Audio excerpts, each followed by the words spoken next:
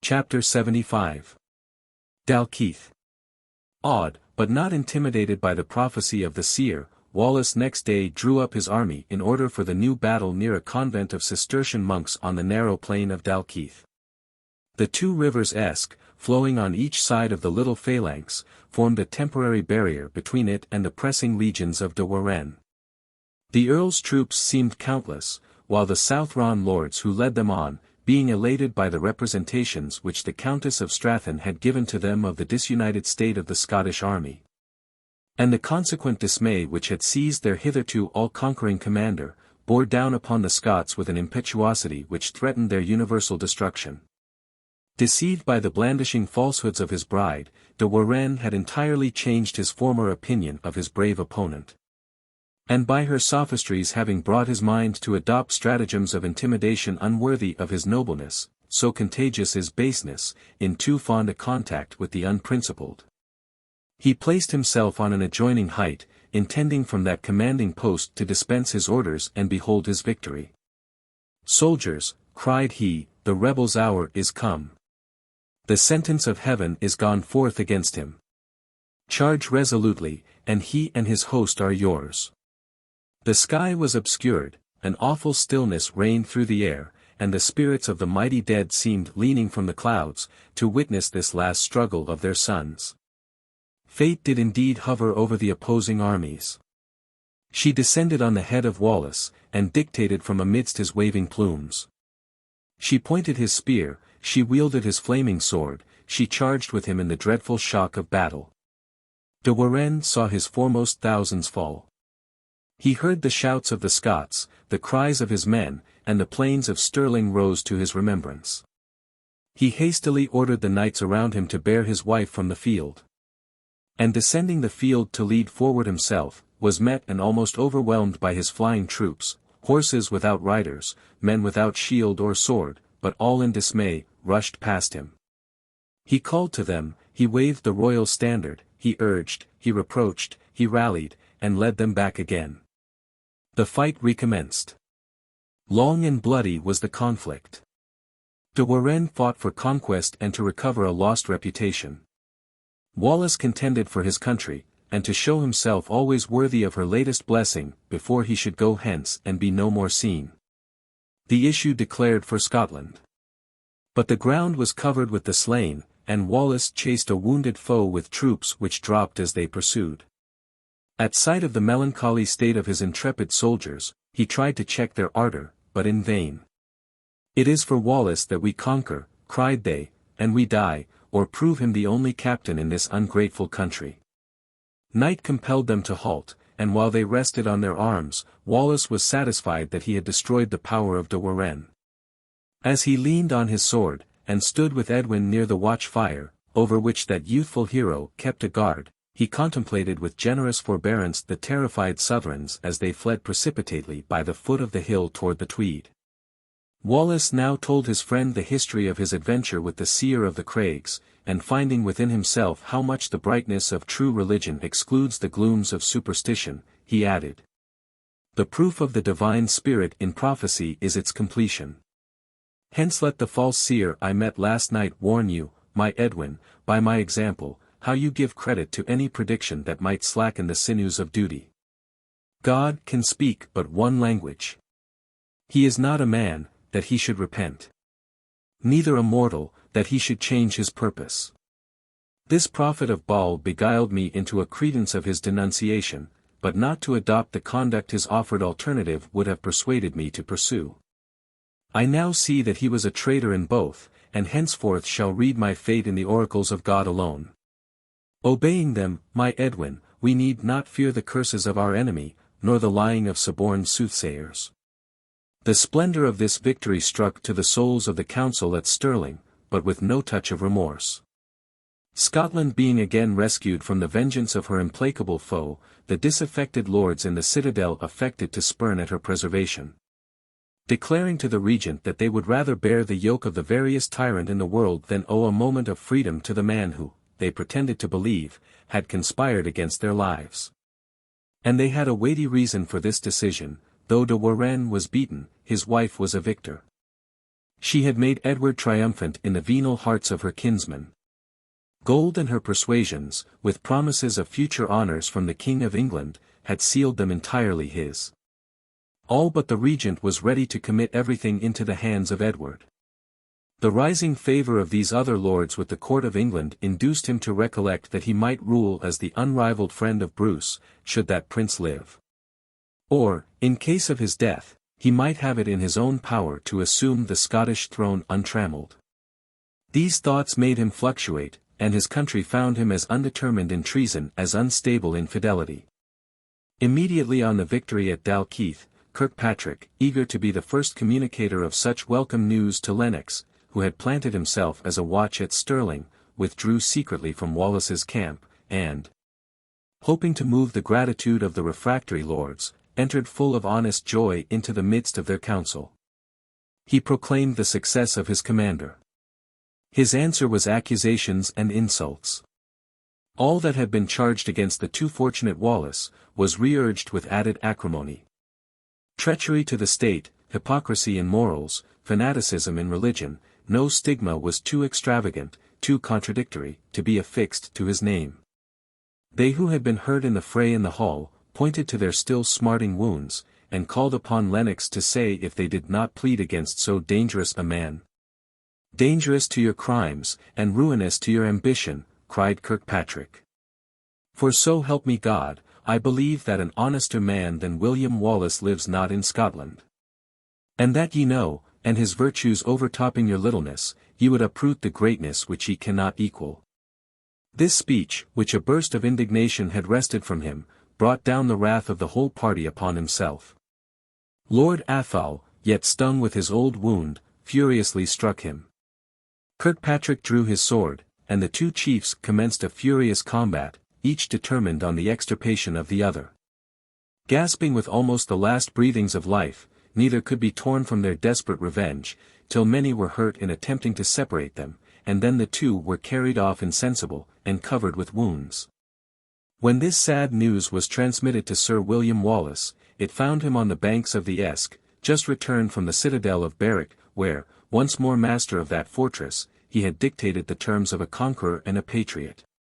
In the scene of his former victories, the romantic shades of Hawthorndean, he now pitched his triumphant camp, and from its verdant bounds dispatched the requisite orders to the garrisoned castles on the borders. While employed in this duty, his heart was wrung by an account of the newly aroused storm in the citadel of Stirling, but as some equivalent, the chieftains of Midlothian poured in on him on every side. And, acknowledging him their protector, he again found himself the idol of gratitude, and the almost deified object of trust. At such a moment, when the one voice they were disclaiming all participation in the insurgent proceedings at Stirling, another messenger arrived from Lord Lennox, to conjure him, if he would avoid open violence or secret treachery, to march his victorious troops immediately to that city, and seize the assembled Abthanes 55 at once as traitors to their country. "Resume the regency," added he, "which you only know how to conduct, and crush a treason which, increasing hourly, now walks openly in the day, threatening all that is virtuous or faithful to you." He did not hesitate to decide against this counsel, for, in following it, it could not be one adversary he must strike, but thousands. "I am only a brother to my countrymen," said he to himself, "and have no right to force them to their duty. When their king appears, then these rebellious heads may be made to bow." While he mused upon the letter of Lennox, Ruthven entered the recess of the tent, whither he had retired to read it. "I bring you better news of our friends at Huntingtower," cried the good lord. "Here is a packet from Douglas, and another from my wife." Wallace gladly read them, and found that Bruce was relieved from his delirium, but so weak, that his friends dared not hazard a relapse by imparting to him any idea of the proceedings at Stirling. All he knew was, that Wallace was victorious in arms, and panting for his recovery to render such success really beneficial to his country. Helen and Isabella, with the sage of Ercildown, were the prince's unwearied attendants. And though his life was yet in extreme peril, it was to be hoped that their attentions, and his own constitution, would finally cure the wound, and conquer its attendant fever. Comforted with these tidings, Wallace declared his intentions of visiting his suffering friend as soon as he could establish any principle in the minds of his followers to induce them to bear, even for a little time, with the insolence of the Abthanes. "I will then," said he, "watch by the side of our beloved Bruce till his recovered health allows him to proclaim himself king, and with that act I trust all these feuds will be forever laid to sleep." Ruthven participated in these hopes, and the friends returned into the council tent. But all there was changed. Most of the Lothian chieftains had also received messages from their friends in Stirling. Allegations against Wallace. Arguments to prove the policy of submitting themselves and their properties to the protection of a great and generous king, though a foreigner, rather than to risk all by attaching themselves to the fortunes of a private person, who made their services the ladder of his ambition, were the contents of their packets. And they had been sufficient to shake the easy faith to which they were addressed. On the re-entrance of Wallace, the chieftains stole suspicious glances at each other, and, without a word, glided severally out of the tent. Chapter 76. Hawthorndean. Next morning, instead of coming as usual directly to their acknowledged protector, the Lothian chieftains were seen at different parts of the camp, closely conversing in groups. And when any of Wallace's officers approached, they separated, or withdrew to a greater distance. This strange conduct Wallace attributed to its right source, and thought of Bruce with a sigh, when he contemplated the variable substance of these men's minds. However, he was so convinced that nothing but the proclamation of Bruce, and that prince's personal exertions, could preserve his country from falling again into the snare from which he had just snatched it, that he was preparing to set out for Perthshire with such persuasions, when Kerr hastily entered his tent. He was followed by the Lord Soulis, Lord Buchan, and several other chiefs of equally hostile intentions. Soulis did not hesitate to declare his errand. "We come, Sir William Wallace, by the command of the Regent, and the assembled Abthanes of Scotland, to take these brave troops, which have performed such good service to their country, from the power of a man who, we have every reason to believe, means to turn their arms against the liberties of the realm, without a pardon from the state, without the signature of the Regent. In contempt of court, which, having found you guilty of high treason, had in mercy delayed to pronounce the sentence on your crime, you have presumed to place yourself at the head of the national troops, and to take to yourself the merit of a victory won by their prowess alone. Your designs are known, and the authority you have despised is now roused to punish. You are to accompany us this day to Stirling. We have brought a guard of 4,000 men to compel your obedience."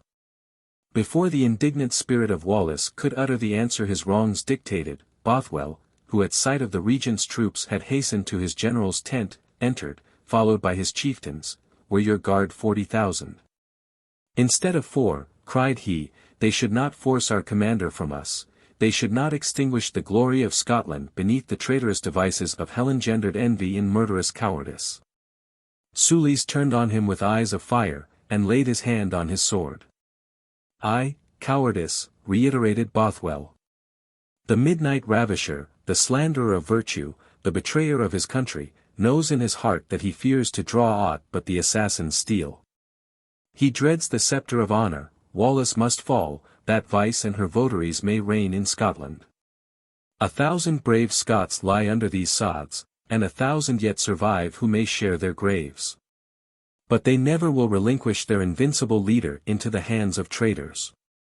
The clamours of the citadel of Stirling now resounded through the tent of Wallace. Invectives, accusations, threatenings, reproaches, and revilings, joined in one turbulent uproar.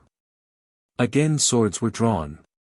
And Wallace, in attempting to beat down the weapons of Soulis and Buchan, aimed at Bothwell's heart, must have received the point of Soulis in his own body, had he not grasped the blade, and wrenching it out of the chief's hand, broke it into shivers. "Such be the fate of every sword which Scot draws against Scot," cried he.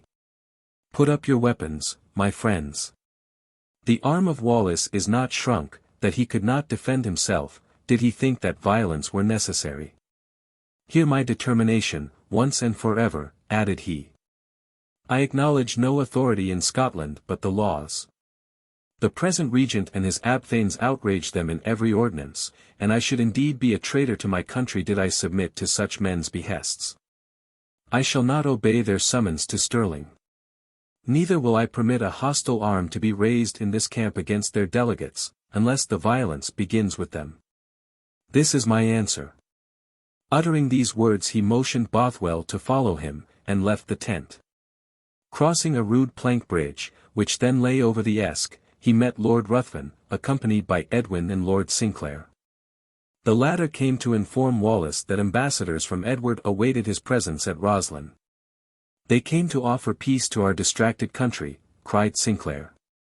"Then," answered Wallace, "I shall not delay going where I may hear the terms." Horses were brought. And, during their short ride, to prevent the impassioned representations of the still raging Bothwell, Wallace communicated, to his not less indignant friends, the particulars of the scene he had left. "These contentions must be terminated," added he, "and with God's blessing, a few days and they shall be so." "Heaven grant it," returned Sinclair, thinking he referred to the proposed negotiation. "If Edward's offers be at all reasonable, I would urge you to accept them, otherwise invasion from without, and civil commotion within, will probably make a desert of poor Scotland." Ruthven interrupted him, "Despair not, my lord. Whatever be the fate of this embassy, let us remember that it is our steadiest friend who decides, and that his arm is still with us to repel invasion, to chastise treason." Edwin's eyes turned with a direful expression upon Wallace, while he lowly murmured, "Treason. Hydra treason." Wallace understood him, and answered, "Grievous are the alternatives, my friends, which your love for me would persuade you even to welcome. But that which I shall choose will, I trust, indeed lay the land at peace, or point its hostilities to the only aim against which a true Scot ought to direct his sword at this crisis." Being arrived at the gate of Roslin, Wallace, regardless of those ceremonials which often delay the business they pretend to dignify, entered at once into the hall where the ambassadors sat. Baron Hilton was one, and Le Despencer, father of the young and violent envoy of that name, was the other. At sight of the Scottish chief they rose. And the good Baron, believing he came on a propitious errand, smiling, said, "Sir William Wallace, it is your private ear I am commanded to seek." While speaking, he looked on Sinclair and the other lords. "These chiefs are as myself," replied Wallace, "but I will not impede your embassy by crossing the wishes of your master in a trifle." He then turned to his friends, "Indulge the monarch of England in making me the first acquainted with that which can only be a message to the whole nation." The chiefs withdrew, and Hilton, without further parley, opened the mission. He said that King Edward, more than ever impressed with the wondrous military talents of Sir William Wallace, and solicitous to make a friend of so heroic an enemy, had sent him an offer of grace, which, if he contemned, must be the last. He offered him a theatre whereon he might display his peerless endowments to the admiration of the world, the kingdom of Ireland, with its yet unreaped fields of glory, and all the ample riches of its abundant provinces, should be his. Edward only required, in return for this royal gift, that he should abandon the cause of Scotland, swear fealty to him for Ireland, and resign into his hands one whom he had proscribed as the most ungrateful of traitors. In double acknowledgment for the latter sacrifice Wallace need only send to England a list of those Scottish lords against whom he bore resentment, and their fates should be ordered according to his dictates. Edward concluded his offers by inviting him immediately to London, to be invested with his new sovereignty. And Hilton ended his address by showing him the madness of abiding in a country where almost every chief, secretly or openly, carried a dagger against his life. And therefore he exhorted him no longer to contend for a nation so unworthy of freedom, that it bore with impatience the only man who had the courage to maintain its independence by virtue alone. Wallace replied calmly, and without hesitation. To this message an honest man can make but one reply. As well might your sovereign exact of me to dethrone the angels of heaven, as to require me to subscribe to his proposals. They do but mock me. And aware of my rejection, they are thus delivered, to throw the whole blame of this cruelly persecuting war upon me. Edward knows that as a knight, a true Scot, and a man, should dishonor myself to accept even life, I, or the lives of all my kindred, upon these terms. Hilton interrupted him by declaring the sincerity of Edward. And, contrasting it with the ingratitude of the people whom he had served, he conjured him, with every persuasive of rhetoric, every entreaty dictated by a mind that revered the very firmness he strove to shake, to relinquish his faithless country, and become the friend of a king ready to receive him with open arms. Wallace shook his head, and with an incredulous smile which spoke his thoughts of Edward, while his eyes beamed kindness upon Hilton, he answered, "Can the man who would bribe me to betray a friend, be faithful in friendship? But that is not the weight with me. I was not brought up in those schools, my good Baron, which teach that sound policy or true self-interest can be separated from virtue. When I was a boy, my father often repeated to me this proverb: Dico tibi verum, honestas, optima rerum, nunquam servili sub annexu vivitor fili. 56. I learned it then. I have since made it the standard of my actions, and I answer your monarch in a word. Were all my countrymen to resign their claims to the liberty which is their right, I alone would declare the independence of my country. And by God's assistance, while I live, acknowledge no other master than the laws of Saint David, and the legitimate heir of his blood." The glow of resolute patriotism which overspread his countenance while he spoke was reflected by a fluctuating color on that of Hilton. "Noble chief," cried he, "I admire while I regret. I revere the virtue which I am even now constrained to denounce. These principles, bravest of men, might have suited the simple ages of Greece and Rome, a Phocion or a Fabricius might have uttered the like, and compelled the homage of their enemies. But in these days, such magnanimity is considered frenzy, and ruin is its consequence. And shall a Christian," cried Wallace, reddening with the flush of honest shame, "deem the virtue which even heathens practiced with veneration, of too pure a nature to be exercised by men taught by Christ himself? There is blasphemy in the idea, and I can hear no more." Hilton, in confusion, excused his argument by declaring that it proceeded from his observations on the conduct of men. "And shall we," replied Wallace, "follow a multitude to do evil? I act to one being alone. Edward must acknowledge his supremacy, and by that know that my soul is above all price."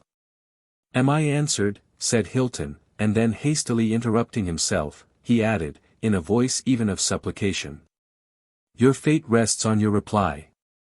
Oh! Noblest of warriors, consider only for the day." "Not for a moment," said Wallace, "I am sensible of your kindness, but my answer to Edward has been pronounced." Baron Hilton turned sorrowfully away, and Le Despencer rose. "Sir William Wallace, my part of the embassy must be delivered to you in the assembly of your chieftains." "In the congregation of my camp," returned he. And opening the door of the anteroom, in which his friend stood, he sent Edwin to summon his chiefs to the platform before the council tent. Chapter 77. Wallace's tent.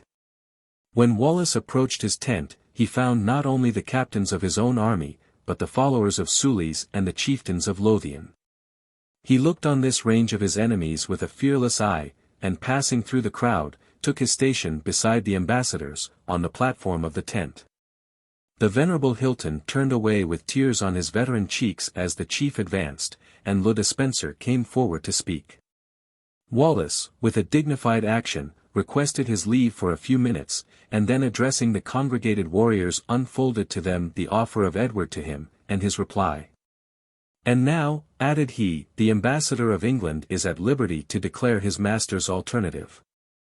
Le Despencer again advanced. But the acclamations with which the followers of Wallace acknowledged the nobleness of his answer, excited such an opposite clamour on the side of the Soulis party, that Le Despencer was obliged to mount a war carriage which stood near, and to vociferate long and loudly for silence before he could be heard. But the first words which caught the ears of his audience acted like a spell, and seemed to hold them in breathless attention. "Since Sir William Wallace rejects the grace of his liege lord, Edward King of England offered to him this once, and never to be again repeated, thus saith the King in his clemency to the earls, barons, knights, and commonalty of Scotland. To every one of them, chief and vassal, excepting the aforesaid incorrigible rebel, he, the royal Edward, grants an amnesty of all their past treasons against his sacred person and rule. Provided that within 24 hours after they hear the words of this proclamation they acknowledge their disloyalty, with repentance, and laying down their arms, swear eternal fealty to their only lawful ruler, Edward, the lord of the whole island from sea to sea. Le Despencer then proclaimed the King of England to be now on the borders with an army of 100,000 men, ready to march with fire and sword into the heart of the kingdom, and put to the rack all of every sex, age, and condition. Who should venture to dispute his rights? Yield, added he, while you may yet not only grasp the mercy extended to you, but the rewards and the honors he is ready to bestow. Adhere to that unhappy man, and by tomorrow's sunset your offended king will be on these hills, and mercy shall be no more. Death is the doom of Sir William Wallace, and a similar fate to every Scot who after this hour dares to give him food, shelter, or succor. He is the prisoner of King Edward, and thus I demand him at your hands. Wallace spoke not, but with an unmoved countenance looked around upon the assembly. Edwin precipitated himself into his arms. Bothwell's full soul then forced utterance from his labouring breast. Tell your sovereign, cried he, that he mistakes. We are the conquerors who ought to dictate terms of peace. Wallace is our invincible leader, our redeemer from slavery, the earthly hope in whom we trust, and it is not in the power of men nor devils to bribe us to betray our benefactor. Away to your king and tell him that Andrew Murray, and every honest Scot, is ready to live or to die by the side of Sir William Wallace. And by this good sword I swear the same, cried Ruthven. And so do I. Rejoined Scrymgeour, or may the standard of Scotland be my winding sheet. Or may the Clyde swallow us up, quick, exclaimed Lockhart of Lee, shaking his mailed hand at the ambassadors. But not another chief spoke for Wallace. Even Sinclair was intimidated, and like others who wished him well, he feared to utter his sentiments. But most, shame to Scotland and to man, cast up their bonnets and cried aloud, long live kind Edward, the only legitimate lord of Scotland. At this outcry, which was echoed even by some in whom he had confided, while it pealed around him like a burst of thunder, Wallace threw out his arms, as if he would yet protect Scotland from herself. Oh! Desolate people, exclaimed he, in a voice of piercing woe, too credulous of fair speeches, and not aware of the calamities which are coming upon you. Call to remembrance the miseries you have suffered, and start, before it be too late, from this last snare of your oppressor. Have I yet to tell ye that his embrace is death? Oh! Look yet to heaven and ye shall find a rescue. Bruce seemed to rise at that moment in pale but gallant apparition before his soul. 57. Seize that rebellious man, cried Soulis to his marshals. In the name of the King of England I command you. And in the name of the King of Kings I denounce death on him who attempts it, exclaimed Bothwell, throwing himself between Wallace and the men. Put forth a hostile hand toward him, and this bugle shall call 1,000 resolute swords to lay this platform in blood. Soulis, followed by his knights, pressed forward to execute his treason himself. Scrymgeour, Ruthven, Lockhart, and Kerr rushed before their friend. Edwin, starting forward, drew his sword, and the clash of steel was heard. Bothwell and Soulis grappled together, the falchion of Ruthven gleamed amidst 100 swords, and blood flowed around. The voice, the arm of Wallace, in vain sought to enforce peace, he was not heard, he was not felt in the dreadful warfare. Kerr fell with a gasp at his feet, and breathed no more. At such a sight the soul-struck Wallace wrung his hands, and exclaimed in bitter anguish, "Oh, my country! Was it for these horrors that my Marion died? That I became a homeless wretch, and passed my days and nights in fields of carnage? Venerable Mar, dear and valiant Graham! Is this the consummation for which you fell?"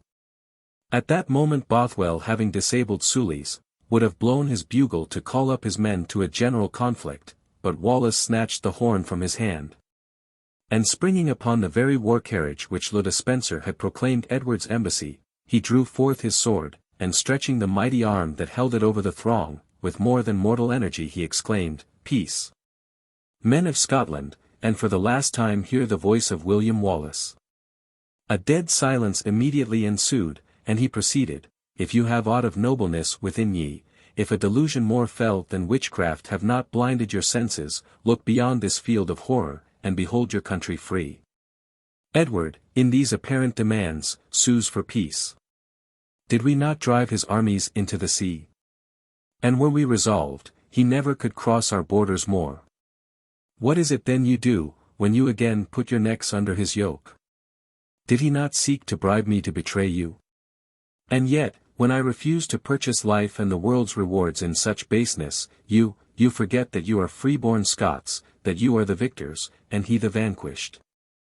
And you give, not sell, your birthright to the demands of a tyrant.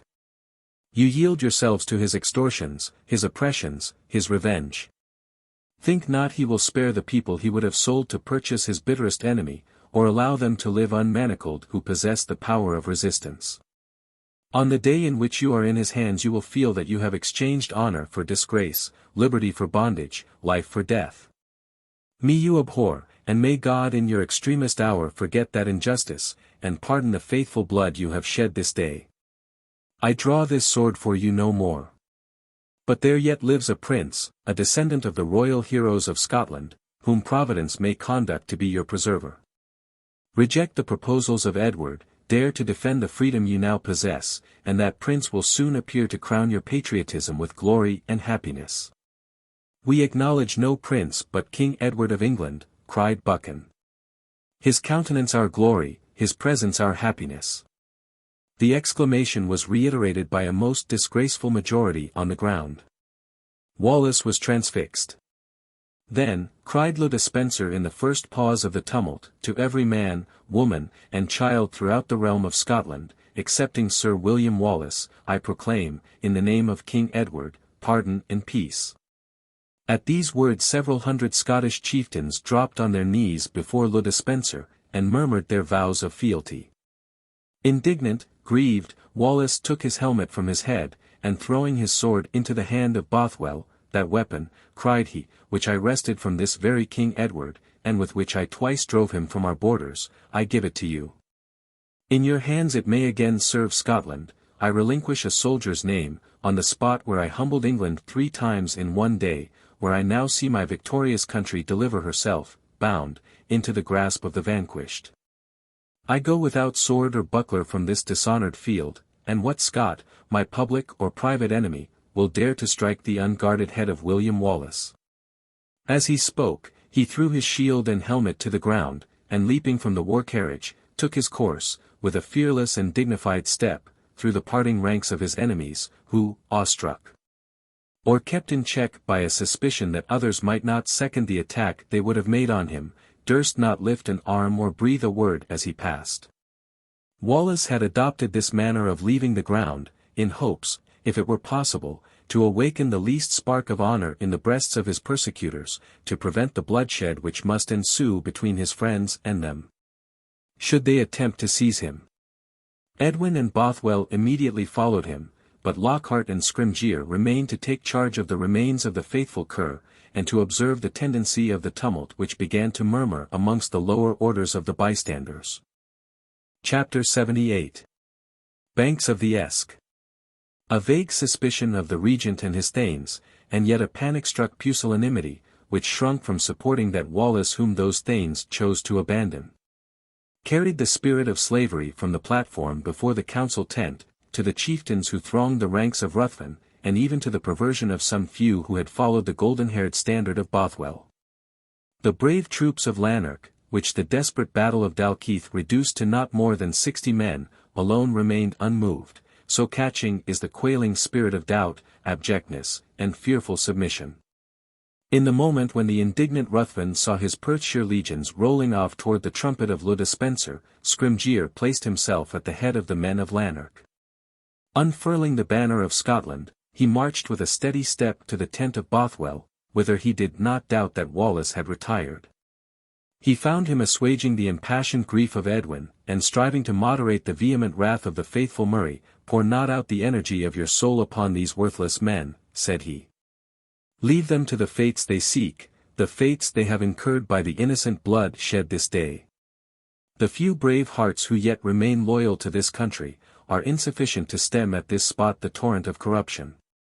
Retire beyond the Forth, my friend. Rally all true Scots around Huntingtower. Let the royal inmate proclaim himself, and, at the foot of the Grampians, lock the gates of the Highlands upon our enemies. From those bulwarks he will issue in strength, and Scotland may again be free. Free, but never more honoured, cried Edwin, never more beloved by me. Ungrateful, treacherous, base land, added he, starting on his feet, and raising his clasped hands with the vehement abjuration of an indignant spirit. Oh, that the salt sea would engulf thee at once, that thy name and thy ingratitude could be no more remembered. I will never wear a sword for her again. Edwin, ejaculated Wallace, in a reproachful, yet tender tone. Exhort me not to forgive my country, returned he, tell me to take my deadliest foe to my breast, to pardon the assassin who strikes his steel into my heart, and I will obey you. But to pardon Scotland for the injury she has done to you, for the disgrace with which her self-debasement stains this cheek I never, never can. I abhor these sons of Lucifer. Think not, noblest of masters, dearest of friends, cried he, throwing himself at Wallace's feet, that I will ever shine in the light of those envious stars which have displayed the sun. No Tibi Soli shall henceforth be the impress on my shield. To thee alone will I ever turn, until your beams restore your country and revive me, the springing laurels of Edwin Ruthven shall wither where they grew. Wallace folded him to his heart. A tear stood in his eyes, while he said in a low voice. If thou art mine, thou art Scotland's. Me, she rejects. Mysterious heaven wills that I should quit my post. But for thee, Edwin, as a relic of the fond love I yet bear this wretched country, abide by her, bear with her, cherish her, defend her for my sake, and if Bruce lives, he will be to thee a second Wallace, a friend, a brother. Edwin listened, wept, and sobbed, but his heart was fixed, unable to speak, he broke from his friend's arms, and hurried into an interior apartment to subdue his emotions by pouring them forth to God. Ruthven joined in determined opinion with Bothwell, that if ever a civil war could be sanctified, this was the time. And in spite of all that Wallace could urge against the madness of contending for his supremacy over a nation which would not yield him obedience, still they remained firm in their resolution. Bruce they hardly dared hope could recover. And to relinquish the guiding hand of their best approved leader at this crisis, was a sacrifice, they said, no earthly power should compel them to make. So far from it, cried Lord Bothwell, dropping on his knees, and grasping the cross hilt of his sword in both hands, I swear by the blood of the crucified Lord of this ungrateful world, that should Bruce die, I will obey no other king of Scotland than William Wallace. Wallace turned ashy pale as he listened to this vow. At that moment Scrymgeour entered, followed by the Lanark veterans, and all kneeling down, repeated the oath of Bothwell. Then starting up, called on the outraged chief, by the unburied corpse of his murdered cur, to lead them forth and avenge them of his enemies. When the agitation of his soul would allow him to speak to this faithful group, Wallace stretched his hands over them, and with such tears as a father would shed who looks on the children he is to behold no more, he said. In a subdued and faltering voice, God will avenge our murdered friend. My sword is sheathed forever. May that holy being, who is the true and best king of the virtuous, always be present with you. I feel your love, and I appreciate it. But Bothwell, Ruthven, Lockhart, Scrymgeour, my faithful Lanark followers, leave me a while to compose my scattered thoughts. Let me pass this night alone, and tomorrow you shall know the resolution of your grateful Wallace. The shades of evening were closing in, and the men of Lanark, first obtaining his permission to keep guard before the wood which skirted the tent, respectfully kissing his hand, withdrew. Ruthven called Edwin from the recess, whither he had retired to unburden his grief, but as soon as he heard that it was the resolution of his friends to preserve the authority of Wallace or to perish in the contest. The gloom passed from his fair brow, a smile of triumph parted his lips, and he exclaimed, "All will be well again. We shall force this deluded nation to recognize her safety and her honor. While the determined chiefs held discourse so congenial with the wishes of the youthful knight, Wallace sat almost silent. He seemed revolving some momentous idea. He frequently turned his eyes on the speakers with a fixed regard, which appeared rather full of a grave sorrow than demonstrative of any sympathy on the subjects of their discussion. On Edwin he at times looked with penetrating tenderness, and when the bell from the neighboring convent sounded the hour of rest, he stretched out his hand to him with a smile, which he wished should speak of comfort as well as of affection. But the soul spoke more eloquently than he had intended. His smile was mournful, and the attempt to render it otherwise, like a transient light over a dark sepulchre, only the more distinctly showed the gloom and melancholy within. "And am I, too, to leave you?" said Edwin. "Yes, my brother," replied Wallace, "I have much to do with my own thoughts this night. We separate now to meet more gladly hereafter. I must have solitude to arrange my plans. Tomorrow you shall know them. Meanwhile farewell." As he spoke he pressed the affectionate youth to his breast, and, warmly grasping the hands of his 3 other friends, bade them an earnest adieu. Bothwell lingered a moment at the tent door, and looking back, "Let your first plan be, that tomorrow you lead us to Lord Sully's quarters, to teach the traitor what it is to be a Scot and a man." "My plans shall be deserving of my brave colleagues," replied Wallace. "And whether they be executed on this or the other side of the Forth, ye shall find, my long-tried Bothwell, that Scotland's peace and the honour of her best sons are the dearest considerations of your friend." When the door closed, and Wallace was left alone, he stood for a while in the midst of the tent, listening to the departing steps of his friends. When the last sound died on his ear, "I shall hear them no more," cried he. And throwing himself into a seat, he remained for an hour in a trance of grievous thoughts. Melancholy remembrances and prospects dire for Scotland pressed upon his surcharged heart. "It is to God alone I must confide my country," cried he. "His mercy will pity its madness, and forgive its deep transgressions. My duty is to remove the object of ruin far from the power of any longer exciting jealousy or awakening zeal." With these words, he took a pen in his hand to write to Bruce. He briefly narrated the events which compelled him, if he would avoid the grief of having occasioned a civil war, to quit his country forever. The general hostility of the nobles, the unresisting acquiescence of the people in measures which menaced his life and sacrificed the freedom for which he had so long fought, convinced him, he said, that his warlike commission was now closed. He was summoned by heaven to exchange the field for the cloister, and to the monastery at Chartres he was now hastening, to dedicate the remainder of his days to the peace of a future world. He then exhorted Bruce to confide in the Lords Ruthven and Bothwell, as his soul would commune with his spirit, for he would find them true unto death. He counselled him, as the leading measure to circumvent the treason of Scotland's enemies, to go immediately to Kilchyn Castle, where he knew resources would be. For Loch Awe, who retired thither on the last approach of de Warenne, meaning to call out his vassals for that emergency, needed it not then. For the battle of Dalkeith was fought and gained before they could leave their heights, and the victor did not want them afterward. To use those brave and simple-hearted men for his establishment on the throne of his kingdom, Wallace advised Bruce. And so, amidst the natural fortresses of the Highlands, he might recover his health, collect his friends, and openly proclaim himself. Then, added he, when Scotland is your oak, let its bulwarks be its mountains and its people's arms. Dismantle and raze to the ground the castles of those base chiefs who have only embattled them to betray and enslave their country.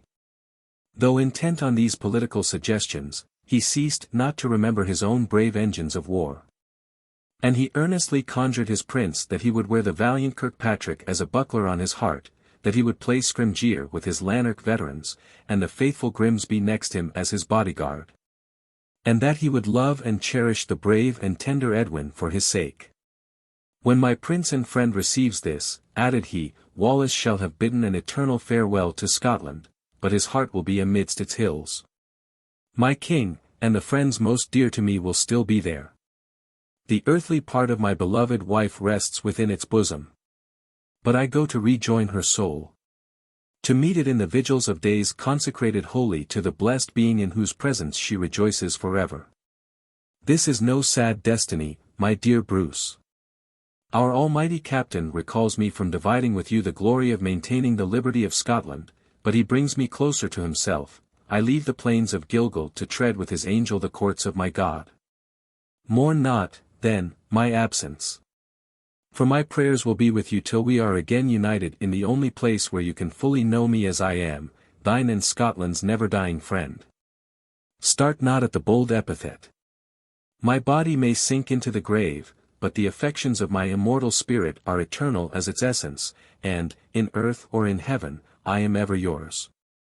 Should the endearing Helen, my heart's sister, be near your couch when you read this, tell her that Wallace, in idea, presses her virgin cheek with a brother's farewell, and from his inmost soul he blesses her. Messages of respectful adieus he sent to Isabella, Lady Ruthven, and the sage of Ercildown, and then kneeling down in that posture, he wrote his last invocations for the prosperity and happiness of Bruce. This letter finished, with a more tranquil mind he addressed Lord Ruthven, detailing to him his reasons for leaving such faithful friends so clandestinely. And after mentioning his purpose of proceeding to France, he ended with those expressions of gratitude which the worthy chief so well deserved. And exhorting him to transfer his public zeal for him to the magnanimous and royal Bruce, closed the letter with begging him, for the sake of his friend, his king, and his country, to return immediately with all his followers to Huntingtower, and there to rally round their prince. His letter to Scrymgeour spoke nearly the same language. But when he began to write to Bothwell, to bid him that farewell which his heart foreboded would be forever in this world, to part from this, his steady companion in arms, his dauntless champion, he lost some of his composure. And his handwriting testified the emotion of his mind. How, then, was he shaken when he addressed the young and devoted Edwin, the brother of his soul? He dropped the pen from his hand. At that moment he felt all he was going to relinquish, and he exclaimed, "Oh, Scotland! My ungrateful country, what is it you do? Is it thus that you repay your most faithful servants? Is it not enough that the wife of my bosom, the companion of my youth, should be torn from me by your enemies, but your hand must wrest from my bereaved heart its every other solace? You snatch from me my friends, you would deprive me of my life. To preserve you from that crime, I embitter the cup of death, I go far from the tombs of my fathers, from the grave of my Marion, where I have fondly hoped to rest." His head sunk on his arm. His heart gave way under the pressure of accumulated regrets, and floods of tears poured from his eyes. Deep and frequent were his sighs, but none answered him. Friendship was far distant. And where was that gentle being who would have soothed his sorrow on her bosom? She it was he lamented. "Dreary, dreary solitude," cried he, looking around him with an aghast perception of all that he had lost. "How have I been mocked for these 3 long years? What is renown? What the loud acclaim of admiring throngs? What the loud acclaim of admiring throngs? What the bended knees of worshipping gratefulness but breath and vapor? It seems to shelter the mountain's top, the blast comes, it rolls from its sides, and the lonely hill is left to all the storm. So stand I, my Marion, when bereft of thee. In weal or woe, thy smiles, thy warm embrace, were mine. My head reclined on that faithful breast, and still I found my home, my heaven. But now, desolate and alone, ruin is around me. Destruction waits on all who would steal one pang from the racked heart of William Wallace, even pity is no more for me. Take me, then, O power of mercy," cried he, stretching forth his hands, "take me to thyself." At these words, a peal of thunder burst on his ear, and seemed to roll over his tent, till, passing off toward the west, it died away in long and solemn reverberation. Wallace rose from his knee, on which he had sunk at this awful response to his heaven-directed adjuration. "Thou callest me, my father," cried he, with a holy confidence dilating his soul. "I go from the world to thee. I come, and before thy altars know no human weakness." In a paroxysm of sacred enthusiasm he rushed from the tent, and, reckless whither he went, struck into the depths of Roslyn woods. With the steps of the wind he pierced their remotest thickets. He reached their boundary. It was traversed by a rapid stream, but that did not stop his course. He sprung over it, and, ascending its moonlight bank, was startled by the sound of his name. Grimsby, attended by a youth, stood before him. The veteran expressed amazement at meeting his master alone at this hour, unhelmeted and unarmed, and in so dangerous a direction. "The road," said he, "between this and Stirling is beset with your enemies." Instead of noticing this information, Wallace inquired what news he brought from Huntingtower. "The worst," said he. "By this time the royal Bruce is no more." Wallace gasped convulsively, and fell against a tree. Grimsby paused. In a few minutes the heart-struck chief was able to speak. "Listen not to my groans for unhappy Scotland," cried he, "show me all that is in this last vial of wrath." Grimsby informed him that Bruce being so far recovered as to have left his sick chamber for the family apartment, while he was sitting with the ladies, a letter was brought to Lady Helen. She opened it, read a few lines, and fell senseless into the arms of her sister. Bruce snatched the packet, but not a word did he speak till he had perused it to the end. It was from the Countess Stratton, written in the triumph of revenge, cruelly exulting in what she termed the demonstration of Wallace's guilt. Congratulating herself on having been the primary means of discovering it, and boasting that his once adored Scotland now held him in such detestation as to have doomed him to die. It was this denunciation which had struck to the soul of Helen. And while the anxious Lady Ruthven removed her inanimate form into another room, Bruce read the barbarous triumphs of this disappointed woman. "No power on earth can save him now," continued she. "Your doting heart must yield him, Helen, to another rest than your bridal chamber. His iron breast has met with others as adamantine as his own. A hypocrite. He feels not pity, he knows no beat of human sympathies. And like a rock, he falls, unpitied, undeplored by all but you, lost, self-deluded girl. My noble lord, the princely de Warenne, informs me that William Wallace would be burned as a double traitor in England, and a price is now set upon his head in Scotland. Hence, there is safety for him no more. Those his base-born heart has outraged shall be avenged, and his cries for mercy, who will answer? No voice on earth. None dare support the man whom friends and enemies abandon to destruction. Yes, cried Bruce, starting from his seat, I will support him, thou damned traitress. Bruce will declare himself. Bruce will throw himself before his friend, and in his breast receive every arrow meant for that godlike heart. Yes, cried he, glancing on the terrified looks of Isabella, who believed that his delirium was returned. I would snatch him in these arms, from their murderous flames, did all the fiends of hell guard their infernal fire. Not a word more did he utter, but darting from the apartment, was soon seen before the Barbican gate, armed from head to foot. Grimsby stood there, to whom he called to bring him a horse, for that the light of Scotland was in danger. Grimsby, who understood by that term, his beloved master was in peril, instantly obeyed, and Bruce, as instantly mourning, struck his rowels into the horse, and was out of sight ere Grimsby could reach his stirrup to follow. But that faithful soldier speeded after him like the wind, and came in view of Bruce just as he was leaping a chasm in the mountain path. The horse struck his heel against a loose stone, and it giving way, he fell headlong into the deep ravine. At the moment of his disappearance, Grimsby rushed toward the spot, and saw the animal struggling in the agonies of death at the bottom. Bruce lay insensible, amongst some bushes which grew nearer the top. With difficulty the honest Englishman got him dragged to the surface of the hill, and finding all attempts to recover him ineffectual, he laid him on his own beast, and so carried him slowly back to the castle.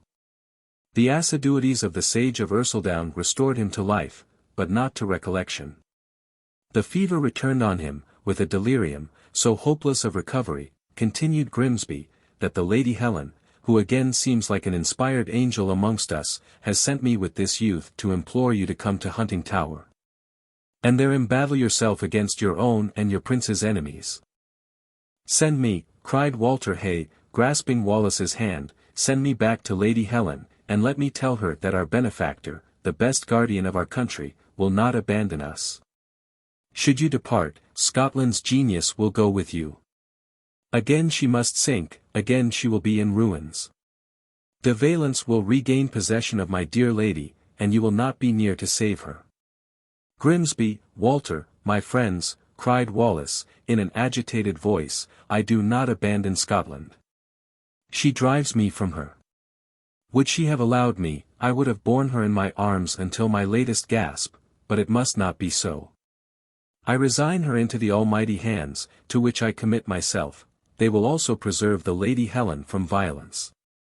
I cannot forego my trust, for the Bruce also. If he live, he will protect her for my sake, and should he die, Bothwell and Ruthven will cherish her for their own. But you will return with us to Huntingtower, cried Grimsby.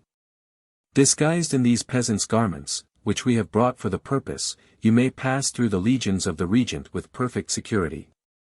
Let me implore you, if not for your own sake, for ours. Pity our desolation, and save yourself for them who can know no safety when you are gone. Walter clung to his arm while uttering this supplication. Wallace looked tenderly upon him.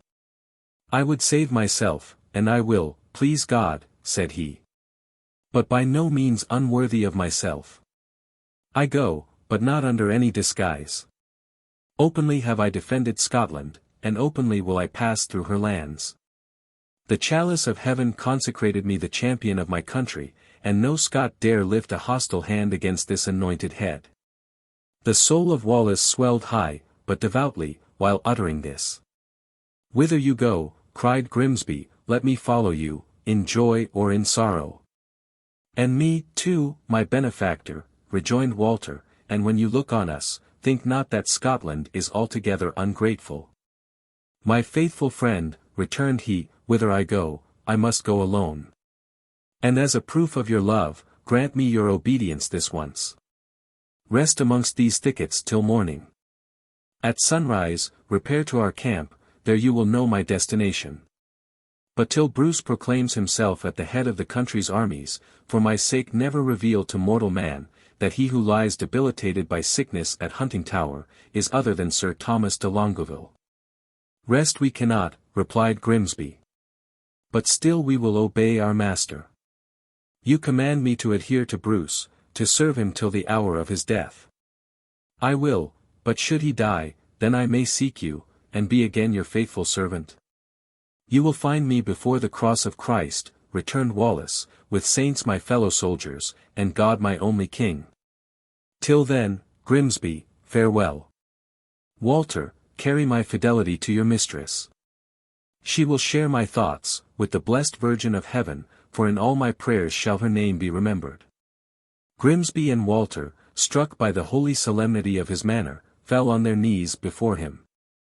Wallace raised his hands.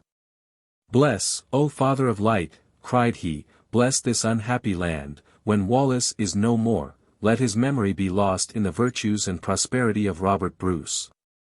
Grimsby sunk on the earth, and gave way to a burst of manly sorrow. Walter hid his weeping face in the folds of his master's mantle, which had fallen from his shoulders to the ground. Lost in grief, no thought seemed to exist in the young man's heart but the resolution to live only for his persecuted benefactor. And to express this vow with all the energy of determined devotedness, he looked up to seek the face of Wallace, but Wallace had disappeared. And all that remained, to the breaking hearts of his faithful servants, was the tartan plaid which they had clasped in their arms. Chapter 79. Lumloch. Wallace, having turned abruptly away from his lamenting servants, struck into the deep defile of the Pentland Hills. They pointed to different tracks.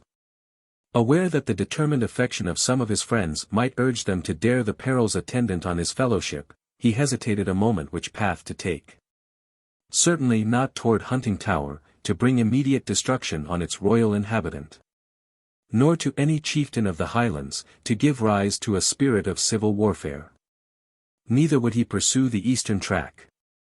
For in that direction, as pointing to France, his friends would most likely seek him. He therefore turned his steps toward the ports of Ayr. The road was circuitous. But it would soon enough take him from the land of his fathers, from the country he must never see again. As morning dispelled the shades of night, it discovered still more dreary glooms. A heavy mist hung over the hills, and rolled before him along the valley. Still he pursued his way, although, the day advanced, the vapours collected into thicker blackness, and, floating down the heights, at last burst into a deluge of rain. All around was darkened by the descending water, and the accumulating floods, dashing from the projecting crags above, swelled the burn in his path to a roaring river. Wallace stood in the torrent, with its wild waves breaking against his sides. The rain fell on his uncovered head, and the chilling blast sighed in his streaming hair. Looking around him, he paused amidst this tumult of nature. Must there be strife, even amongst the elements, to show that this is no longer a land for me? Spirits of these hills, cried he, pour not thus your rage on a banished man. A man without a friend, without a home. He started and smiled at his own adjuration. The spirits of heaven launch not this tempest on a defenceless head, 'tis chance. But affliction shapes all things to its own likeness. Thou, oh, my father, would not suffer any demon of the air to bend thy broken reed. Therefore reign on, ye torrents, ye are welcome to William Wallace. He can well breast the mountain storm, who has stemmed the ingratitude of his country. Hills, rivers, and valleys were measured by his solitary steps, till entering on the heights of Clydesdale, the broad river of his native glen spread its endeared waters before him. Not a wave passed along that had not kissed the feet of some scene consecrated to his memory. Over the western hills lay the lands of his forefathers. There he had first drawn his breath. There he imbibed from the lips of his revered grandfather, now no more, those lessons of virtue by which he had lived, and for which he was now ready to die. Far to the left stretched the wide domains of Lamington, there his youthful heart first knew the pulse of love, there all nature smiled upon him, for Marion was near, and hope hailed him, from every sunlit mountain's brow. Onward in the depths of the cliffs, lay Ellerslie, the home of his heart, where he had tasted the joys of paradise, but all there, like that once blessed place, now lay in one wide ruin. Shall I visit thee again? Said he, as he hurried along the beetling crags, Ellerslie. Ellerslie, cried he, 'tis no hero, no triumphant warrior, that approaches. Receive, shelter thy deserted, widowed master. I come, my Marion, to mourn thee in thine own domains. He flew forward, he ascended the cliffs, he rushed down the hazel-crowned pathway, but it was no longer smooth, thistles, and thickly interwoven underwood, obstructed his steps. Breaking through them all, he turned the angle of the rock, the last screen between him and the view of his once beloved home. On this spot he used to stand on moonlight evenings, watching the graceful form of his Marion, as she passed to and fro within her chamber.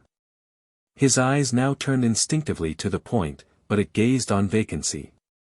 His home had disappeared, one solitary tower alone remained, standing like a hermit, the last of his race, to mourn over the desolation of all by which it had once been surrounded. Not a human being now moved on the spot which, 3 years before, was thronged with his grateful vassals. Not a voice was now heard, where then sounded the harp of Halbert, where breathed the soul-entrancing song of his beloved Marion. Death! Cried he, striking his breast, how many ways hast thou to bereave poor mortality? All gone. My Marion sleeps in Bothwell, the faithful Halbert at her feet. And my peasantry of Lanark, how many of you have found untimely graves in the bosom of your vainly rescued country? A few steps forward, and he stood on a mound of mouldering fragments, heaped over the pavement of what had been the hall. My wife's blood marks the stones beneath, cried he. He flung himself on the ruins, and a groan burst from his heart. It echoed mournfully from the opposite rock. He started and gazed around. Solitude, cried he, with a faint smile. Naught is here, but Wallace and his sorrow. Marion. I call, and even thou dost not answer me, thou, who didst ever fly at the sound of my voice. Look on me, love, exclaimed he, stretching his arms toward the sky. Look on me, and for once, till ever, cheer thy lonely, heart-stricken Wallace. Tears choked his further utterance, and once more laying his head upon the stones, he wept in silence, till exhausted nature found repose in sleep. The sun was gilding the grey summits of the ruined tower under whose shadow he lay, when Wallace slowly opened his eyes. Looking around him, he smote his breast, and with a heavy groan sunk back upon the stones. In the silence which succeeded this burst of memory, he thought he heard a rustling near him, and a half-suppressed sigh. He listened breathless. The sigh was repeated. He gently raised himself on his hand, and with an expectation he dared hardly whisper to himself, turned toward the spot whence the sound proceeded. The branches of a rose-tree that had been planted by his Marion, shook and scattered the leaves of its ungathered flowers upon the brambles which grew beneath. Wallace rose in agitation. The skirts of a human figure appeared, retreating behind the ruins. He advanced toward it, and beheld Edwin Ruthven. The moment their eyes met, Edwin precipitated himself at his feet, and clinging to him, exclaimed, "Pardon me this pursuit. But we meet to part no more." Wallace raised him, and strained him to his breast in silence. Edwin, in hardly articulate accents, continued. "Some kind power checked your hand when writing to your Edwin.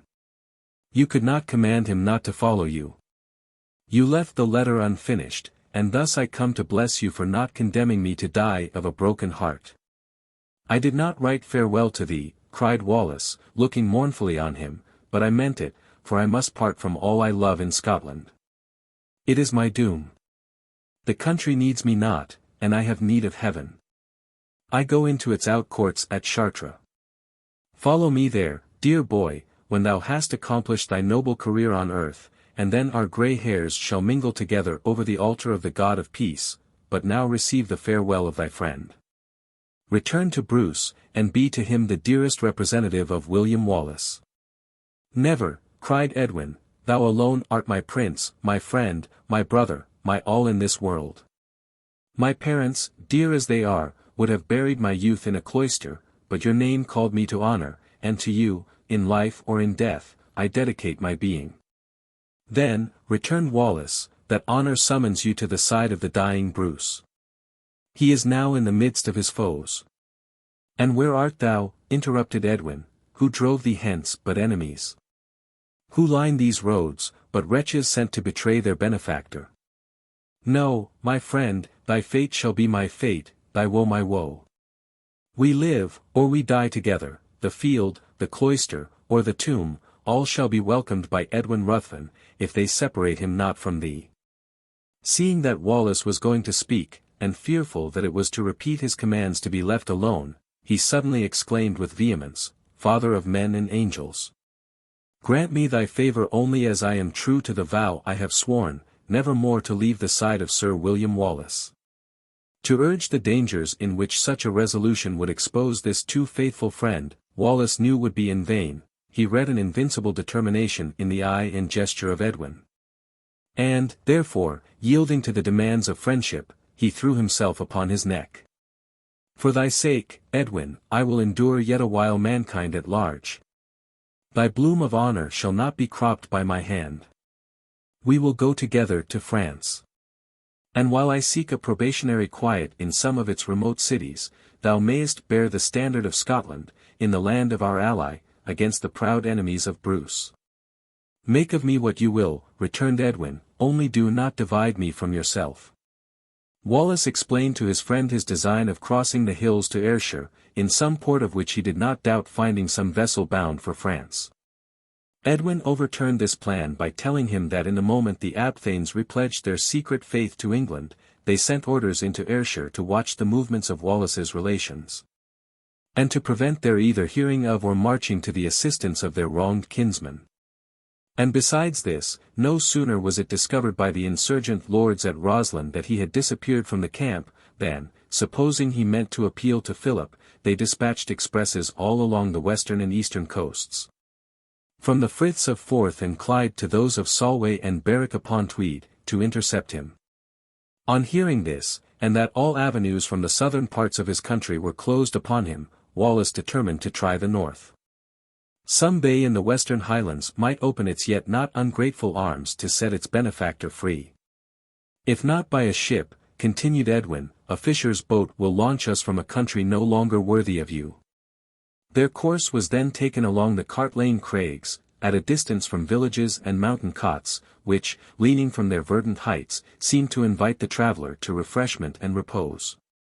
Though the sword of Wallace had won them this quiet, though his wisdom, like the hand of creation, had spread the lately barren hills with beauteous harvest, yet had an ear of corn been asked in his name, it would have been denied. A price was set upon his head, and the lives of all who should succor him would be forfeited. He who had given bread and homes to thousands was left to perish, had nowhere to shelter his head. Edwin looked anxiously on him as at times they sped silently along. Ah, thought he, this heroic endurance of evil is the true cross of our celestial captain. Let who will carry his insignia to the Holy Land, here is the man who bears the real substance, that walks undismayed in the path of his sacrificed Lord. The black plumage of a common Highland bonnet, which Edwin had purchased at one of the cottages to which he had gone alone to buy a few oaten cakes, hung over the face of his friend. That face no longer blazed with the fire of generous valor, it was pale and sad. But whenever he turned his eyes on Edwin, the shades which seemed to envelop it disappeared, a bright smile spoke the peaceful consciousness within, a look of grateful affection expressed his comfort at having found, in defiance of every danger. He was not yet wholly forsaken. Edwin's youthful, happy spirit rejoiced in every glad beam which shone on the face of him he loved. It awoke felicity in his breast. To be occasionally near Wallace to share his confidence with others, had always filled him with joy, but now to be the only one on whom his noble heart leaned for consolation, was bliss unutterable.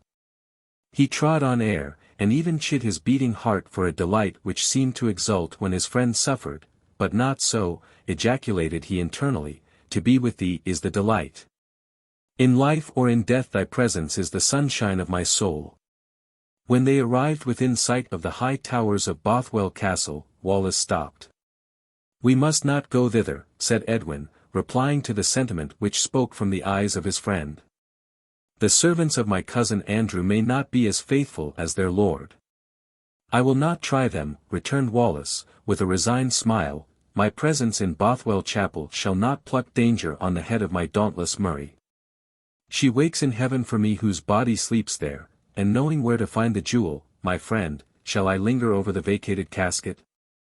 While he yet spoke, a chieftain on horseback suddenly emerged from the trees which led to the castle, and drew to their side. Edwin was wrapped in his plaid, and, cautiously concealing his face that no chance of his recognition might betray his companion, he walked briskly on, without once looking at the stranger.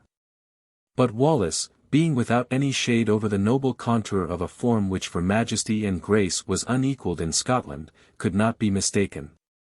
He, too, moved swiftly forward. The horseman spurred after him. Perceiving himself pursued, and therefore known, and aware that he must be overtaken, he suddenly stopped. Edwin drew his sword, and would have given it into the hand of his friend. But Wallace, putting it back, rapidly answered, Leave my defence to this unweaponed arm. I would not use steel against my countrymen, but none shall take me while I have a sinew to resist. The chieftain now checked his horse in front of Wallace, and respectfully raising his visor, discovered Sir John Monteith. At sight of him Edwin dropped the point of his yet unlifted sword. And Wallace, stepping back, Monteith, said he, I am sorry for this rencounter. If you would be safe from the destiny which pursues me, you must retire immediately, and forget that we have met. Never, cried Monteith. I know the ingratitude of an envious country drives the bravest of her champions from our borders, but I also know what belongs to myself. To serve you at all hazards. And by conjuring you to become my guest, in my castle on the Frith of Clyde, I would demonstrate my grateful sense of the dangers you once incurred for me, and I therefore thank fortune for this rencounter. In vain Wallace expressed his determination not to bring peril on any of his countrymen, by sojourning under any roof till he were far away from Scotland. In vain he urged to Monteith the outlawry which would await him should the infuriated Apthanes discover that he had given shelter to the man whom they had chosen to suppose a traitor, and denounce as one. Monteith, after equally unsuccessful persuasion on his side, at last said, that he knew a vessel was lying at Newark, near his castle, in which Wallace might immediately embark, and he implored him, by past friendship, to allow him to be his guide to its anchorage. To enforce this supplication, he threw himself off his horse, and, with protestations of a fidelity that trampled on all comfort he should ever know in his now degraded country.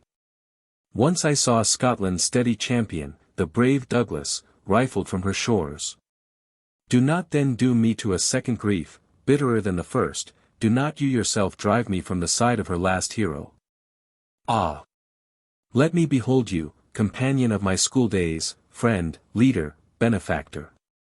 Till the sea rests you forever from my eyes. Exhausted and affected, Wallace gave his hand to Monteith, the tear of gratitude stood in his eye. He looked affectionately from Monteith to Edwin, from Edwin to Monteith. Wallace shall yet live in the memory of the trustee of this land. You, my friend, prove it. I go richly forth, for the hearts of good men are my companions.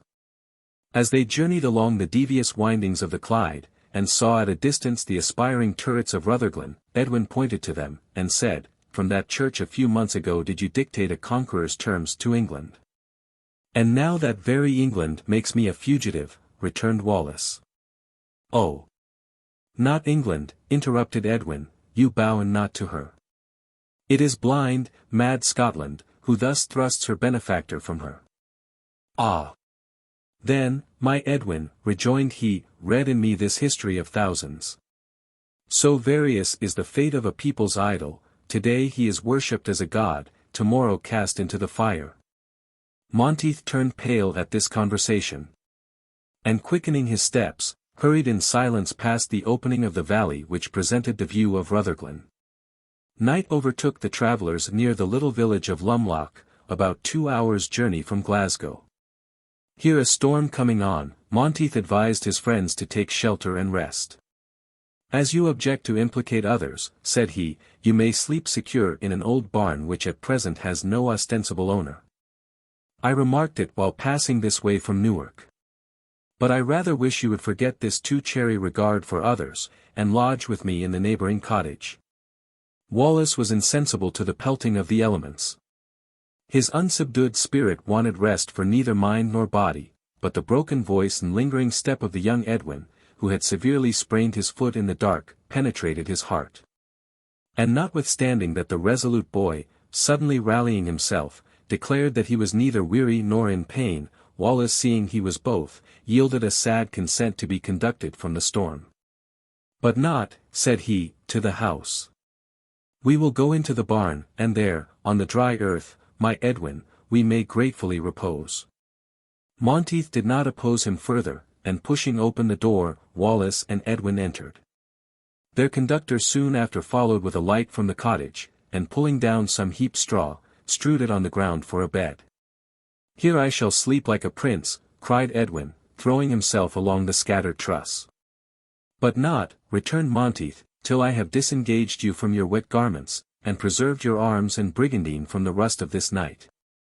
Edwin, sunk in weariness, said little in opposition. And having suffered Monteith to take away his sword and to unbrace his plaited vest, dropped at once on the straw in a profound sleep. Wallace, that he might not disturb him by debate, yielded to the request of Monteith. And having resigned his armour also, waved him a good night. Monteith nodded the same, and closed the door upon his victims.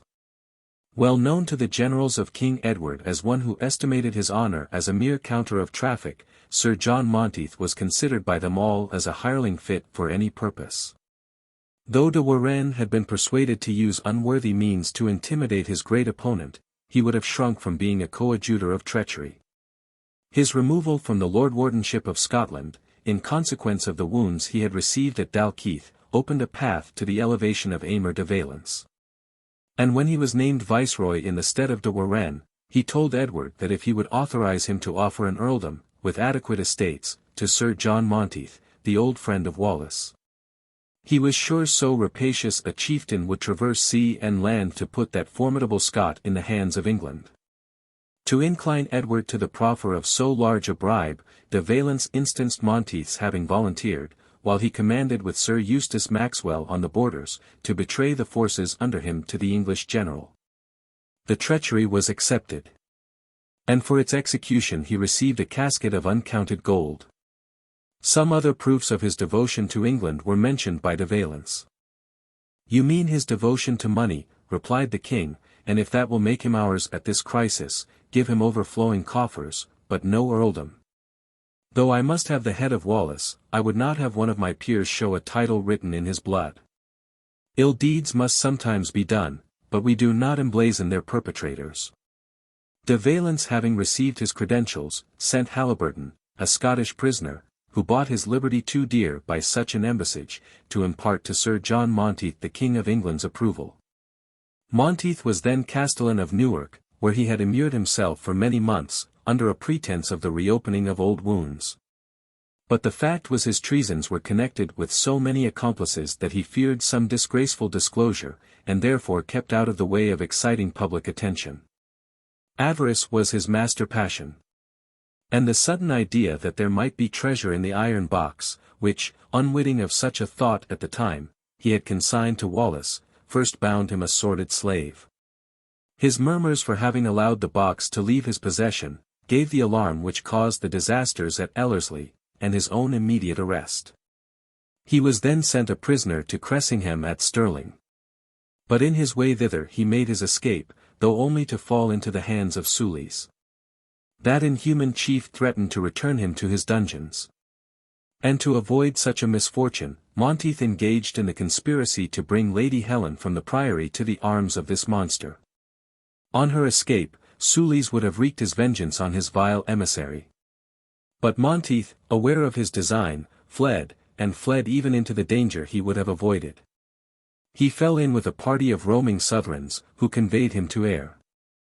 Once having immolated his honor, he kept no terms with conscience.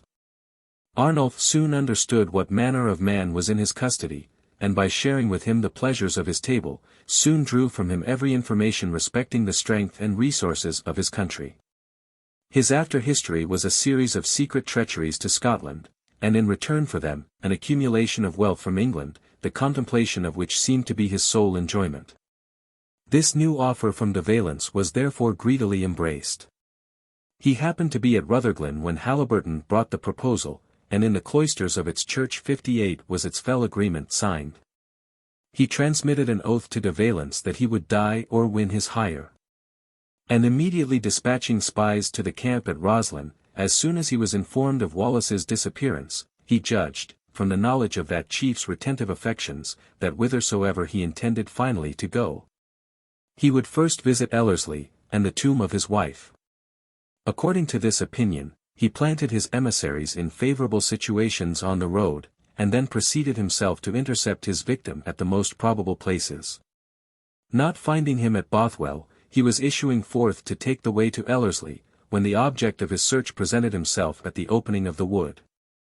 The evil plan too well succeeded. Triumphant in his deceit, this master of hypocrisy left the barn, in which he had seen Wallace and his young friend lie down on that ground from which he had determined they should never more rise. Aware that the unconquerable soul of Wallace would never allow himself to be taken alive, he had stipulated with de Valence that the delivery of his head should entitle him to a full reward. From Rutherglen to Lumloch no place had presented itself in which he thought he could so judiciously plant an ambuscade to surprise the unsuspecting Wallace. And in this village he had stationed so large a force of ruthless savages, brought for the occasion by Haliburton from the Irish island of Rathlin, that their employer had hardly a doubt of this night being the last of his too trusting friend's existence. These Rathliners neither knew of Wallace nor his exploits. But the lower order of Scots, however they might fear to succor his distress, loved his person, and felt so bound to him by his actions, that Monteith durst not apply to any one of them to second his villainy. The hour of midnight passed, and yet he could not summon courage to lead his men to their nefarious attack.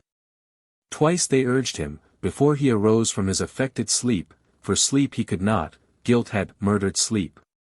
And he lay awake, restless, and longing for the dawn, and yet, ere that dawn, the deed must be accomplished. A cock crew from the neighboring farm. "That is the sign of morning, and we have yet done nothing," exclaimed a surly ruffian, who leaned on his battle-axe in an opposite corner of the apartment. "No, it is the signal of our enemy's captivity," cried Monteith. "Follow me, but gently. If ye speak a word or a single target rattle, before ye all fall upon him, we are lost. It is a being of supernatural might, not a mere man, whom ye go to encounter. He that first disables him shall have a double reward." "Depend upon us," returned the sturdiest ruffian, and stealing cautiously out of the cottage, the party advanced with noiseless steps toward the barn. Monteith paused at the door, making a sign to his men to halt while he listened. He put his ear to a crevice, not a murmur was within. He gently raised the latch, and setting the door wide open, with his finger on his lip, beckoned his followers. Without venturing to draw a breath, they approached the threshold. The meridian moon shone full into the hovel, and shed a broad light upon their victims. The innocent face of Edwin rested on the bosom of his friend, and the arm of Wallace lay on the spread straw with which he had covered the tender body of his companion. So fair a picture of mortal friendship was never before beheld. But the hearts were blind which looked on it, and Monteith gave the signal. He retreated out of the door, while his men threw themselves forward to bind Wallace where he lay. But the first man, in his eagerness, striking his head against a joist in the roof, uttered a fierce oath. The noise roused Wallace, whose wakeful senses had rather slumbered than slept, and opening his eyes, he sprung on his feet.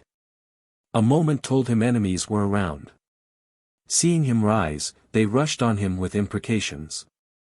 His eyes blazed like two terrible meteors.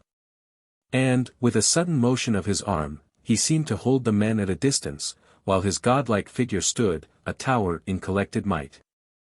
Awe-struck, they paused, but it was only for an instant. The sight of Edwin, now starting from his sleep, his aghast countenance, while he felt for his weapons, his cry when he recollected they were gone, inspired the assassins with fresh courage. Battle-axes, swords, and rattling chains, now flashed before the eyes of Wallace. The pointed steel in many places entered his body, while with part of a broken bench, which chanced to lie near him, he defended himself and Edwin from this merciless host.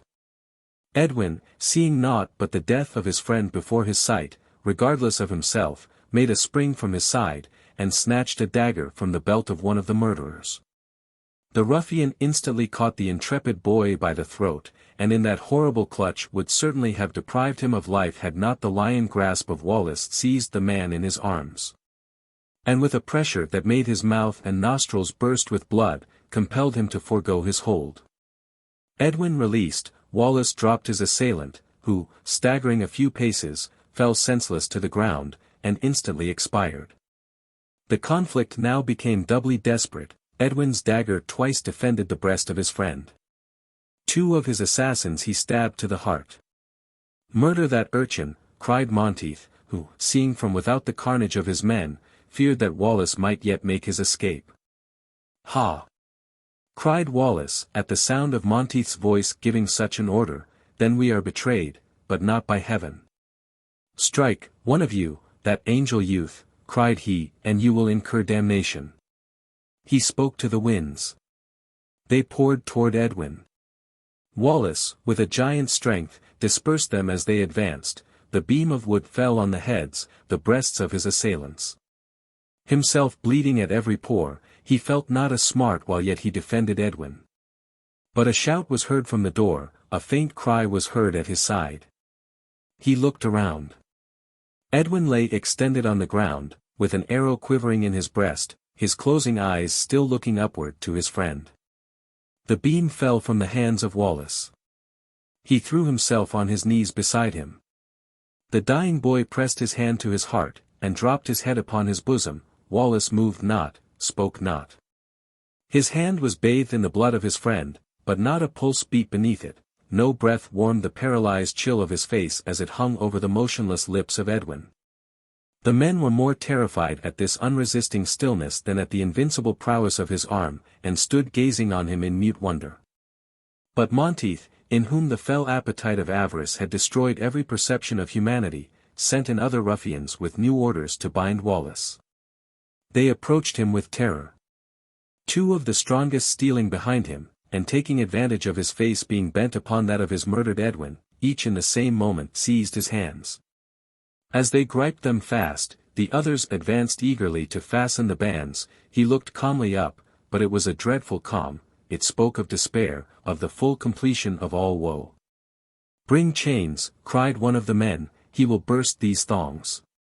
"You may bind me with a hair," said he, "I contend no more."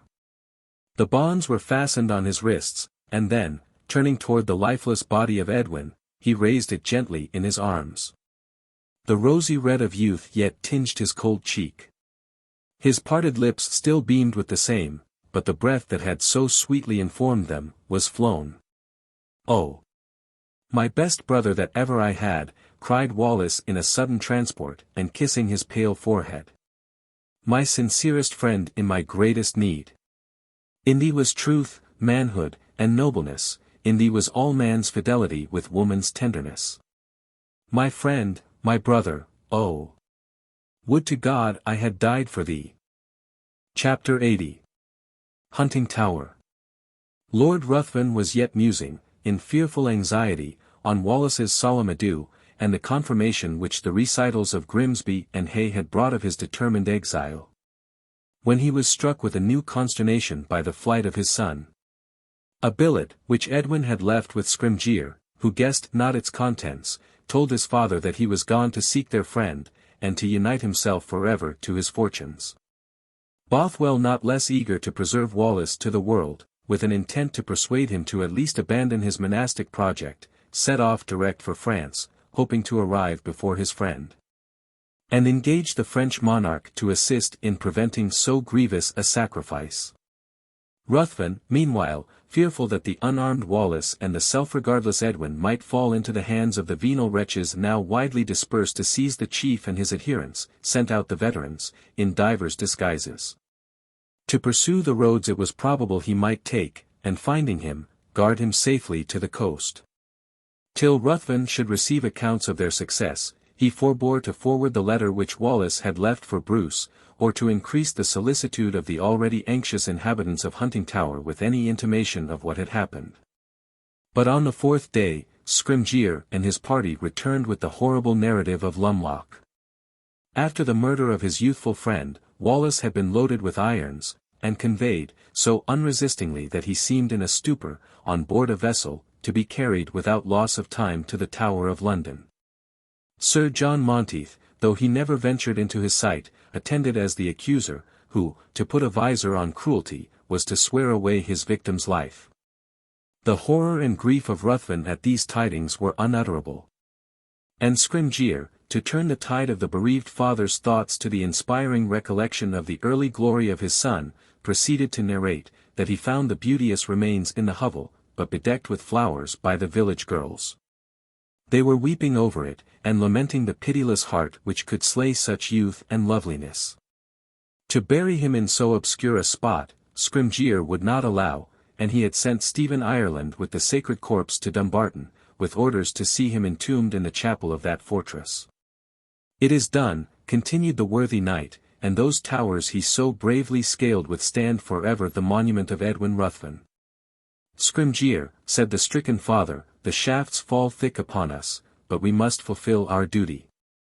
Cautious of inflicting too heavy a blow on the fortitude of his wife and of Helen, he commanded Grimsby and Hay to withhold from everybody at Huntingtower the tidings of its young lord's fate.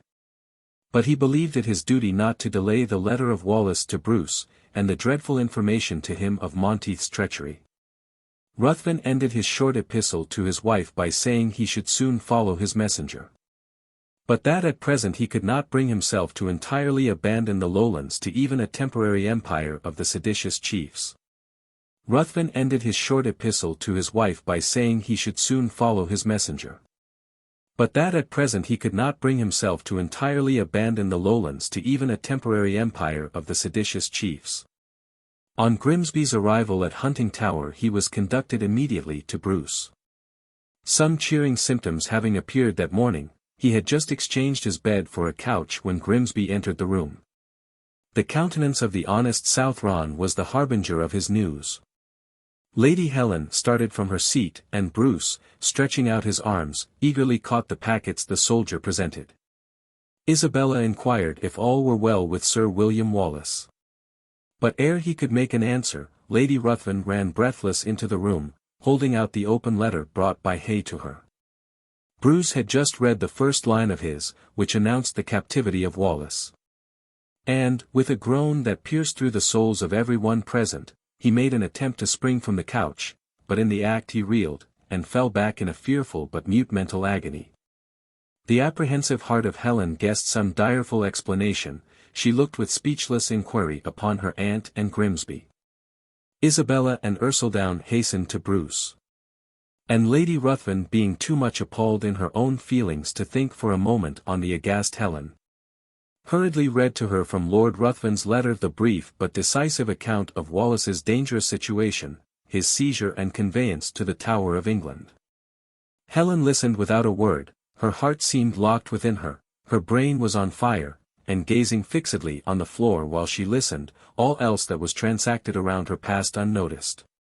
The pangs of a convulsion fit did not long shackle the determined Bruce. The energy of his spirit struggling to gain the side of Wallace in this his extreme need, for he well knew Edward's implacable soul, roused him from his worse than swoon.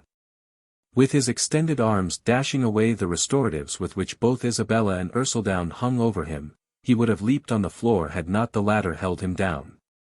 "Withhold me not," cried he. "This is not the time for sickness and indulgence. My friend is in the fangs of the tyrant, and shall I lie here? No, not for all the empires in the globe will I be detained another hour." Isabella, affrighted at the furies which raged in his eyes, but yet more terrified at the perils attendant on his desperate resolution, threw herself at his feet and implored him to stay for her sake. "No," cried Bruce, "not for thy life, Isabella, which is dearer to me than my own.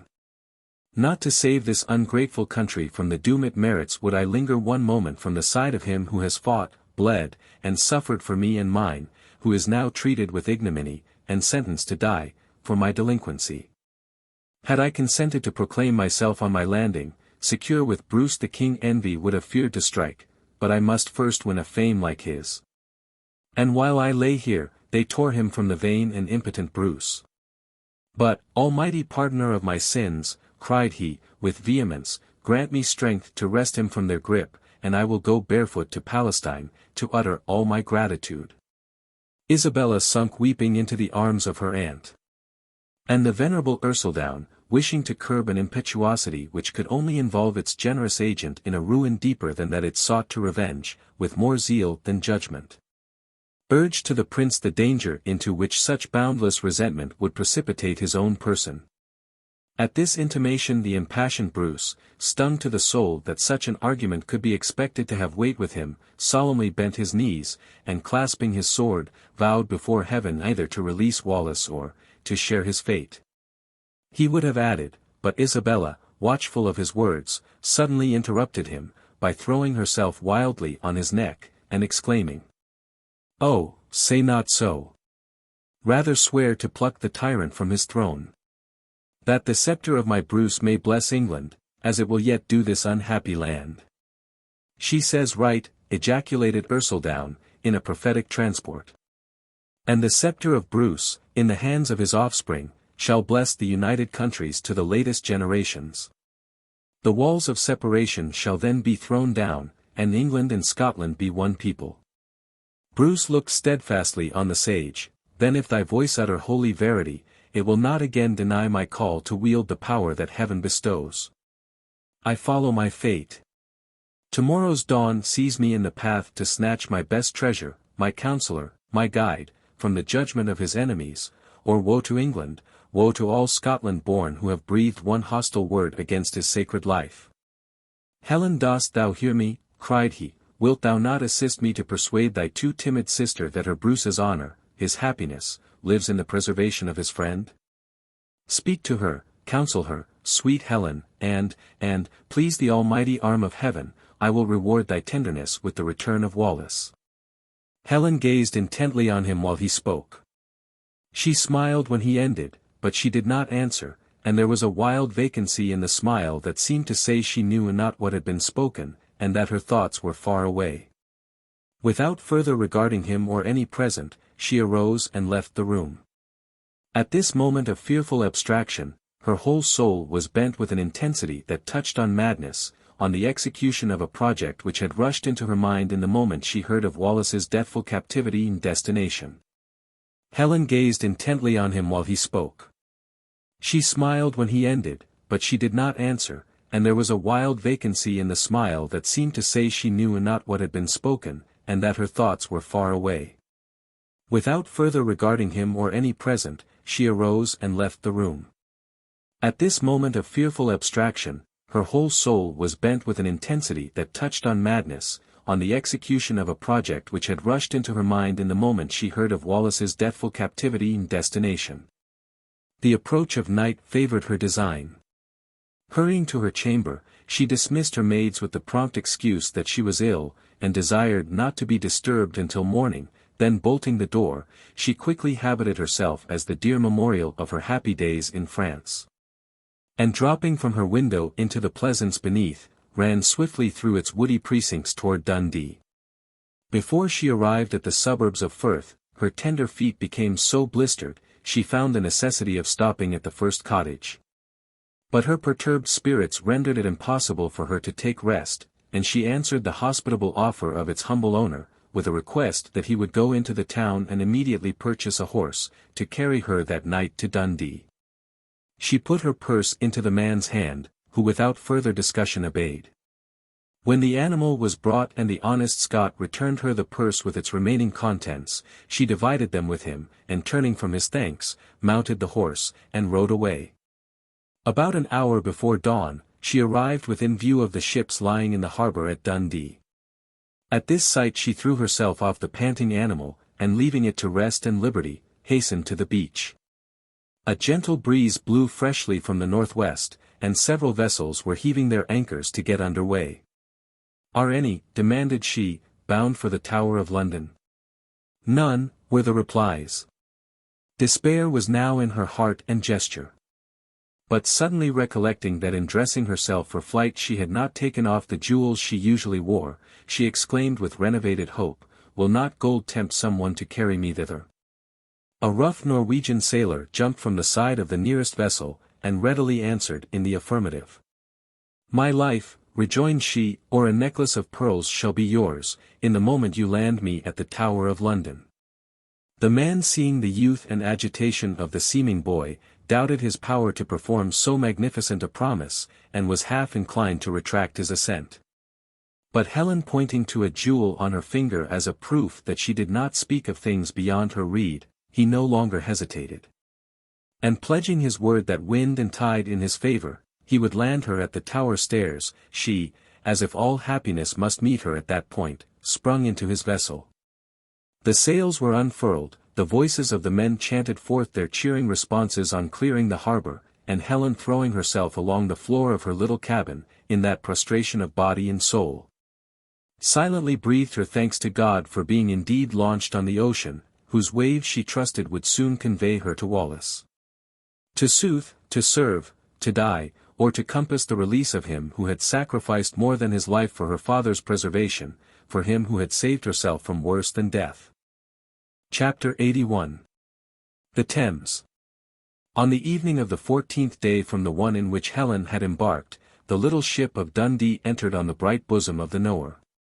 While she sat on the deck watching the progress of the vessel with an eager spirit, which would gladly have taken wings to have flown to the object of her voyage, she first saw the majestic waters of the Thames.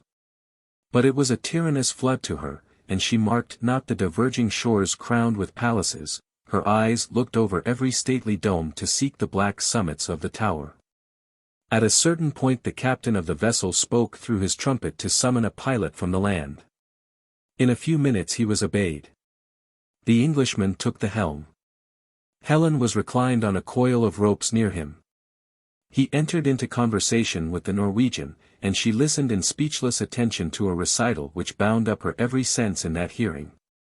The captain had made some unprincipled jest on the present troubles of Scotland, now his adopted country from his commercial interests, and he added with a laugh, that he though any ruler the right one who gave him a free course in traffic.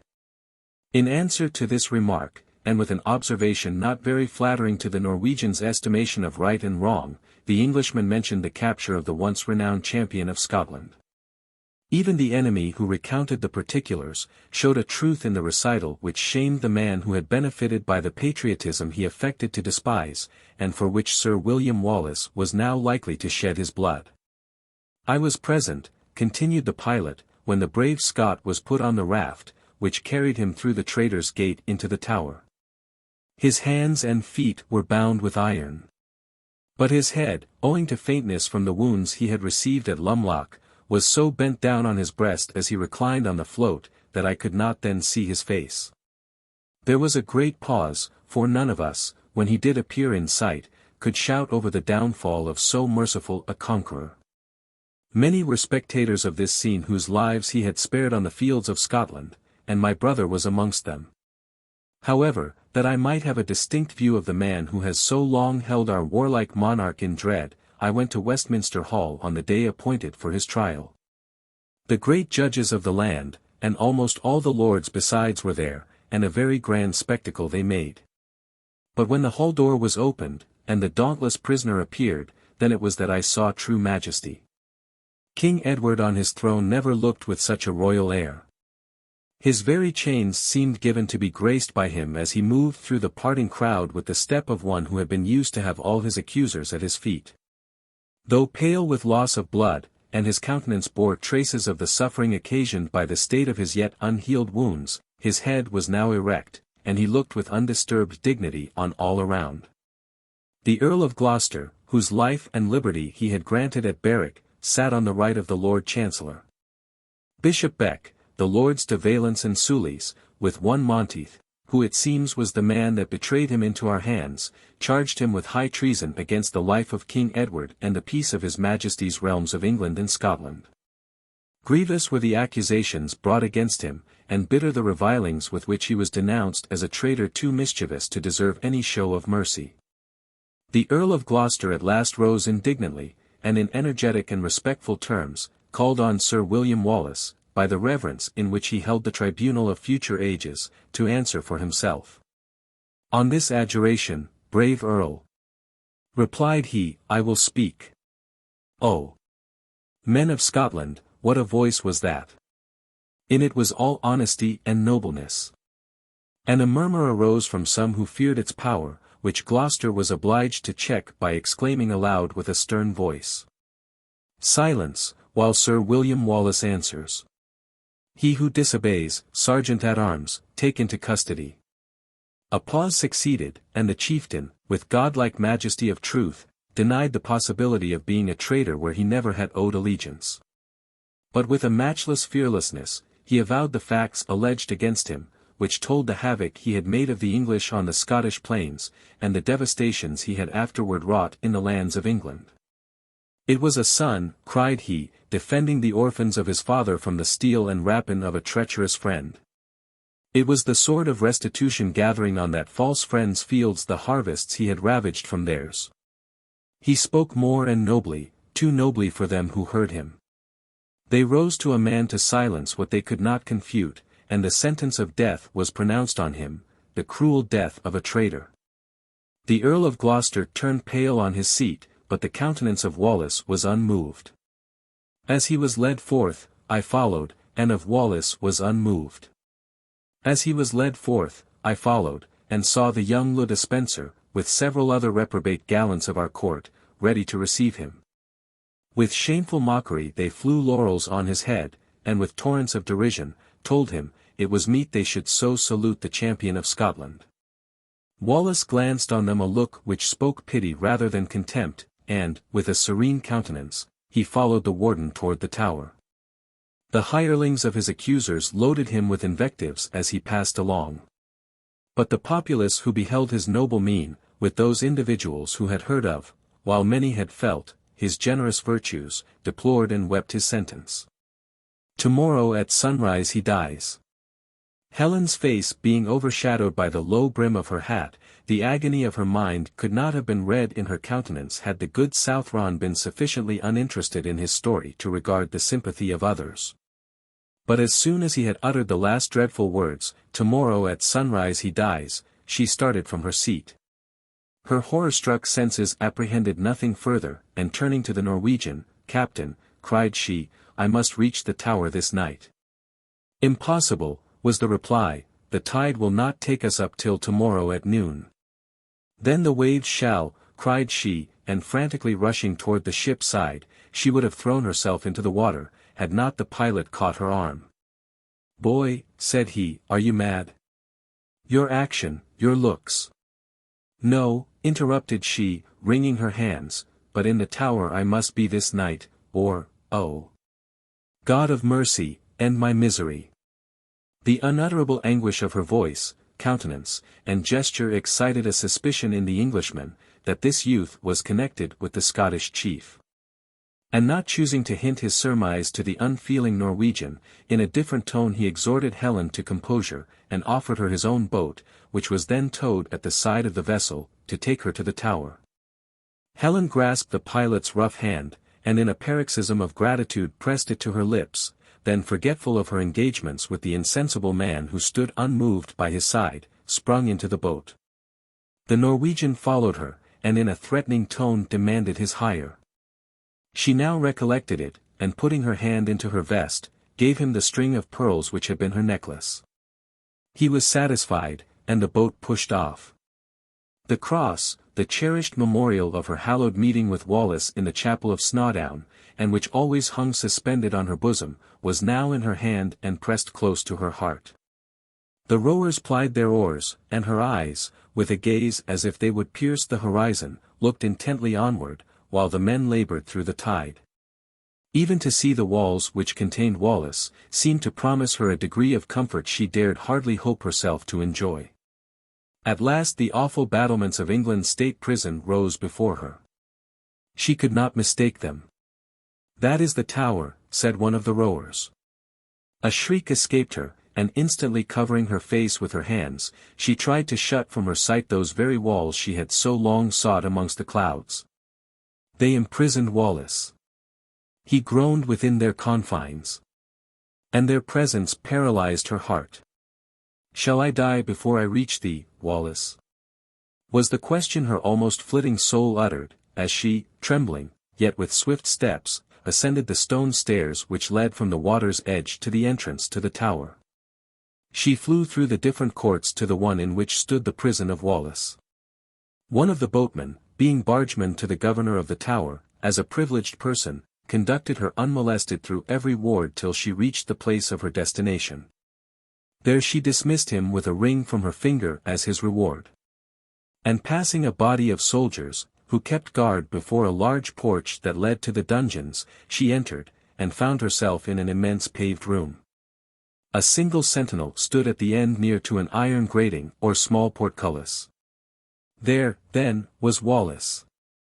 Forgetting her disguise and situation, in the frantic eagerness of her pursuit, she hastily advanced to the man. "Let me pass to Sir William Wallace," cried she, "and treasures shall be your reward." "Whose treasures, my pretty page?" demanded the soldier. "I dare not, were it at the suit of the Countess of Gloucester herself." "Oh!" cried Helen, "for the sake of a greater than any countess in the land, take this jeweled bracelet, and let me pass." The man, misapprehending the words of this adjuration, at sight of the diamonds, supposing the page must come from the good queen, no longer demurred. Putting the bracelet into his bosom, he whispered Helen, that as he granted this permission at the risk of his life, she must conceal herself in the interior chamber of the prisoner's dungeon should any person from the warden visit him during their interview. She readily promised this, and he informed her that, when through this door, she must cross 2 other apartments, the bolts to the entrances of which she must undraw. And then, at the extremity of a long passage, a door, fastened by a latch, would admit her to Sir William Wallace. With these words, the soldier removed the massy bars, and Helen entered. Chapter 82. The Tower of London. Helen's fleet steps carried her in a few minutes through the intervening dungeons to the door which would restore to her eyes the being with whose life her existence seemed blended. The bolts had yielded to her hands. The iron latch now gave way, and the ponderous oak, grating dismally on its hinges, she looked forward, and beheld the object of all her solicitude leaning along a couch. A stone table was before him, at which he seemed writing. He raised his head at the sound. The peace of virtue was in his eyes, and a smile on his lips, as if he had expected some angel visitant. The first glance at his pale, but heavenly countenance struck to the heart of Helen, veneration, anguish, shame, all rushed on her at once. She was in his presence. But how might he turn from consolations he had not sought? The intemperate passion of her stepmother now glared before her, his contempt of the Countess' unsolicited advances appeared ready to be extended to her rash daughter-in-law. And with an irrepressible cry, which seemed to breathe out her life, Helen would have fled, but her failing limbs bent under her, and she fell senseless into the dungeon. Wallace started from his reclining position. He thought his senses must deceive him, and yet the shriek was Lady Helen's. He had heard the same cry on the Pentland Hills, in the chamber of Chateau Galliard. He rose agitated. He approached the prostrate youth, and bending to the inanimate form, took off the Norman hat. He parted the heavy locks which fell over her brow, and recognized the features of her who alone had ever shared his meditations with his Marion. He sprinkled water on her face and hands, he touched her cheek, it was ashy cold, and the chill struck to his heart. "Helen," exclaimed he, "Helen, awake! Speak to thy friend." Still she was motionless. "Dead," cried he, with increased emotion. His eye and his heart in a moment discerned and understood the rapid emaciation of those lovely features. Now fearing the worst, "Gone so soon," repeated he, "gone to tell my Marion that her Wallace comes." "Blessed angel!" cried he, clasping her to his breast, with an energy of which he was not aware, take me with thee." The pressure, the voice, roused the dormant life of Helen. With a torturing sigh she unsealed her eyes from the death-like load that oppressed them, and found herself in the arms of Wallace. All her wandering senses, which from the first promulgation of his danger had been kept in a bewildered state, now rallied, and, in recovered sanity, smote her to the soul. Though still overwhelmed with grief at the fate which threatened to tear him from her and life, she now wondered how she could ever have so trampled on the retreating modesty of her nature, as to have brought herself thus into his presence. And in a voice of horror, of despair, believing that she had forever destroyed herself in his opinion, she exclaimed, "Oh, Wallace! How came I here? I am lost, and innocently, but God, the pure God, can read the soul." She lay in hopeless misery on his breast, with her eyes again closed, almost unconscious of the support on which she leaned. "Lady Helen," returned he, "was it other than Wallace you sought in these dungeons? I dared to think that the parent we both adore had sent you hither to be his harbinger of consolation." Recalled to self-possession by the kindness of these words, Helen turned her head on his bosom, and in a burst of grateful tears, hardly articulated, "And will you not abhor me for this act of madness? But I was not myself. And yet, where should I live but at the feet of my benefactor?" The steadfast soul of Wallace was subdued by this language, and the manner of its utterance.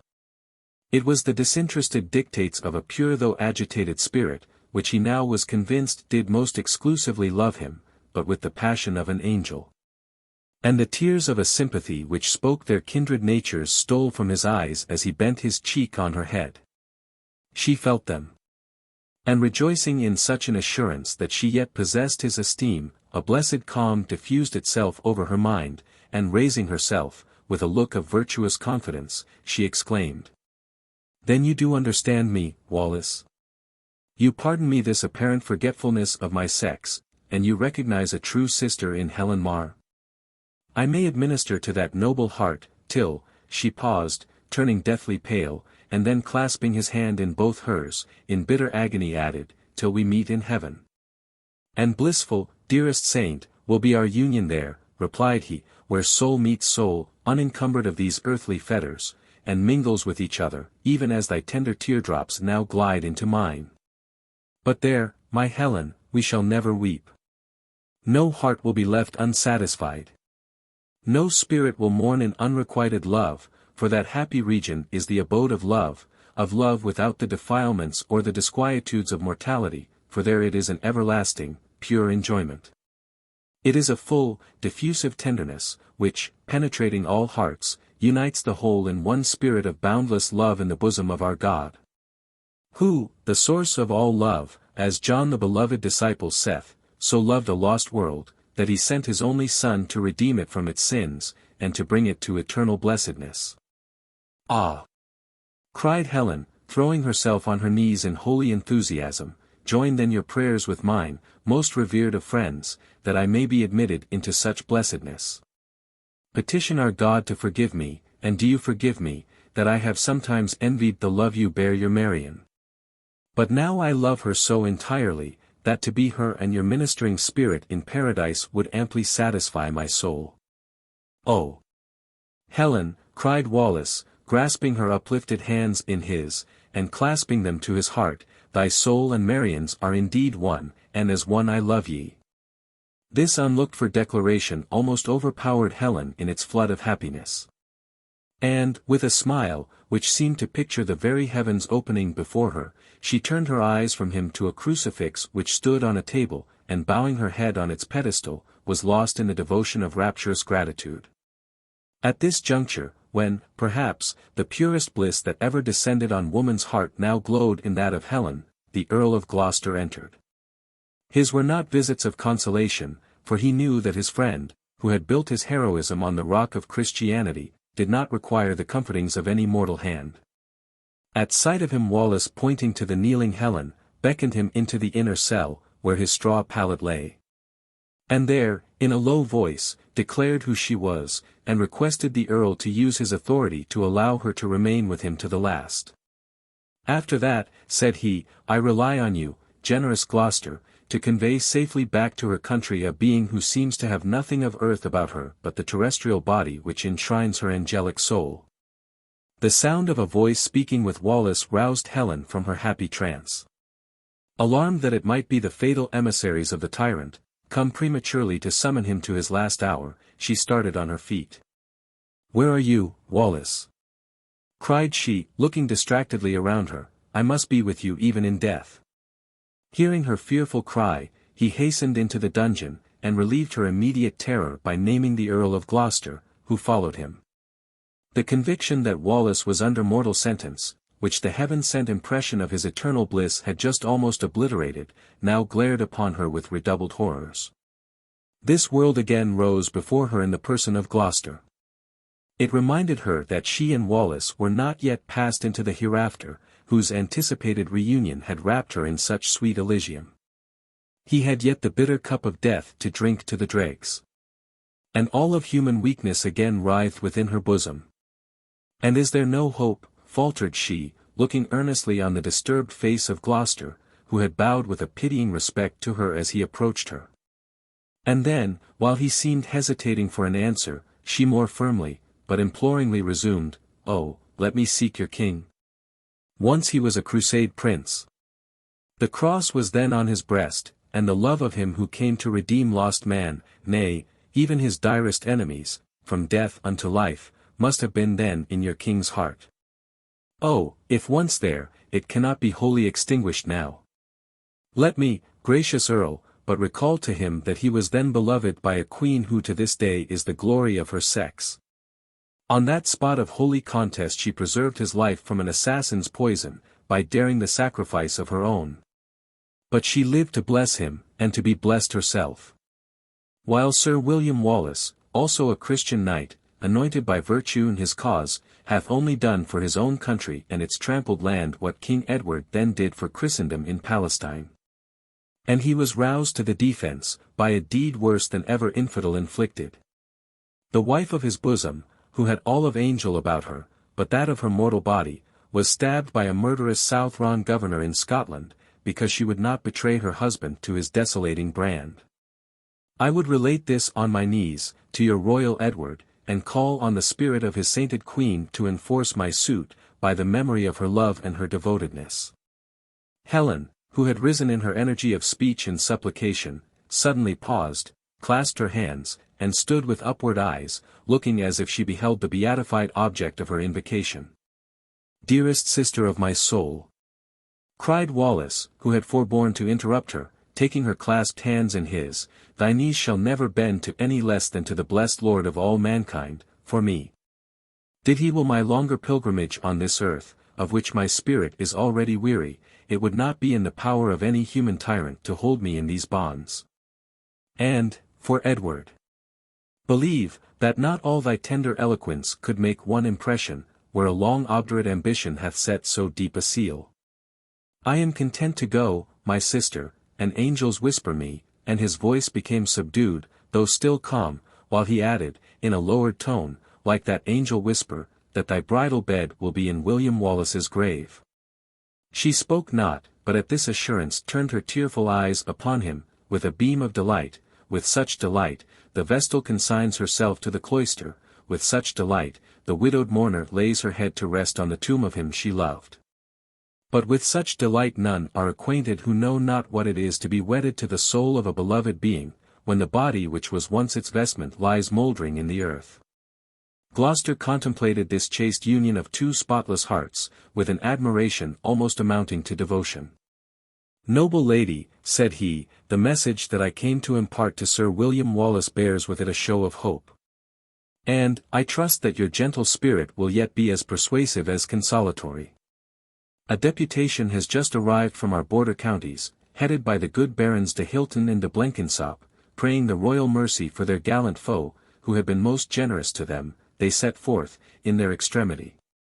And the king was listening to them, with what temper I know not, when a private embassy, as opportunely, made its appearance from France, on the same errand, in short, to negotiate with Edward for the safety of our friend, as a prince of that realm. I left the ambassadors," continued the Earl, turning to Wallace, "in debate with his Majesty. And he has at length granted a suspension, nay, has even promised a repeal of the horrible injustice that was to be completed tomorrow, if you can be brought to accord with certain proposals, now to be laid before you. Accept them, and Edward will comply with all King Philip's demands in your behalf." "Then you will accept them," cried Helen, in a tumult of suspense. The communication of Gloucester had made no change in the equable pulse of Wallace. And he replied, with a look of tender pity upon her animated countenance. "The proposals of Edward are too likely to be snares for that honor which I would bear with me uncontaminated to the grave.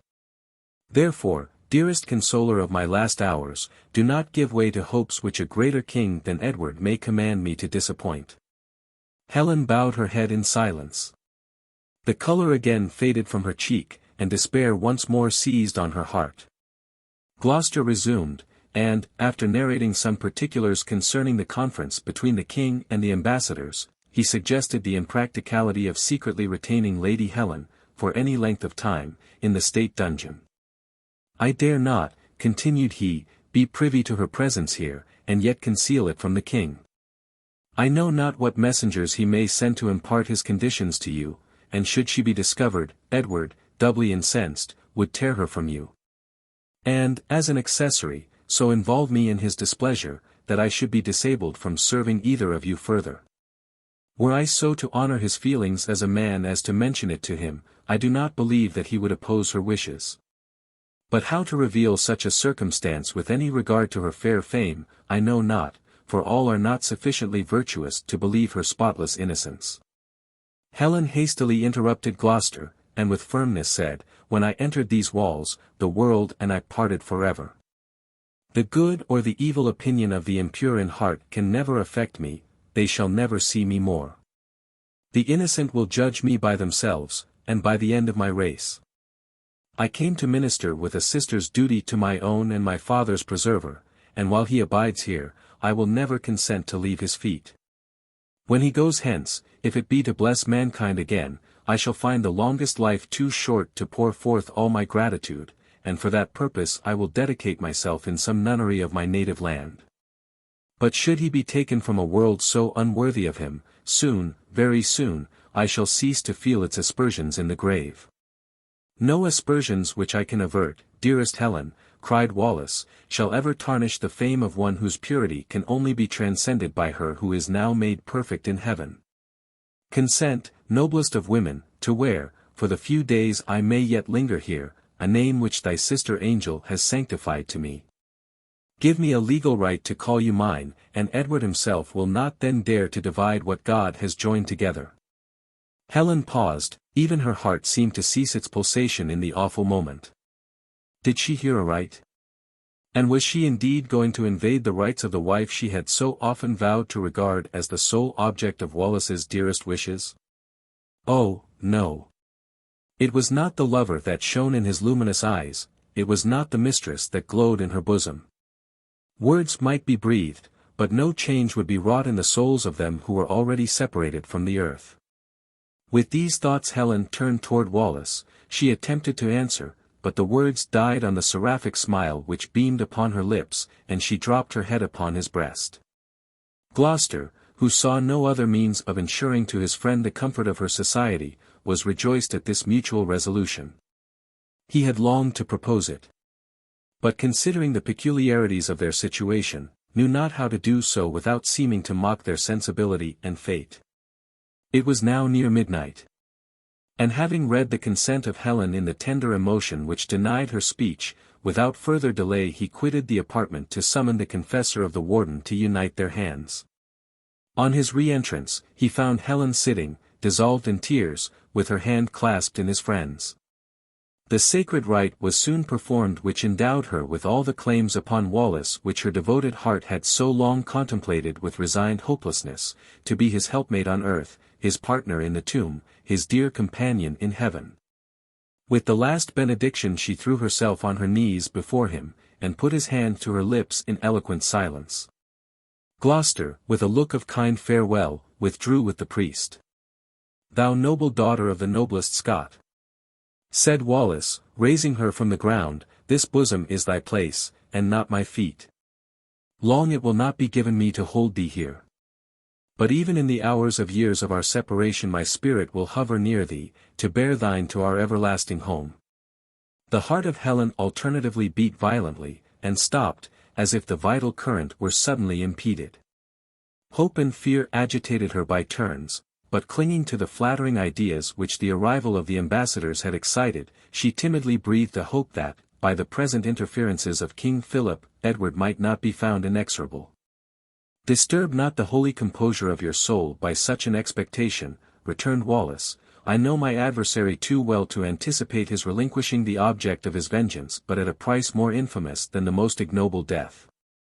Therefore, best beloved of all on earth, look for no deliverance for thy Wallace but what passes through the grave, and to me, dearest Helen, its gates are on golden hinges turning. For all is light and bliss which shines on me from within their courts." Helen's thoughts, in the idea of his being torn from her, could not wrest themselves from the dire images of his execution. She shuddered, and in faltering accents replied, "Ah! Could we glide from sleep into so blessed a death, I would hail it even for thee. But the threatened horrors, should they fall on thy sacred head, will in that hour, I trust, also divorce my soul from this grievous world." "Not so, my Helen," returned he, "keep not thy dear eyes forever fixed on the gloomy appendages of death. The scaffold and the grave have naught to do with the immortal soul, it cannot be wounded by the one nor confined by the other. And is not the soul thy full and perfect Wallace? It is that which now speaks to thee, which will cherish thy beloved idea forever. Lament not, then, how soon this body, its mere apparel, is laid down in the dust. But rejoice still in my existence, which, through him who led captivity captive, will never know a pause. Comfort then thy heart, my soul's dear sister, and sojourn a little while on this earth to bear witness for thy Wallace to the friends he loves." Helen, who felt the import of his words in her heart, gently bowed her head, and he proceeded. "As the first who stemmed with me the torrent which, with God's help, we so often laid into a calm, I mentioned to you my faithful men of Lanark. Many of them bled and died in the contest, and to their orphans, with the children of those who yet survive, I consign all of the world's wealth that yet belongs to William Wallace. Ellerslie and its estates are theirs. 59 To Bruce, my sovereign and my friend, the loved companion of the hour in which I freed you, my Helen, from the arms of violence. To him I bequeath this heart, knit to him by bonds more dear than even loyalty. Bear it to him. And when he is summoned to his heavenly throne, then let his heart and mine fill up one urn. To Lord Ruthven, to Bothwell, to Lockhart, to Scrymgeour, and to Kirkpatrick I give my prayers and blessings. Here Wallace paused. Helen had listened to him with a holy attention, which hardly allowed a sigh to breathe from her steadfast heart. She spoke, but the voice was scarcely audible. And what for him who loves you dearer than life, for Edwin? He cannot be forgotten. Wallace started at this, then she was ignorant of the death of that too faithful friend. In a hurrying accent he replied, never forgotten. Oh, Helen! I asked for him life, and heaven gave him long life, even for ever and ever. Helen's eyes met his, with a look of inquiry. That would mean he is gone before you? The countenance of Wallace answered her. Happy Edwin, cried she, and the tears rained over her cheeks as she bent her head on her arms. Wallace continued. He laid down his life to preserve mine in the hovel of Lumloch. The false Monteith could get no Scot to lay hands on their true defender. And even the foreign ruffians he brought to the task might have spared the noble boy, but an arrow from the traitor himself pierced his heart. Contention was then no more, and I resigned myself, to follow him. What a desert does the world become, exclaimed Helen, then turning on Wallace with a saint-like smile, she added, I would hardly now withhold you. You will bear him Helen's love, and tell him how soon I shall be with you. If your father would not allow my heart to break, in his mercy he may take my soul in the prayers which I shall hourly breathe to him. Thou hast been lent to me as my sweet consolation here, my Helen, replied he, and the almighty dispenser of that comfort will not long banish you from the object of your innocent wishes. While they thus poured into each other's bosoms the ineffable balm of friendship's purest tenderness, the eyes of Wallace insensibly closed. Your gentle influence, gently murmured he, brings that sleep to my eyelids which has not visited them since I first entered these walls. Like my Marian, Helen, thy presence brings healing on its wings. Sleep, then, replied she, and Marian's angel spirit will keep watch with mine. Chapter 83. The State Dungeon. Though all the furies of the elements seemed let loose to rage around the walls of the dungeon, still Wallace slept in the loud uproar. Calm was within, and the warfare of the world could not disturb the balmy rest into which the angel of peace had steeped his senses. From this profound repose he was awakened by the entrance of Gloucester. Helen had just sunk into a slight slumber. But the first words of the Earl aroused her, and rising, she followed her beloved Wallace to his side. Gloucester put a scroll into the hand of Wallace. Sign that, said he, and you are free. I know not its contents. But the king commissioned me, as a mark of his grace, to be the messenger of your release. Wallace read the conditions, and the color deepened on his cheek as his eye met each article. He was to reveal the asylum of Bruce, to forswear Scotland forever, and to take an oath of allegiance to Edward, the seal of which should be the English earldom of Cleveland. Wallace closed the parchment. King Edward knows what will be my reply, I need not speak it. You will accept his terms, asked the Earl. Not to ensure me a life of ages, with all earthly bliss my portion. I have spoken to these offers before. Read them, my noble friend, and then give him as mine the answer which would be yours. Gloucester obeyed, and while his eyes were bent on the parchment, those of Helen were fixed on her almost worshipped husband. She looked through his beaming countenance into his very soul. And there saw the sublime purpose that consigned his unbending head to the scaffold. When Gloucester had finished, covered with the burning blush of shame, he crushed the disgraceful scroll in his hand, and exclaimed, with honorable vehemence, against the deep duplicity, the deeper cruelty, of his father-in-law. So to mock by base subterfuges the embassy of France and its noble object. "This is the morning in which I was to have met my fate," replied Wallace. "Tell this tyrant of the earth that I am even now ready to receive the last stroke of his injustice. In the peaceful grave, my Helen," added he, turning to her, who sat pale and aghast, "I shall be beyond his power." Gloucester walked the room in great disturbance of mind, while Wallace continued, in a lowered tone, to recall some perception of his own consolations to the abstracted and soul-struck Helen. The Earl stopped suddenly before them. "That the king did not expect your acquiescence without some hesitation, I cannot doubt, for when I informed him the Lady Helen Mar, now your wife, was the sharer of your prison, he started, and told me that should you still oppose yourself to his conditions, I must bring her to him, who might, perhaps, be the means of persuading you to receive his mercy."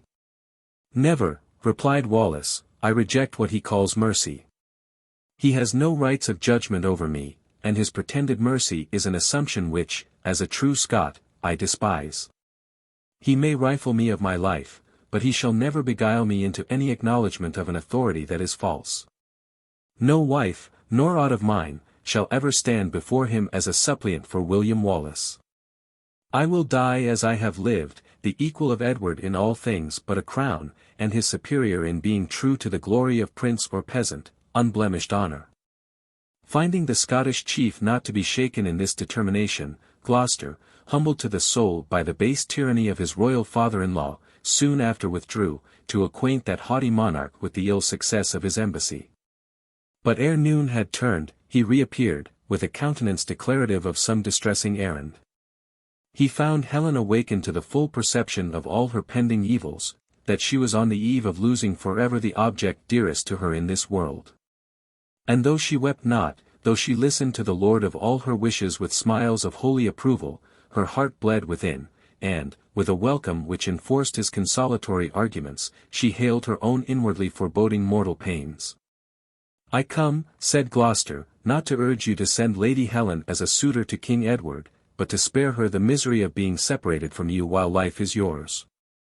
He then said that the French ambassadors were kept in ignorance of the conditions which were offered to the object of their mission. And on being informed that he had refused them, they showed themselves so little satisfied with the sincerity of what had been done, that Edward thought it expedient to conciliate Philip by taking some pains to dislodge their suspicions.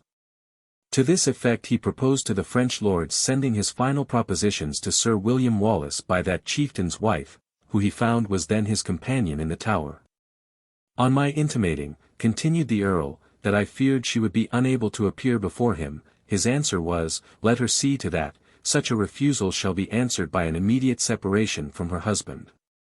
Let me in this demand," cried she, turning with collected firmness to Wallace, "satisfy the will of Edward. It is only to purchase my continuance with you. Trust me, noblest of men. I should be unworthy of the name you have given me could I sully it in my person by one debasing word or action to the author of all our ills." "Ah! My Helen," replied he, "what is it you ask? Am I to live to see a repetition of the horrors of Ellerslie?" "No, on my life," answered Gloucester, "in this instance I would pledge my soul for King Edward's manhood. His ambition might lead him to trample on all men. But still for woman he feels as becomes a man and a knight." Helen renewed her supplications. And Wallace, aware that should he withhold her attendance, his implacable adversary, however he might spare her personal injury, would not forbear wounding her to the soul by tearing her from him, gave an unwilling consent to what might seem a submission on his part to an authority he had shed his blood to oppose. Helen renewed her supplications. And Wallace, aware that should he withhold her attendance, his implacable adversary, however he might spare her personal injury, would not forbear wounding her to the soul by tearing her from him, gave an unwilling consent to what might seem a submission on his part to an authority he had shed his blood to oppose. "But not in these garments," said he, "she must be habited as becomes her sex and her own delicacy." Anticipating this propriety, Gloucester had imparted the circumstance to his countess, and she had sent a casket, which the Earl himself now brought in from the passage.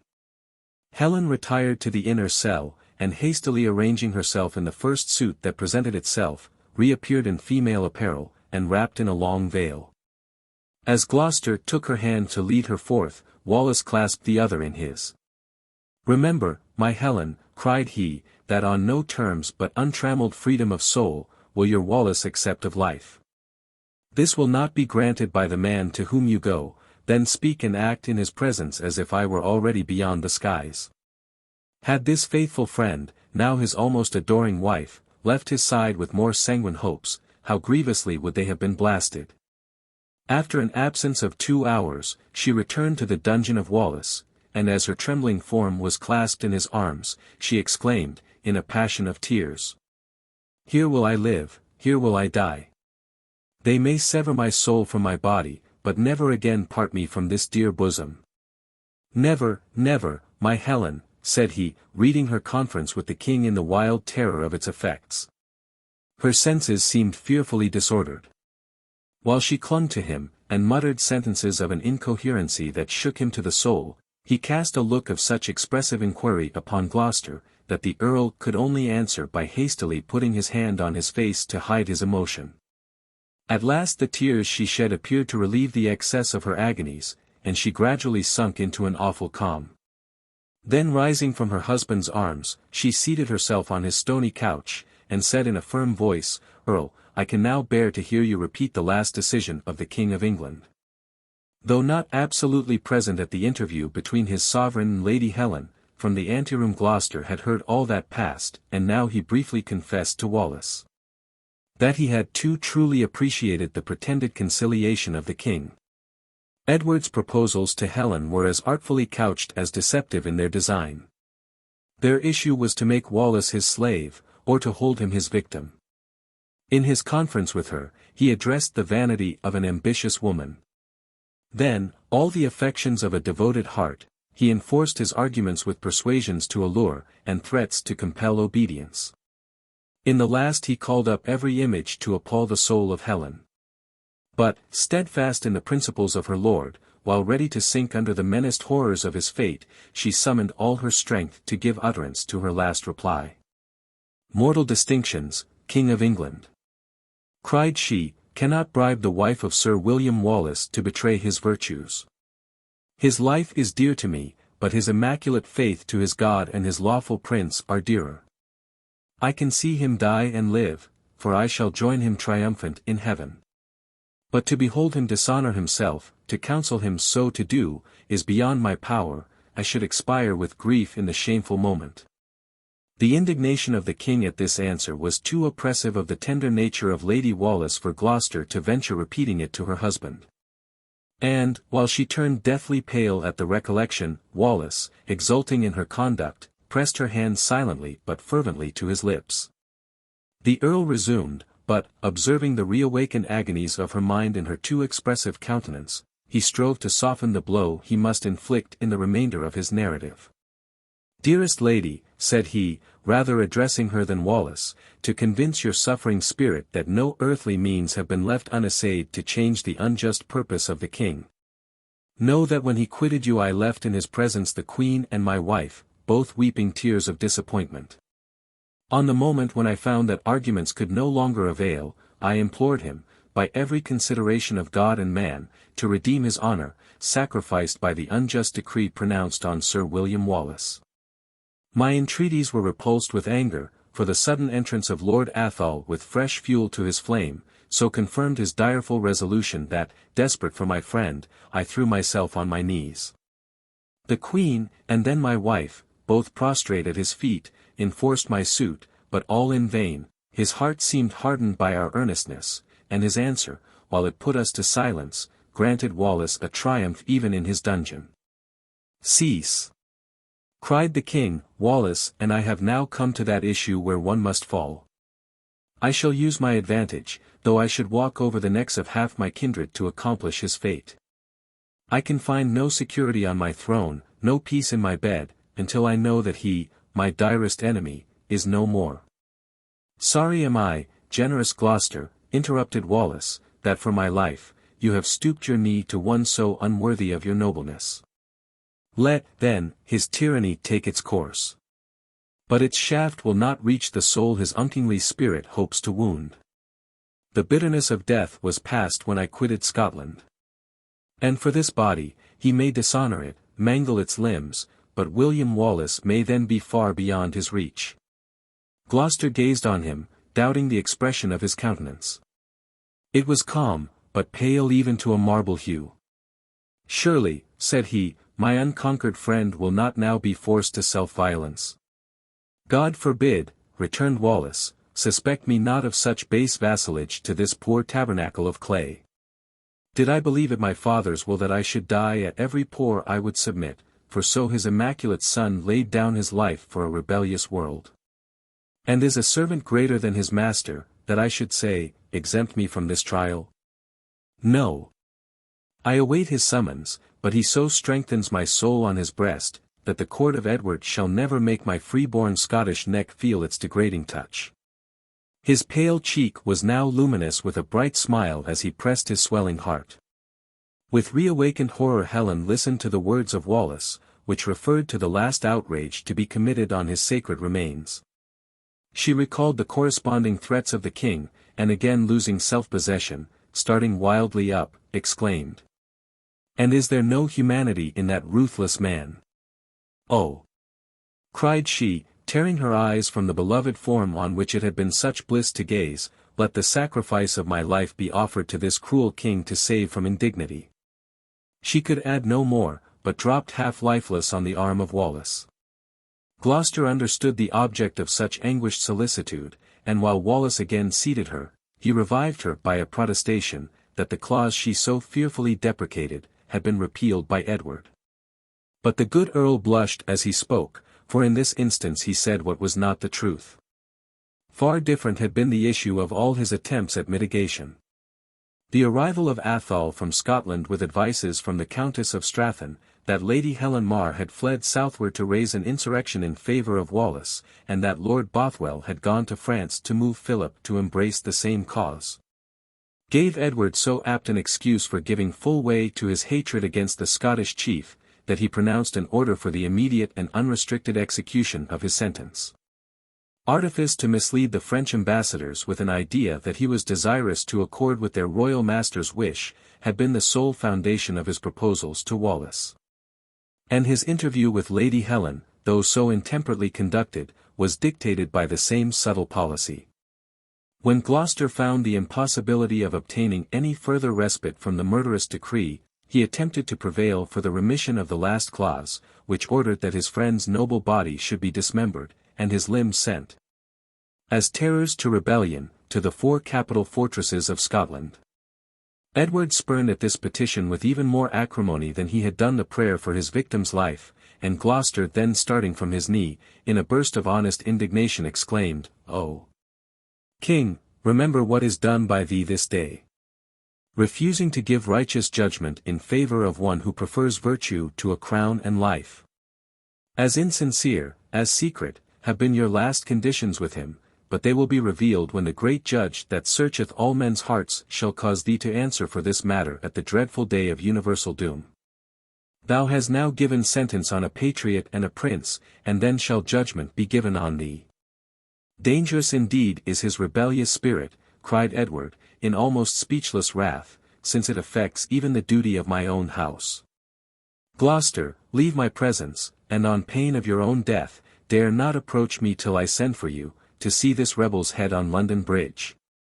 To disappoint the revengeful monarch of at least this object of his malice, Gloucester was now resolved, and imparting his wishes to the Warden of the Tower, who was his trusty friend, he laid a plan accordingly. Helen had believed his declaration to her, and bowed her head in sign that she was satisfied with his zeal.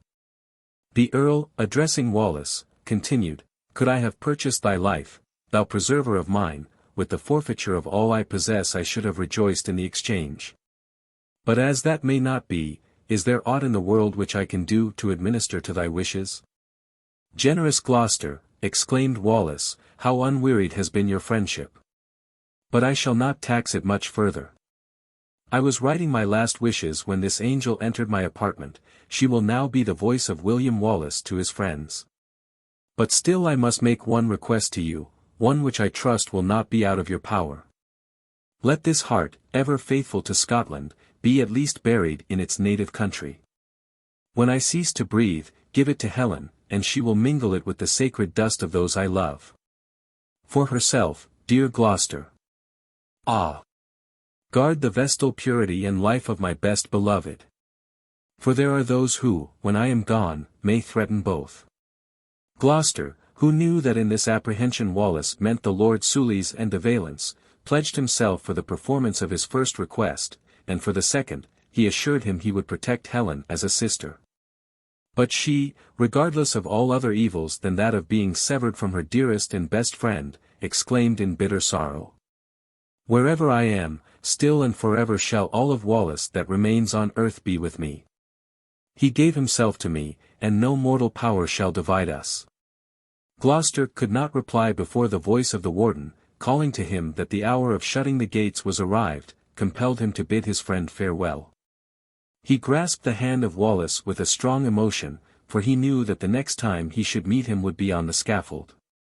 During the moments of his parting, Helen, with her hands clasped on her knees, and her eyes bent downward, inwardly and earnestly invoked the Almighty to endow her with fortitude to bear the horrors she was to witness, that she might not, by her agonies, add to the tortures of Wallace. The cheering voice, that was ever music to her ears, recalled her from this devout abstraction. He laid his hand on hers, and gazing on her with a tender pity, held such sweet discourse with her on the approaching end of all his troubles, of his everlasting happiness, where all tears are dried away, that she listened, and wept, and even smiled. Yes, added he, a little while, and my virgin bride shall give me her dear embrace in heaven, angels will participate our joy, and my Marian's grateful spirit join the blessed communion. She died to preserve my life, you suffered a living death to maintain my honor.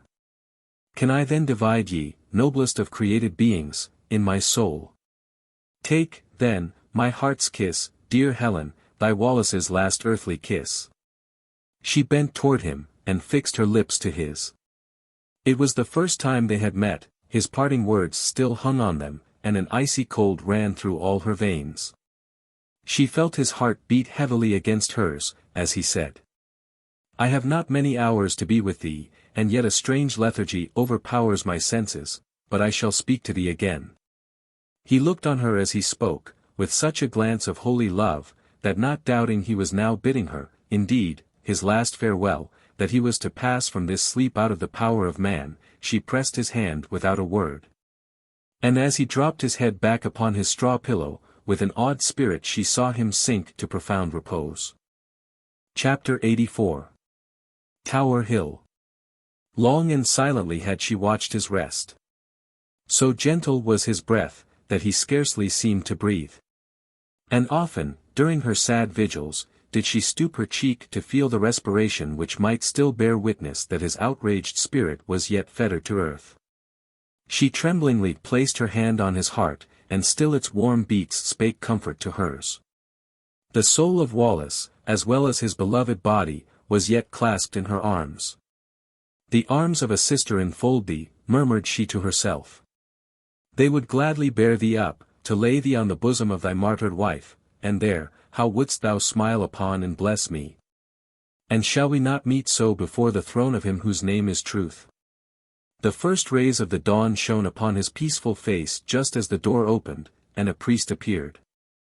He held in his hands the sacred host, and the golden dove, for performing the rites of the dying. At this sight, the harbinger of a fearful doom, the fortitude of Helen forsook her, and throwing her arms frantically over the sleeping Wallace, she exclaimed, He is dead. His sacrament is now with the Lord of mercy. Her voice awakened Wallace. He started from his position. And Helen seeing, with a wild sort of disappointment that he, whose gliding to death in his sleep she had even so lately deprecated, now, indeed, lived to mount the scaffold, in unutterable horror, fell back with a heavy groan. Wallace accosted the priest with a reverential welcome, and then turning to Helen, tenderly whispered her, My Helen. In this moment of my last on earth, oh! Engrave on thy heart, that, in the sacred words of the Patriarch of Israel, I remember thee, in the kindness of thy youth. In the love of thy desolate espousals to me. When thou camest after me into the wilderness, into a land thou didst not know, and comforted me, And shalt thou not, my soul's bride, be sacred unto our Lord? The Lord of the widow and the orphan. To him I commit thee, in steadfast faith that he will never forsake thee. Then, O, dearest part of myself, let not the completion of my fate shake your dependence on the only true and just. Rejoice that Wallace has been deemed worthy to die for his having done his duty. And what is death, my Helen, that we should shun it, even to rebelling against the Lord of life? Is it not the door which opens to us immortality? And in that blessed moment who will regret that he passed through it in the bloom of his years? Come, then, sister of my soul, and share with thy Wallace the last supper of his Lord. The pledge of the happy eternity to which, by his grace, I now ascend. Helen, conscience-struck and reawakened to holy confidence by the heavenly composure of his manner, obeyed the impulse of his hand, and they both knelt before the minister of peace. While the sacred rite proceeded, it seemed the indissoluble union of Helen's spirit with that of Wallace. My life will expire with his, was her secret response to the venerable man's exhortation to the anticipated passing soul. And when he sealed Wallace with the Holy Cross, under the last unction, as one who believed herself standing on the brink of eternity, she longed to share also that mark of death. At that moment the dismal toll of a bell sounded from the top of the tower. The heart of Helen paused. The warden and his train entered. "I will follow him," cried she, starting from her knees, into the grave itself. What was said, what was done, she knew not, till she found herself on the scaffold, upheld by the arm of Gloucester. Wallace stood before her, with his hands bound across and his noble head uncovered. His eyes were turned upward, with a martyr's confidence in the power he served. A silence, as of some desert waste, reigned throughout the thousands who stood below. The executioner approached to throw the rope over the neck of his victim. At this sight, Helen, with a cry that was re-echoed by the compassionate spectators, rushed to his bosom. Wallace, with a mighty strength, burst the bands asunder which confined his arms, and clasping her to him with a force that seemed to make her touch his very heart, his breast heaved as if his soul were breaking from its outraged tenement. And, while his head sunk on her neck, he exclaimed, in a low and interrupted voice, "My prayer is heard, Helen. Life's cord is cut by God's own hand. May he preserve my country, and, oh, trust from my youth." He stopped, he fell. And with the shock, the hastily erected scaffold shook to its foundation. The pause was dreadful. The executioner approached the prostrate chief. Helen was still locked close in his arms. The man stooped to raise his victim, but the attempt was beyond his strength. In vain he called on him, to Helen, to separate, and cease from delaying the execution of the law. No voice replied, no motion answered his loud remonstrance. Gloucester, with an agitation which hardly allowed him power to speak or move, remembered the words of Wallace, that the rope of Edward would never sully his animate body, and, bending to his friend, he spoke, but all was silent there. He raised the chieftain's head, and, looking on his face, found indeed the indisputable stamp of death. "There," cried he, in a burst of grief, and letting it fall again upon the insensible bosom of Helen, "there broke the noblest heart that ever beat in the breast of man." The priests, the executioners crowded round him at this declaration.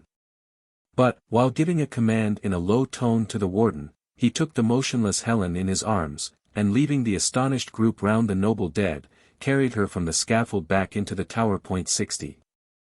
Chapter 85. The Warden's Apartments. On the evening of the fatal day in which the son of William Wallace had set forever on his country, the Earl of Gloucester was imparting to the Warden of the Tower his last directions respecting the sacred remains. When the door of the chamber suddenly opened, and a file of soldiers entered. A man in armor, with his visor closed, was in the midst of them. The captain of the band told the warden that the person before him had behaved in a most seditious manner. He first demanded admittance into the tower. Then, on the sentinel making answer that in consequence of the recent execution of the Scottish chief, orders had been given, to allow no strangers to approach the gates till the following morning, he, the prisoner, burst into a passionate emotion. Uttering such threats against the King of England, that the captain thought it his duty to have him seized and brought before the warden. On the entrance of the soldiers, Gloucester had retired into the shadow of the room. He turned round on hearing these particulars. When the captain ceased speaking, the stranger fearlessly threw up his visor and exclaimed, "Take me, not to our warden alone, but to your king, let me pierce his conscience with his infamy, would it were to stab him ere I die." In this frantic adjuration, Gloucester discovered the gallant Bruce. And hastening toward him to prevent his apparently determined exposure of himself, with a few words he dismissed the officer and his guard.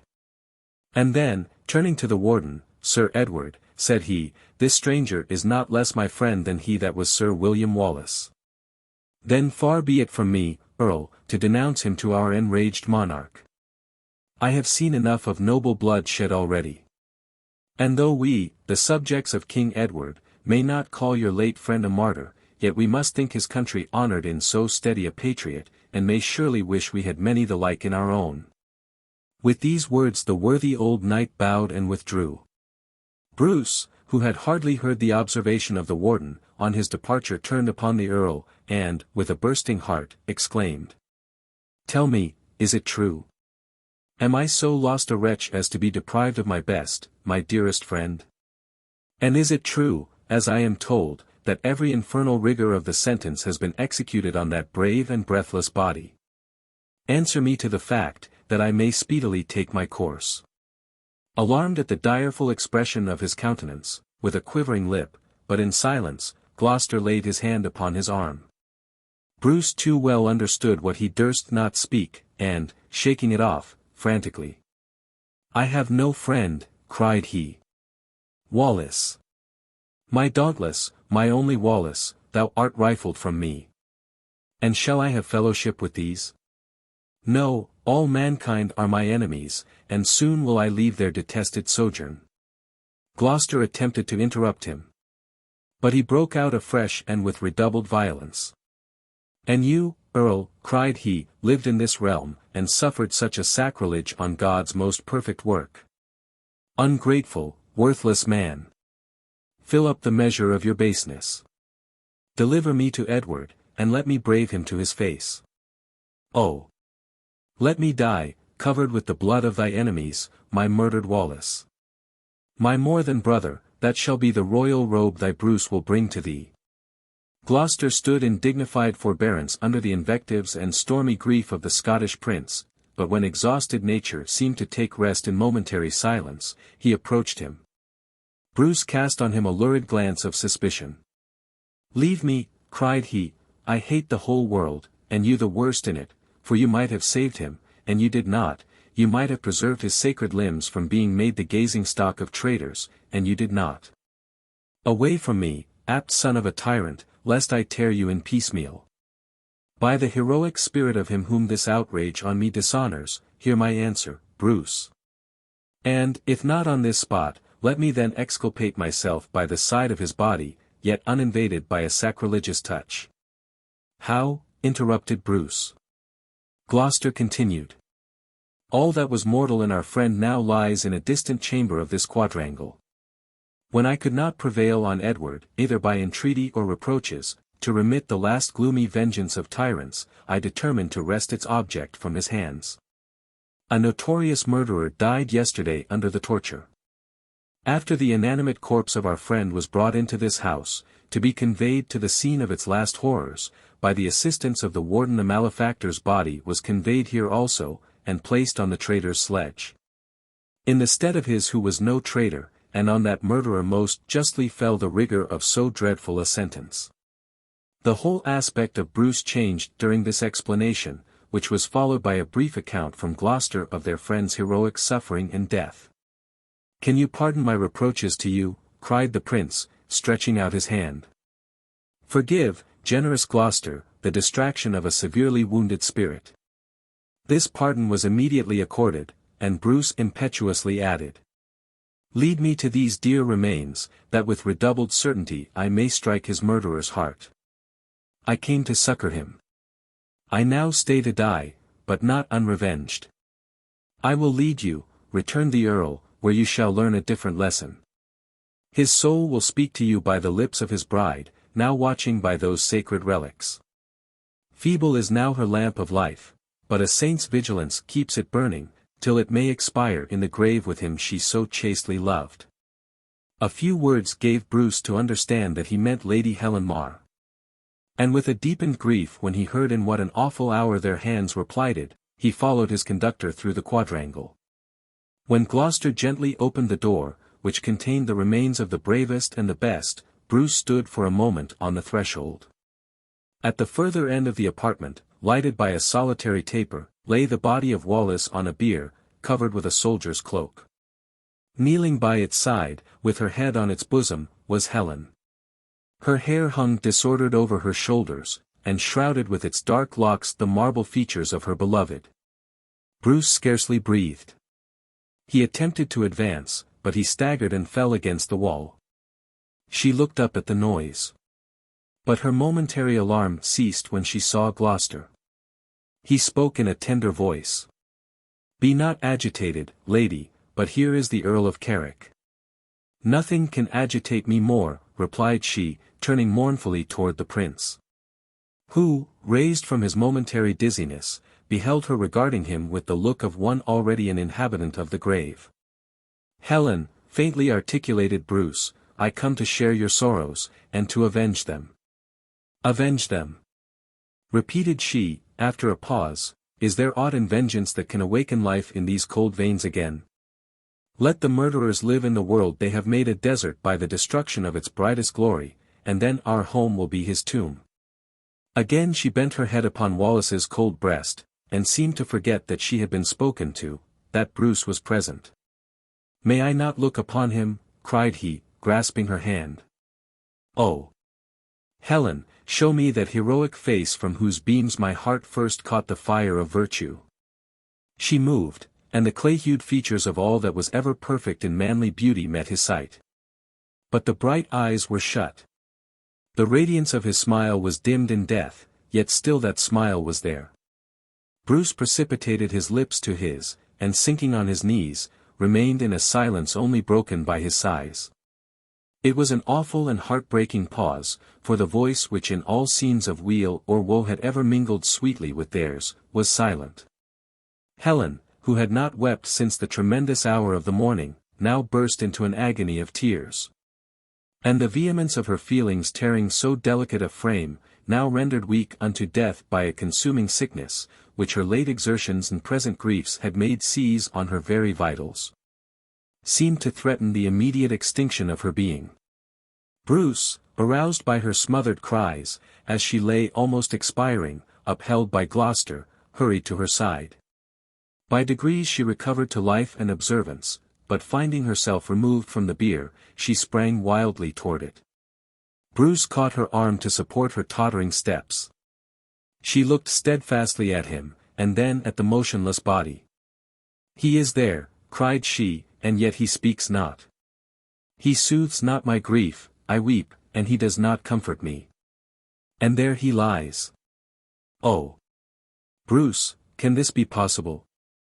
Do I really see him dead? And what is death?" added she, grasping the cold hand of Wallace to her heart. "Didst thou not tell me, when this hand pressed mine and blessed me, that it was only a translation from grief to joy? And is it not so, Bruce? Behold how we mourn and he is happy. I will obey thee, my immortal Wallace," cried she, casting her arms about him. "I will obey thee, and weep no more." She was silent and calm. And Bruce, kneeling on the opposite side of his friend, listened, without interrupting him, to the arguments which Gloucester adduced to persuade him to abstain from discovering himself to Edward, or even uttering resentment against him till he could do both as became the man for whom Wallace had sacrificed so much, even till he was King of Scotland. "To that end," said Gloucester, "did this gallant chieftain live. For, in restoring you to the people of Scotland, he believed he was setting a seal to their liberties and their peace. To that end did he die, and in the direful moment, uttered prayers for your establishment. Think then of this, and let him not look down from his heavenly dwelling and see that Bruce despises the country for which he bled. That the now only hope of Scotland has sacrificed himself in a moment of inconsiderate revenge to the cruel hand which broke his dauntless heart. Bruce did not oppose this counsel. And as the fumes of passion passed away, leaving a manly sorrow to steady his determination of revenge, he listened with approbation, and finally resolved, whatever violence he might do his nature, not to allow Edward the last triumph of finding him in his power. The Earl's next essay was with Helen. He feared that a rumour of the stranger's indignation at the late execution, and that the Earl of Gloucester had taken him in charge, might, when associated with the fact of the widow of Sir William Wallace still remaining under his protection, awaken some dangerous suspicion and direct investigations, too likely to discover the imposition he had put on the executioners of the last clause in his royal father's most iniquitous sentence. He therefore explained his new alarm to Helen, and conjured her, if she would yet preserve the hallowed remains before her from any chance of violence, which her lingering near them might induce by attracting notice to her movements, she must consent to immediately leave the kingdom. The valiant and ever faithful heart of Wallace should be her companion, and an English captain, who had partaken of his clemency at Berwick, be her trusty conductor to her native land. To meet every objection, he added, Bruce shall be protected by me with strict fidelity till some safe opportunity may offer for his bearing to Scotland the sacred corpse that must ever be considered the most precious relic in his country. As heaven wills the trials of my heart, returned she, so let it be, and bending her aching head on the dear pillow of her rest, the bosom which, though cold and deserted by its heavenly inhabitant, was still the bosom of her Wallace. The ravaged temple rendered sacred by the footsteps of a god. For, had not virtue, and the soul of Wallace, dwelt there? And where virtue is, there abides the spirit of the Holy One. With these thoughts, she passed the remainder of the night in vigils, and they were not less devoutly shared by the chastened heart of the Prince of Scotland. Chapter 86. Highgate. The tidings of the dreadful vengeance which Edward had taken against the Scottish nation, by pouring all his wrath upon the head of Wallace, struck like the lightning of heaven through the souls of men. None of either country, but those in the confidence of Gloucester, knew that heaven had snatched him from the dishonour of so vile a death. The English turned, blushing, from each other, and ventured not to breathe the name of a man whose virtues seemed to have found a sanctuary for his fame in every honest heart. But when the news reached Scotland, the indignation was general. All envyings, all strifes were forgotten, in unqualified resentment of the deed. There was not a man, even amongst the late refractory chiefs, excepting the Cummins, and their coadjutors Soulis and Monteith, who really had believed that Edward seriously meant to sentence the Scottish patriot to a severer fate than what he had pronounced against his rebellious vassal, the exiled Balliol. The execution of Wallace, whose offence could only be that of having served his country too faithfully, was therefore so unexpected, that on the first promulgation of it, so great an abhorrence of the perpetrator was excited in every breast, that the whole country rose as one man, threatening to march instantly to London, and sacrifice the tyrant on his throne. At this crisis, when the mountains of the north seemed heaving from their base, to overwhelm the blood-stained fields of England, every heart which secretly rejoiced in the late sanguinary event quailed within its possessor, as it tremblingly anticipated the consequences of the fall of Wallace. At this instant, when the Furies armed every clan in Scotland, breathing forth revenge like a consuming fire before them, John Cummin, the regent, stood aghast. He foresaw his own downfall, in this reawakened enthusiasm respecting the man whom his treachery had been the first means of betraying to his enemies. Baffled in the aim of his ambition by the very means he had taken to effect it, Cummin saw no alternative, but to throw himself at once upon the bounty of England. And, to this purpose, he bethought him of the only chance of preserving the power of past events, that this tempest of the soul, excited by remorse in some, and gratitude in others, could only be maintained to any conclusive injury to England by a royal hand, and that hand was expected to be Bruce's. He determined at once, that the prince to whom he had sworn fealty, and to whom he owed his present elevation, should follow the fate of his friend. By the spies which he constantly kept round Huntingtower, he was apprised that Bruce had set off toward London in a vessel from Dundee. On these grounds, he sent a dispatch to King Edward, informing him that destiny had established him supreme lord of Scotland, for not its second and its last hope had put himself into his hands. With this intelligence, he gave a particular account of all Bruce's proceedings, from the time of his meeting Wallace in France, to his present following the chief to London. He then craved his Majesty's pardon for having been betrayed into a union with such conspirators. And repeating his hope that the restitution he now made, in thus showing the royal hand where to find its last opponent, would give full conviction of his penitence and duty. He closed his letter by urging the king to take instant and effectual measures to disable Bruce from disturbing the quiet of Scotland, or ever again disputing his regal claims. Gloucester happened to be in the presence when this epistle was delivered in and read by his Majesty. On the suit of his daughter, Edwin had been reconciled to his son-in-law. But when he showed him the contents of Cummin's letter, with a suspicious smile he said in a loud voice, "In case you should know this new rebel's lurking place, presume not to leave this room till he is brought before me. See to your obedience, Ralph, or your head shall follow Wallace's." The king instantly withdrew, and the earl, aware that search would be made through all his houses, sought in his own mind for some expedient to apprise Bruce of his danger. To write in the presence equal's chamber was impossible. To deliver a message in a whisper would be hazardous, for most of the surrounding courtiers, seeing the frown with which the king had left the apartment. Mark the commands he gave the marshal, "Be sure that the Earl of Gloucester quits not this room till I return." In the confusion of his thoughts, the Earl turned his eye on Lord Montgomery, who had only arrived that very morning from an embassy to Spain. He had heard with unutterable horror the fate of Wallace. And extending his interest in him to those whom he loved, had arranged with Gloucester to accompany him that very evening to pledge his friendship to Bruce.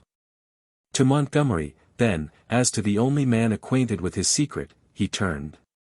And taking his spurs off his feet, and pulling out a purse of gold, he said aloud, and with as easy an air as he could assume, "Here, my Lord Montgomery, as you are going directly to Highgate, I will thank you to call at my lodge.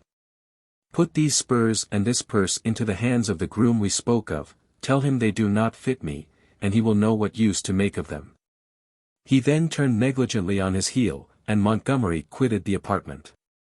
The apprehension of this young lord was not less quick than the invention of his friend. He guessed that the Scottish prince was betrayed. And to render his escape the less likely to be traced, the ground being wet, and liable to retain impression, before he went to the lodge he dismounted in the adjoining wood. And with his own hands reversed the iron on the feet of the animal he had provided for Bruce. He then proceeded to the house, and found the object of his mission disguised as a Carmelite, and in the chapel paying his vesper adorations to the Almighty Being on whom his whole dependence hung. Uninfluenced by the robes he wore, his was the devotion of the soul, and not unaptly at such an hour came one to deliver him from a danger which, unknown to himself, was then within a few minutes of seizing its prey. Montgomery entered. And being instantly recognized by Bruce, the ingenuous prince, never doubting a noble heart, stretched out his hand to him. "I take it," returned the earl, only to give it a parting grasp. "Behold these spurs and purse sent to you by Gloucester. You know their use. Without further observation follow me." Montgomery was thus abrupt, because as he left the palace he had heard the marshal give orders for different military detachments to search every residence of Gloucester for the Earl of Carrick. And he did not doubt that the party dispatched to Highgate were now mounting the hill. Bruce, throwing off his cassock and cowl, again appeared in his martial garb, and after bending his knee for a moment on the chancel stone which covered the remains of Wallace, he followed his friend from the chapel. And thence through a solitary path to the park, to the centre of the wood. Montgomery pointed to the horse. Bruce grasped the hand of his faithful conductor. "I go, Montgomery," said he, "to my kingdom. But its crown shall never clasp my brows till the remains of Wallace return to their country. And whether peace or the sword restore them to Scotland, still shall a king's, a brother's friendship unite my heart to Gloucester and to you." While speaking he vaulted into his saddle, and receiving the cordial blessings of Montgomery, touched his good steed with his pointed rowels, and was out of sight in an instant. Chapter 87. Scotland, Dumfries. About the hour of twilight on the 10th day after Bruce had cast his last look on the capital of England, that scene of his long captivity under the spell of delusion, that theatre of his family's disgrace. Of his own eternal regrets, he crossed the little stream which marked the oft-contended barrier land of the two kingdoms. He there checked the headlong speed of his horse, and having alighted to give it breath, walked by its side, musing on the different feelings with which he now entered Scotland. From the buoyant emotions with which he had sprung on its shore at the beginning of the year. These thoughts, as full of sorrow as of hope, had not occupied him long when he espied a man, in the red Cummins colours, speeding toward the south. He guessed him to be some new messenger of the regent to Edward, and throwing himself before the horse, caught it by the bridle, then coolly commanded its rider to deliver to him the dispatches which he carried to the King of England.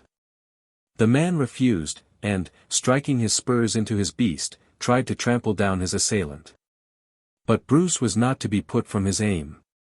The manner of the Scot convinced him that his suspicions were right, and putting forth his nervous arm, with one action he pulled the messenger from his saddle and laid him prostrate on the ground. Again he demanded the papers. "I am your prince," cried he, "and by the allegiance you owe to Robert Bruce, I command you to deliver them into my hands. Life shall be your reward, immediate death the punishment of your obstinacy." In such an extremity the man did not hesitate, and taking from his bosom a sealed packet, immediately resigned it. Bruce ordered him to stand before him till he had read the contents. Trembling with terror of this formidable freebooter, for he placed no belief in the declaration that he was the Prince of Scotland, the man obeyed, and Bruce, breaking his seals, found, as he expected, a long epistle from the regent, urging the sanguinary aim of his communications. He reiterated his arguments for the expediency of speedily putting Robert Bruce to death. He represented the danger that there was in delay. Lest a man so royally descended and so popular as he had become, since it was now publicly understood that he had already fought his country's battles under the name of Sir Thomas de Longueville, should find means of replacing himself at the head of so many zealots in his favour. These circumstances so propitious to ambition, and now adding personal revenge to his former boldness and policy, would at this juncture, should he arrive in Scotland, turn its growing commotions to the most decisive uses against the English power.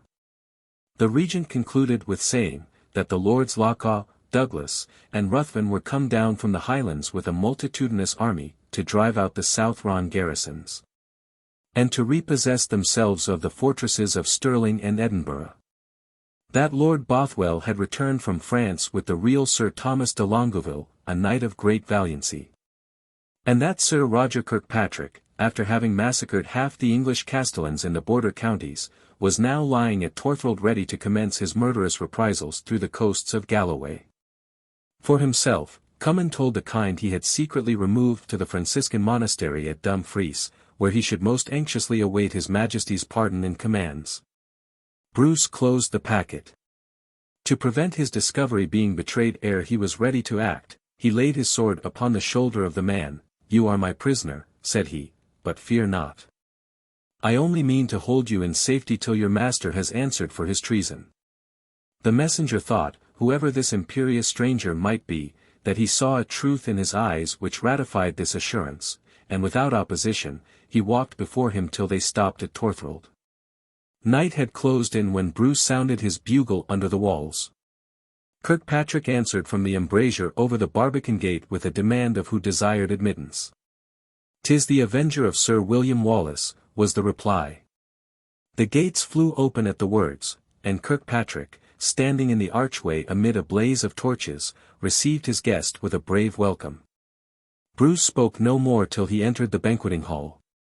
3 other knights were seated by the table. He turned to Kirkpatrick. "My valiant friend," said he, "order your servants to take charge of yon Scot," pointing to the messenger of Cummin. "And till I command his release, let him be treated with the lenity which shall ever belong to a prisoner of Robert Bruce." As he spoke he threw up his visor. And Kirkpatrick, who had heard that the supposed de Longueville was his rightful prince, now recognized the well-known features of the brave foreigner in the stranger before him.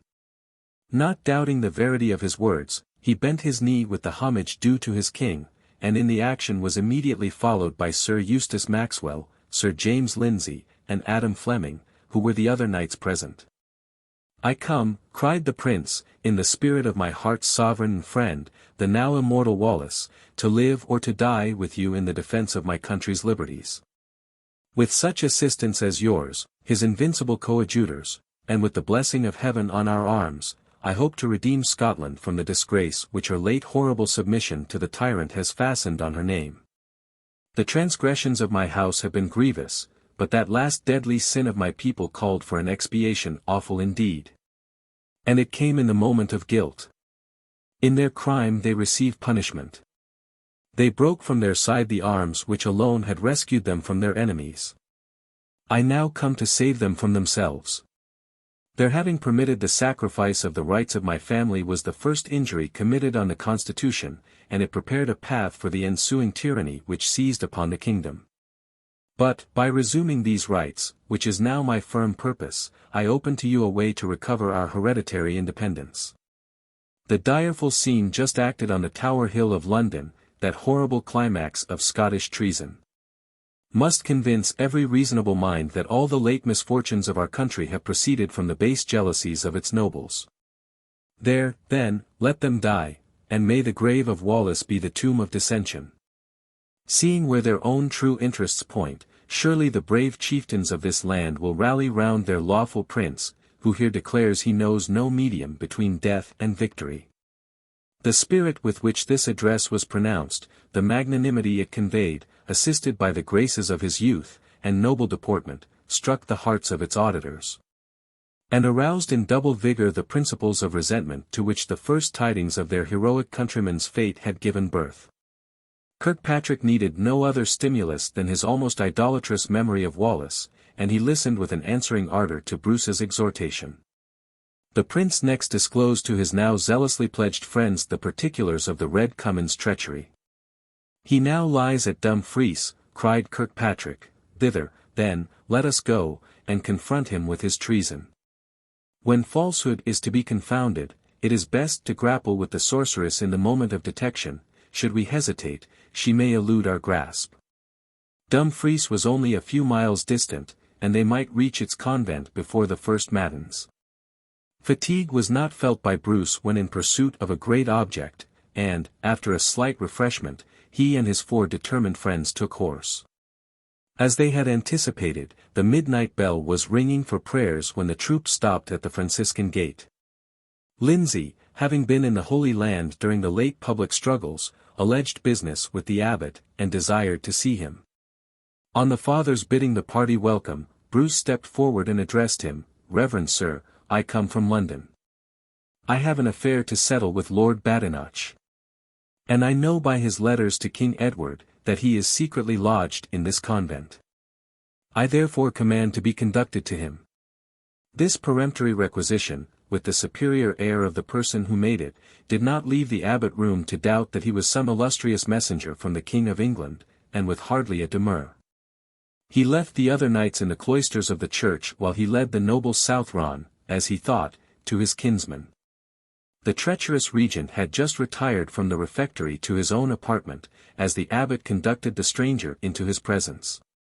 Badenoch started frowningly from his seat at such unusual intrusion. Bruce's visor was closed. And the ecclesiastic, perceiving the regent's displeasure, dispersed it by announcing the visitant as a messenger from King Edward. "Then leave us together," returned he, unwilling that even this, his convenient kinsman, should know the extent of his treason against his country. The abbot had hardly closed the door, when Bruce, whose indignant soul burned to utter his full contempt of the wretch before him, hastily advanced to speak. But the cautious Badenoch, fearful that the father might yet be within hearing, put his finger to his lips. Bruce paused, and listened gloomily to the departing steps of the abbot. When they were no more heard, with one hand raising his visor, and the other grasping the scroll of detection, "Thus, basest of the base race of Cummin," exclaimed he, "you may for a moment elude the universal shame which awaits your crimes." At sight of the fate, on hearing the words of Bruce, the unmanly coward uttered a cry of terror, and rushed toward the door. "You pass not here," continued the prince, till I have laid open all your guilt, till I have laid open all your guilt. Till I have pronounced you the doom due to a treacherous friend and traitorous subject. Infatuated Bruce, exclaimed Badenoch, assuming an air of insulted friendship, not that he found escape impossible. What false tongue has persuaded you to arraign one who has ever been but too faithfully the adherent of your desperate fortunes? I have labored in secret, day and night, in your service, and thus am I repaid.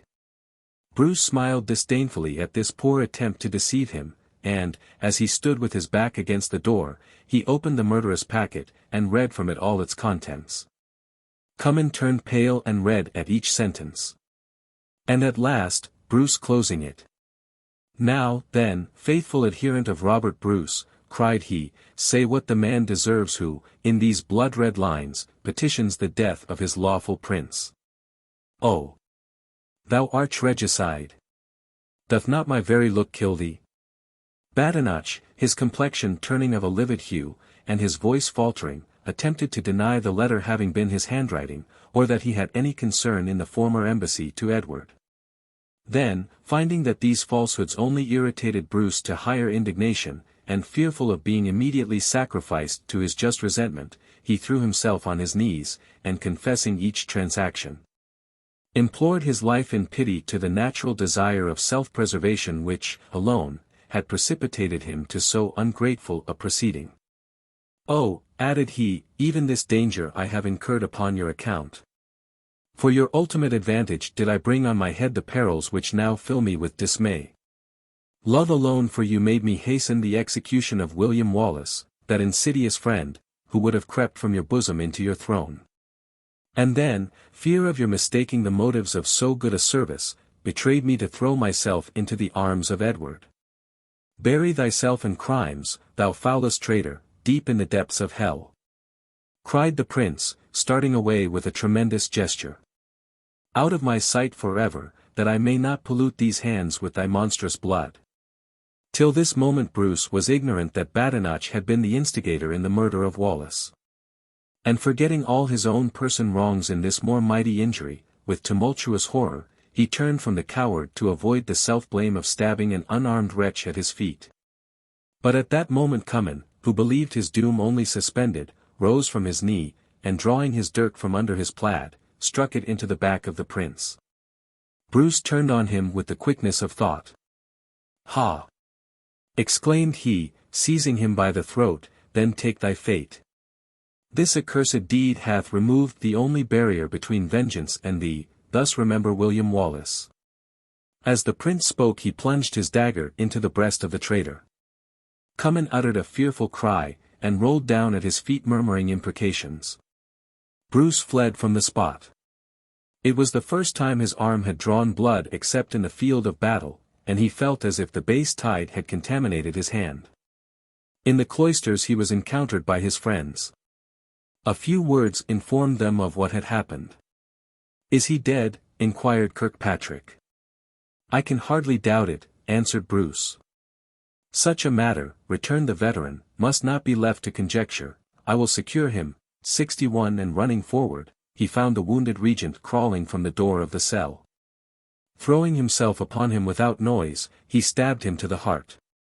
Before the catastrophe was known in the convent, Bruce and his friends had left it some time, and were far on their road to Lochmaben.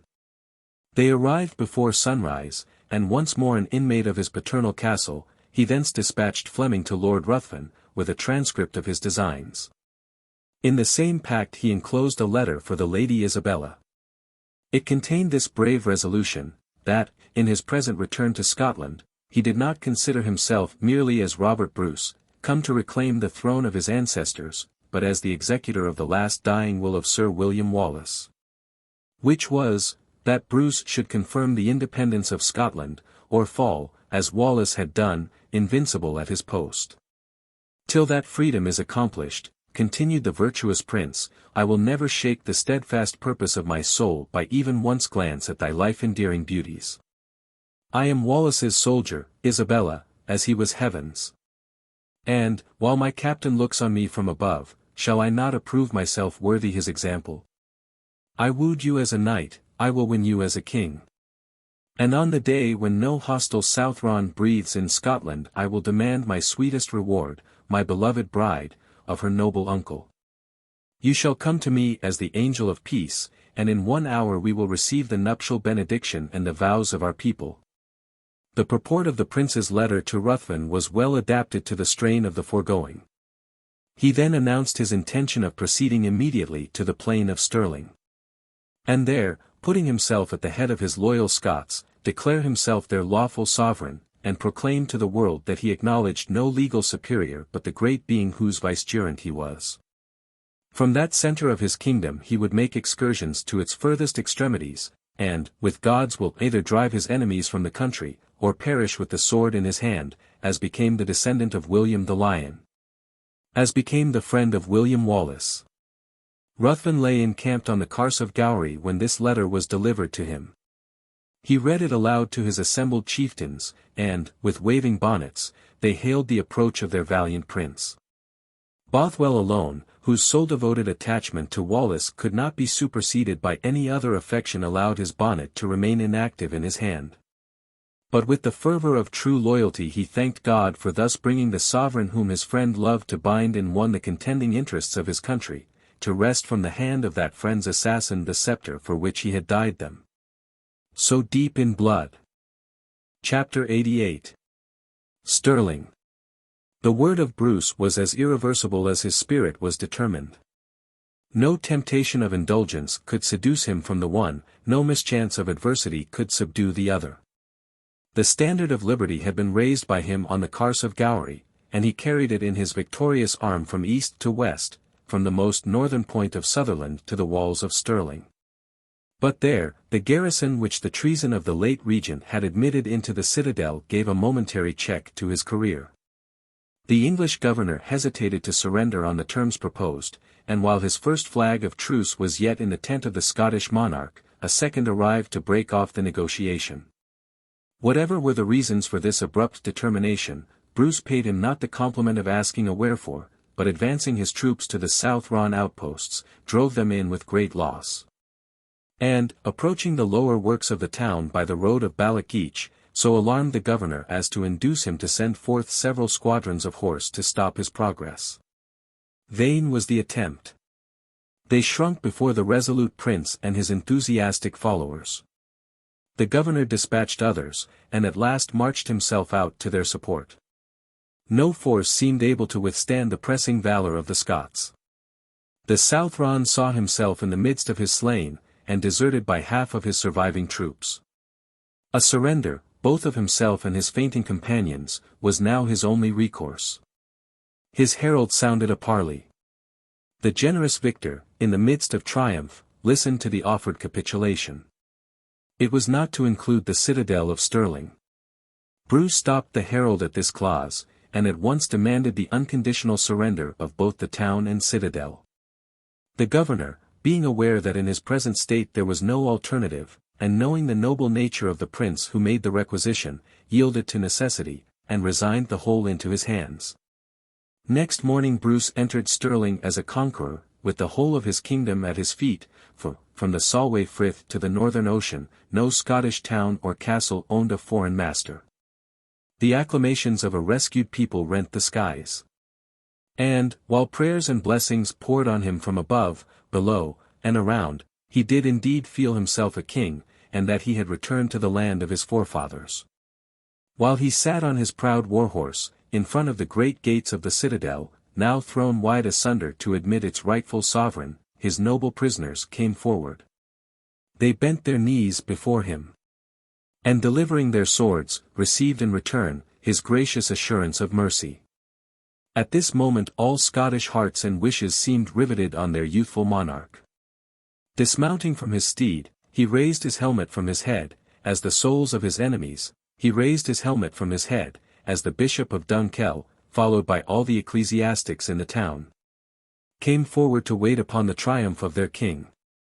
The beautiful anthem of the Virgins of Israel on the conquests of David, was chanted forth by the nuns who in this heaven-hallowed hour, like the spirits of the blessed, revisited the world to give the chosen of their land, all hail.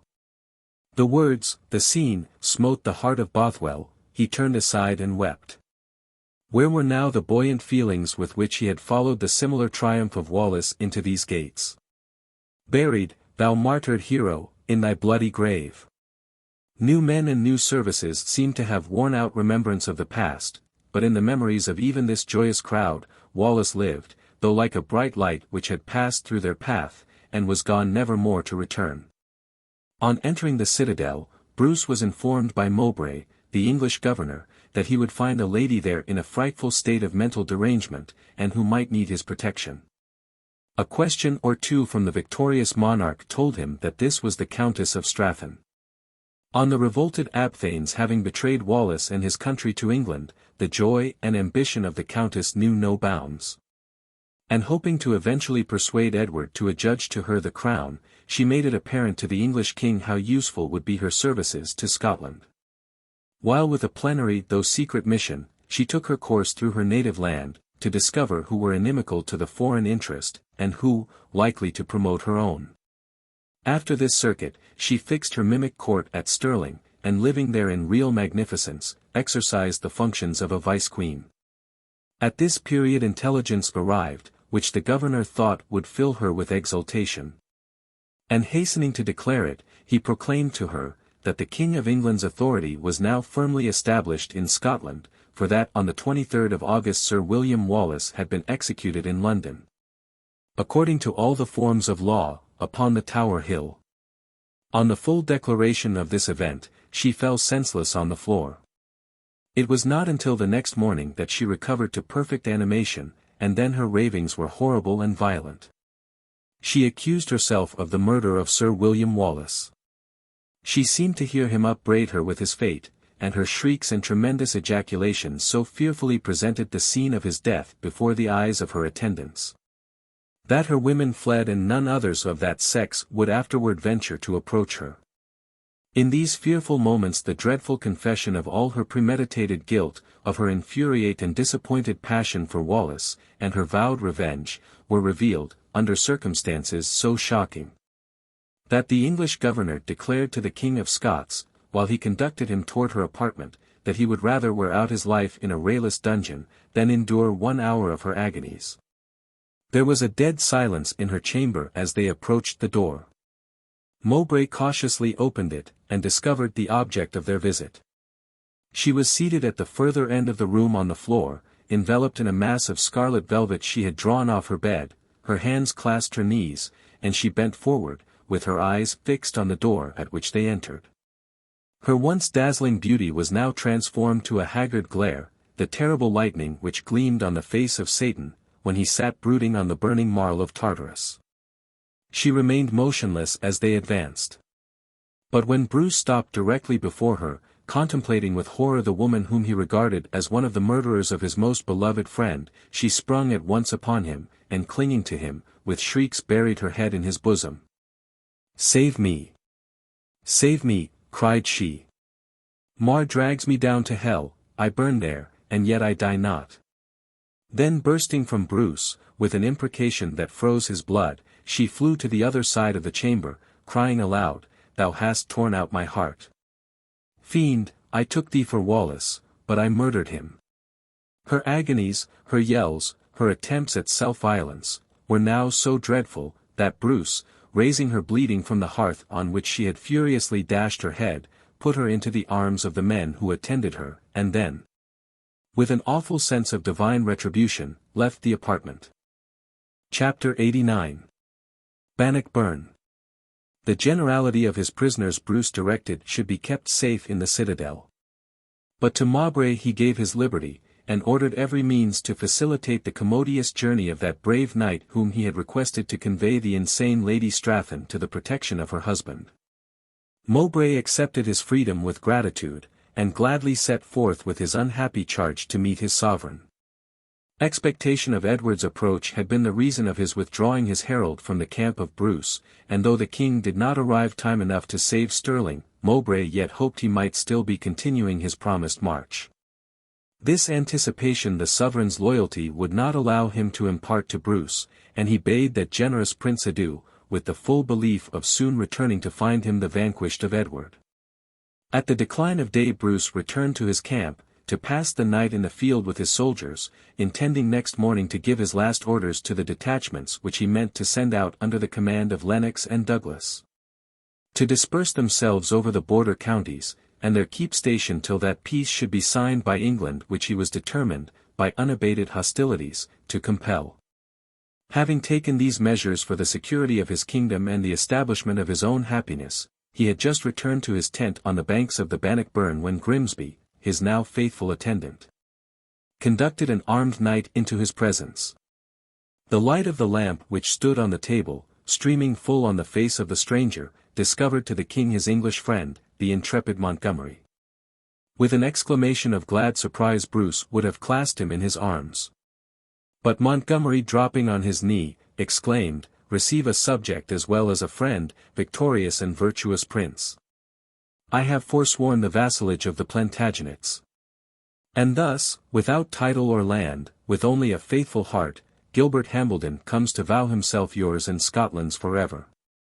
Bruce raised him from the ground, and welcoming him with the warm embrace of friendship, inquired the cause of so extraordinary an abjuration of his legal sovereign. "No light matter," observed the king, "could have so wrought upon my noble Montgomery." "Montgomery no more," replied the ear, with indignant eagerness. "When I threw the insignia of my earldom at the feet of the unjust Edward, I told him that I would lay the saw to the root of the nobility I had derived from his house, and cut it through. That I would sooner leave my posterity without titles and without wealth, than deprive them of real honor. 62 I have done as I said. And yet I come not without a treasure, for the sacred corpse of William Wallace is now in my bark, floating on the waves of the Forth." The subjugation of England would hardly have been so welcome to Bruce as this intelligence. He received it with an eloquent though unutterable look of gratitude. Hambledon continued, "On the tyrant summoning the peers of England to follow him to the destruction of Scotland, Gloucester got excused under a plea of illness, and I could not but show a disinclination to obey. This occasioned some remarks from Edward respecting my known attachment to the Scottish cause, and they were so couched as to draw from me this honest answer. My heart would not, for the wealth of the world, permit me to join in the projected invasion, since I had seen the spot in my own country where a most inordinate ambition had cut down the flower of all knighthood. Because he was a Scot who would not sell his birthright. The king left me in wrath and threatened to make me recant my words. I as proudly declared I would maintain them. Next morning, being in waiting on the prince, I entered his chamber, and found John le Despencer, the coward who so basely insulted Wallace on the day of his condemnation. He was sitting with his highness. On my offering the services due from my office, this worthless minion turned on me, and accused me of having declined joining the army for the sole purpose of executing some plot in London, devised between me and my Scottish partisans for the subversion of the English monarchy. I denied the charge. He enforced it with oaths, and I spurned his allegations. The prince, who believed him, furiously gave me the lie, and commanded me as a traitor to leave his presence. I refused to stir an inch till I made the base heart of le Despencer retract his falsehood. The coward took courage on his master's support, and drawing his sword upon me, in language that would blister my tongue to repeat, threatened to compel my departure. He struck me on the face with his weapon.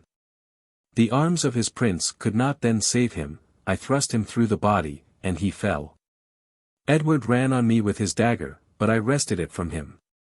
Then it was that, I reply to his menaces, I revoked my fealty to a sovereign I abhorred, a prince I despised. Leaving his presence before the fluctuations of so versatile a mind could fix upon seizing me, I hastened to Highgate, to convey away the body of our friend from its brief sanctuary.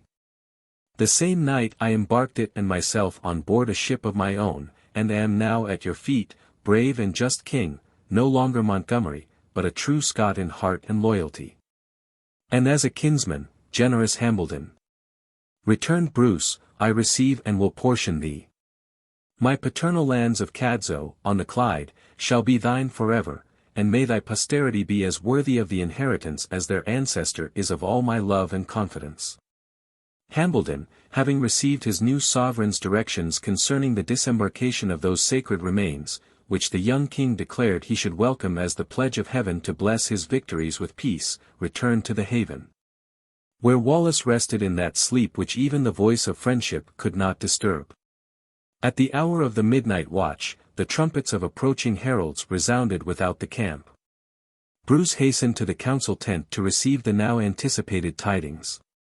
The communications of Hambledon had given him reason to expect another struggle for his kingdom, and the message of the trumpets declared it might be a mortal one. At the head of 100,000 men, Edward had forced a rapid passage through the lowlands, and was now within a few hours' march of Stirling, fully determined to bury Scotland under her own slain, or, by one decisive blow, restore her to his empire. When this was uttered by the English herald, Bruce turned to Ruthven with an heroic smile. "Let him come, my brave barons, and he shall find that Bannockburn shall page with Cambuskenneth." The strength of the Scottish army did not amount to more than 30,000 men against this host of Southrons. But the relics of Wallace were there. His spirit glowed in the heart of Bruce. The young monarch lost not the advantage of choosing his ground first, and therefore, as his power was deficient in cavalry, he so took his field as to compel the enemy to make it a battle of infantry alone. To protect his exposed flank from the innumerable squadrons of Edward, he dug deep and wide pits near to Bannockburn, and having overlaid their mouths with turf and brushwood, proceeded to marshal his little phalanx on the shore of that brook till his front stretched to St. Ninan's monastery. The centre was led by Lord Ruthven and Walter Stewart, the right owned by the valiant leading of Douglas and Ramsay, supported by the brave young Gordon with all his clan. And the left was put in charge of Lennox, with Sir Thomas Randolph, a crusade chieftain, who, like Lindsay and others, had lately returned from distant lands, and now zealously embraced the cause of his country. Bruce stationed himself at the head of the reserve. With him were the veterans Lochawe, and Kirkpatrick, and Lord Bothwell with the true de Longueville, and the men of Lanark, all determined to make this division the stay of their little army, or the last sacrifice for Scottish liberty and its martyred champion's corpse. There stood the sable hearse of Wallace, rather than yield the ground which he had rendered doubly precious by having made it the scene and the guerdon of his invincible deeds. When Kirkpatrick approached the side of his dead chief, he burst into tears, and his sobs alone proclaimed his participation in the solemnity. The vow spread to the surrounding legions, and was echoed, with mingled cries and acclamations, from the furthest ranks. "My leader, in death as in life," exclaimed Bruce, clasping his friend's sable shroud to his heart. "Thy pale corpse shall again redeem the country which cast thee, living, amongst devouring lions. Its presence shall fight and conquer for thy friend and king." Before the chiefs turned to resume their martial stations, the abbot of Inchaffray drew near with the mysterious iron box, which Douglas had caused to be brought from St. Fillan's Priory. On presenting it to the young monarch, he repeated the prohibition which had been given with it, and added, "Since, then, these canonized relics, for none can doubt they are so, have found protection under the no less holy arm of St. Fillan, he now delivers them to your youthful majesty, to penetrate their secrets, and to nerve your mind with redoubled trust in the saintly host. The saints are to be honored, reverend father, and on that principle I shall not invade their mysteries till the God in whom alone I trust, marks me with more than the name of king. Till, by a decisive victory, he establishes me the approved champion of my country, the worthy successor of him before whose mortal body and immortal spirit I now emulate his deeds. But as a memorial that the host of heaven do indeed learn from the bright abodes to wish well to this day, let these holy relics repose with those of the brave till the issue of the battle." Bruce, having placed his array, disposed the supernumeraries of his army, the families of his soldiers, and other apparently useless followers of the camp, in the rear of an adjoining hill. By daybreak the whole of the Southron army came in view. The van, consisting of archers and men-at-arms, displayed the banner of Earl de Warenne. The main body was led on by Edward himself, supported by a train of his most redoubt generals. As they approached, the Bishop of Dunkeld stood on the face of the opposite hill between the abbots of Cambuskenneth and Inchaffray, celebrating Mass in the sight of the opposing armies. He passed along in front of the Scottish lines barefoot, with the crucifix in his hand, and in few but forcible words exhorted them by every sacred hope, to fight with an unreceding step for their rights, their king, and the corpse of William Wallace. At this abjuration, which seemed the call of heaven itself, the Scots fell on their knees, to confirm their resolution with a vow. The sudden humiliation of their posture excited an instant triumph in the haughty mind of Edward, and spurring forward, he shouted aloud, "They yield! They cry for mercy! They cry for mercy!" Returned Percy, trying to withhold his majesty, "but not from us. On that ground on which they kneel, they will be victorious or find their graves." The king condemned this opinion of the earl, and inwardly believing that, now Wallace was dead, he need fear no other opponent, for he knew not that even his cold remains were risen in array against him, he ordered his men to charge. The horsemen, to the number of 30,000, obeyed, and, rushing forward, with the hope of overwhelming the Scots ere they could rise from their knees, met a different destiny. They found destruction amid the trenches and on the pikes in the way, and with broken ranks and fearful confusion, fell or fled under the missive weapons which poured on them from a neighboring hill. De Valence was overthrown and severely wounded, and being carried off the field, filled the rear ranks with dismay. While the king's division was struck with consternation at so disastrous a commencement of an action in which they had promised themselves so easy a victory. Bruce seized the moment of confusion, and seeing his little army distressed by the arrows of the English, he sent Bothwell round with a resolute body of men to drive those destroying archers from the heights which they occupied. This was effected. And Bruce coming up with his reserve, the battle in the centre became close, obstinate, and decisive. Many fell before the determined arm of the youthful king. But it was the fortune of Bothwell to encounter the false Monteith in the train of Edward. The Scottish earl was then at the head of his intrepid Lanarkmen. "Fiend of the most damned treason," cried he, "vengeance is come." And with an iron grasp, throwing the traitor into the midst of the faithful clan, they dragged him to the hearse of their chief, and there, on the skirts of its pall, the wretched villain breathed out his treacherous breath. Under the strokes of 100 swords. So, cried the veteran Ireland, perished the murderers of William Wallace. So, shouted the rest, perished the enemies of the bravest, the most loyal of Scots, the benefactor of his country. At this crisis the women and followers of the Scottish camp, hearing such triumphant exclamations from their friends, impatiently quitted their station behind the hill, and ran to the summit, waving their scarfs and plaids in exultation of the supposed victory. The English, mistaking these people for a new army, had not the power to recover from the increasing confusion which had seized them on King Edward himself receiving a wound, and panic-struck with the sight of their generals falling around them. They flung down their arms and fled. The king narrowly escaped. But being mounted on a stout and fleet horse, he put him to the speed and reached Dunbar, whence the young Earl of March, being as much attached to the cause of England as his father had been, instantly gave him a passage to England. The Southron camp, with all its riches, fell into the hands of Bruce. But while his chieftains pursued their gallant chase, he turned his steps from warlike triumph, to pay his heart's honours to the remains of the hero whose blood had so often bathed Scotland's fields of victory. His vigils were again beneath that sacred pall, for so long had been the conflict, that night closed in before the last squadrons left the banks of Bannockburn. At the dewy hour of morn Bruce reappeared upon the field. His helmet was royally plumed, and the golden lion of Scotland gleamed from under his sable surcoat. Bothwell rode at his side. The troops he had retained from the pursuit were drawn out in array. In a brief address he unfolded to them the solemn duty to which he had called them, to see the bosom of their native land receive the remains of Sir William Wallace. He gave to you your homes and your liberty. Grant, then, a grave, the peace of the tomb to him, whom some amongst you repaid with treachery and death. At these words a cry, as if they beheld their betrayed chief slain before them, issued from every heart. The news had spread to the town, and with tears and lamentations a vast crowd collected round the royal troop. Bruce ordered his bards to raise the sad coronach, and the march commenced toward the open tent that canopied the sacred remains. The whole train followed the speechless woe, as if each individual had lost his dearest relative. Having passed the wood, they came in view of the black hearse, which contained all that now remained of him who had so lately crossed these precincts in all the panoply of triumphant war, in all the graciousness of peace, and love to man.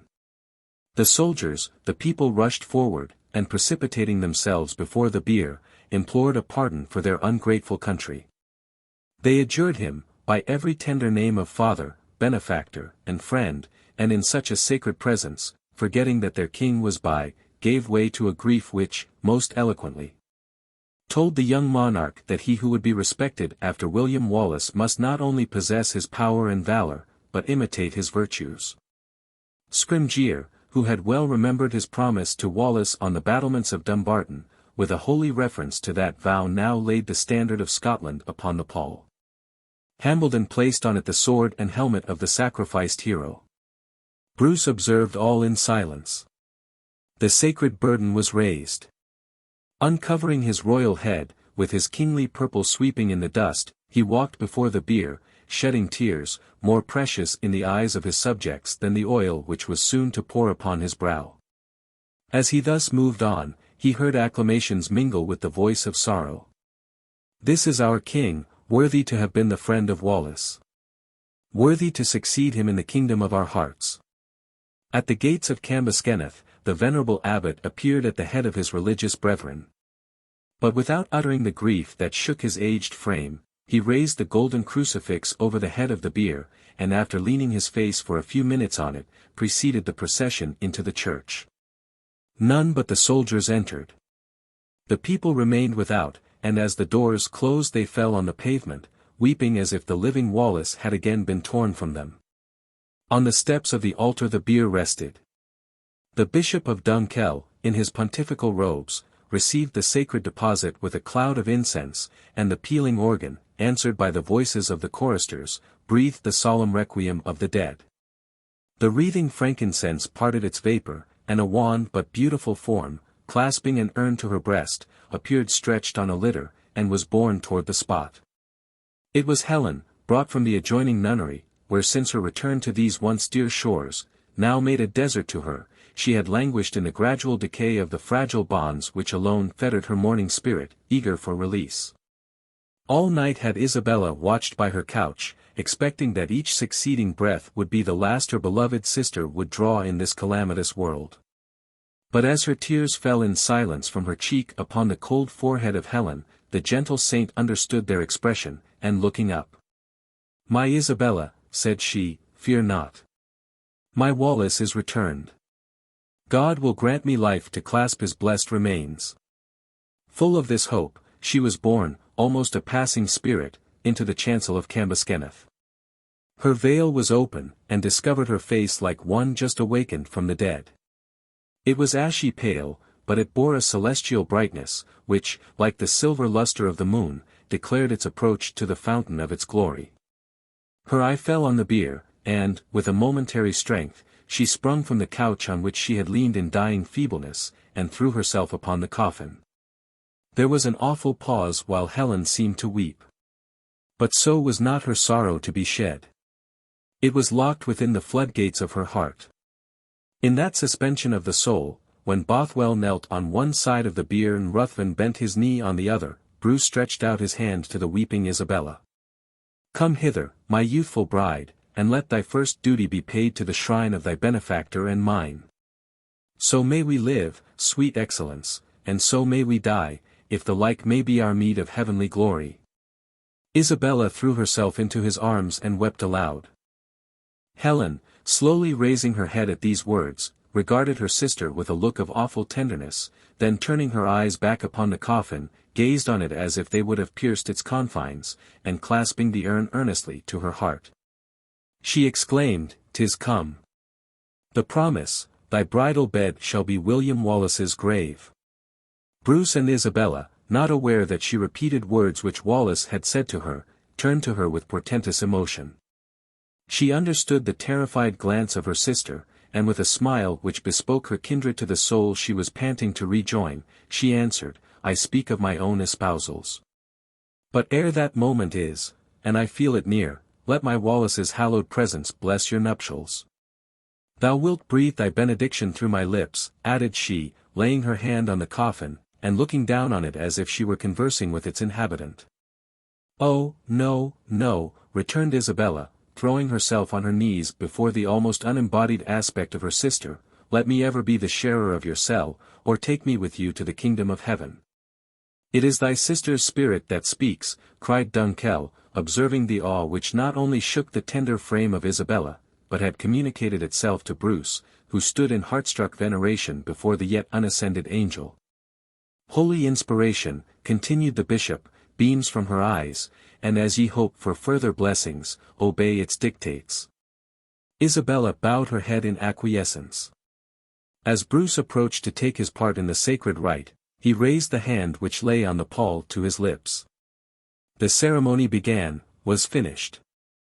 As the bridal notes resounded from the organ, and the royal pair rose from their knees, Helen held her trembling hands over them. She gasped for breath, and would have sunk without a word, had not Bothwell supported her shadowy form upon his breast. She looked round on him with a grateful though languid smile, and with a strong effort spoke. Be you blessed in all things as Wallace would have blessed you. From his side I pour out my soul upon you, my sister, my being, and, with its inward breathed prayers to the giver of all good for your eternal happiness, I turn, in holy faith, to my long looked for rest. Bruce and Isabella wept in each other's arms. Helen slid gently from the boom of Bothwell prostrate on the coffin, and uttering, in a low tone, I waited only for this. We have met, I unite thy noble heart to thee again, I claim my brother, at our Father's hands, in mercy, in love, by his all-blessed Son. Her voice gradually faded away as she murmured these broken sentences, which none but the close and attentive ear of Bothwell heard. But he caught not the triumphant exclamation of her soul, which spoke, though her lips ceased to move, and cried to the attending angels. Death, where is thy sting? Grave, where is thy victory? In this awful moment the abbot of Inchaffray, believing the dying saint was prostrate in prayer, laid his hand on the iron box, which stood at the foot of Wallace's bier. Before the sacred remains of the once champion of Scotland, and in the presence of his royal successor, exclaimed the abbot, let this mysterious coffer of St. Fillan's be opened, to reward the deliverer of Scotland, according to its intent. If it were to contain the relics of St. Fillan himself, returned the king, they could not meet a holier bosom than this, and resting the box on the coffin, he unclasped the lock, and the regalia of Scotland was discovered. At this sight, Bruce exclaimed, in an agony of grateful emotion, thus did this truest of human beings protect my rights, even while the people I had deserted, and whom he had saved, knelt to him to wear them all. And thus Wallace crowns thee, said Dunkell, taking the diadem from its coffer, and setting it on Bruce's head. My husband, and my king, gently exclaimed Isabella, sinking on her knee before him, and clasping his hand to her lips. Hearest thou that, my beloved Helen? Cried Bothwell, touching the clasped hands which rested on the coffin. He turned pale, and looked on Bruce. Bruce, in the glad moment of his joy at this happy consummation of so many years of blood, observed not his glance, but in exulting accents exclaimed, Look up, my sister. And let thy soul, discoursing with our Wallace, tell him that Scotland is free, and Bruce's king indeed. She spoke not, she moved not. Bothwell raised her clay-cold face. That soul has fled, my lord, said he. But from yon eternal sphere, they now together look upon your joys. Here let their bodies rest, for they loved in their lives, and in their deaths they shall not be divided. Before the renewing of the moon, whose waning light witnessed their solemn obsequies, the aim of Wallace's life, the object of Helen's prayers, was accomplished. Peace reigned in Scotland. The discomfited King Edward died of chagrin in Carlisle. And his humbled son and successor sent to offer such honorable terms of pacification, that Bruce gave them acceptance, and a lasting tranquility spread prosperity and happiness throughout the land. Appendix. Note respecting the personal conformation of Sir William Wallace and King Robert Bruce. The extraordinary bodily, as well as mental superiority which Wallace and Bruce possessed over their contemporaries, is thus recorded by Hector Boetius. About the latter end of the year 1430, King James I of Scotland, on returning to Perth from St. Andrews, found his curiosity excited to visit a very old lady of the house of Erskine, who resided in the castle of Kinnell. In consequence of her extreme old age she had lost her sight, but all her other senses were entire, and her body was yet firm and active. She had seen William Wallace and Robert Bruce in her earliest youth and frequently told particulars of them. The king, who entertained a love and veneration for great men, resolved to visit the old lady, that he might hear her describe the manners and strength of the two heroes. He therefore sent a message acquainting her that he would come to her the next day. When she was told that the king was approaching, she went down into the hall of her castle, attended by a train of matrons, many of whom were her own descendants. She advanced to meet his majesty so easily and gracefully that he doubted her being blind. At his desire she embraced and kissed him. He took her by the hand and made her sit down on the seat next to him, and then, in a long conference, he interrogated her on ancient matters. Among others he asked her to tell him what sort of a man William Wallace was. What was his personal figure, what his bearing, and with what degree of strength he was endowed. He put the same comparing question to her concerning Robert Bruce. Robert, said she, was a man beautiful, and of fine appearance. His strength was so great that he could easily have overcome any mortal man of his time, save one, Sir William Wallace. But in so far as he excelled other men, he was excelled by Wallace, both in stature and in bodily strength. For in wrestling, Wallace could have overthrown two such men as Robert. And he was comely as well as strong, and full of the beauty of wisdom. I might have thought, had I known the above record in my young days, when I heard my old friend Lucky Forbes describe the Scottish heroes, that she must have been one of those matrons of honour to Lady Kinnell, and had seen bathe the stalwart chiefs in her also venerable life. But the description of my humble historiographer was the work of her own heart, suggested there by tradition, and a holy reverence of even the name of William Wallace to help it out. And so my pen, moved by the same impulse, has attempted to copy the picture she presented. Note concerning Joanna of Mar and Stratton. This unhappy and wicked woman's descendants, as daughter of a princess of the Orkneys, and her husband, Mellis, Earl of Stratton, is given in all the old Scottish genealogical words, and her marriage with Earl de Warenne, followed up by her most unnatural treasons against her native country, are not less faithfully recorded. But it is something curious that while revising this volume a few years ago, I met a paragraph in the Morning Post newspaper, relative to this very lady, now dead upward of 500 years, and dated August 26, 1831. Almost the very anniversary day of Sir William Wallace's death. It was an extract from the Perth Courier, and runs thus. In preparing the foundation of the classical monument which Lady Baird is about to erect on Tomachastle, to the memory of Sir David, the workmen discovered the remains of an extensive edifice, intermixed with a blackish mould, in which human bones frequently occur, with stirrups, buckles, and other decayed fragments of ancient armor. In an excavation were found a quantity of black earth, the debris of animal matter, some human bones, a bracelet, and a considerable portion of charcoal, from which it may be concluded that the individuals whose remains were discovered had perished during a conflagration of the castle. The tradition of the country is, that 3 ladies had been there burned to death.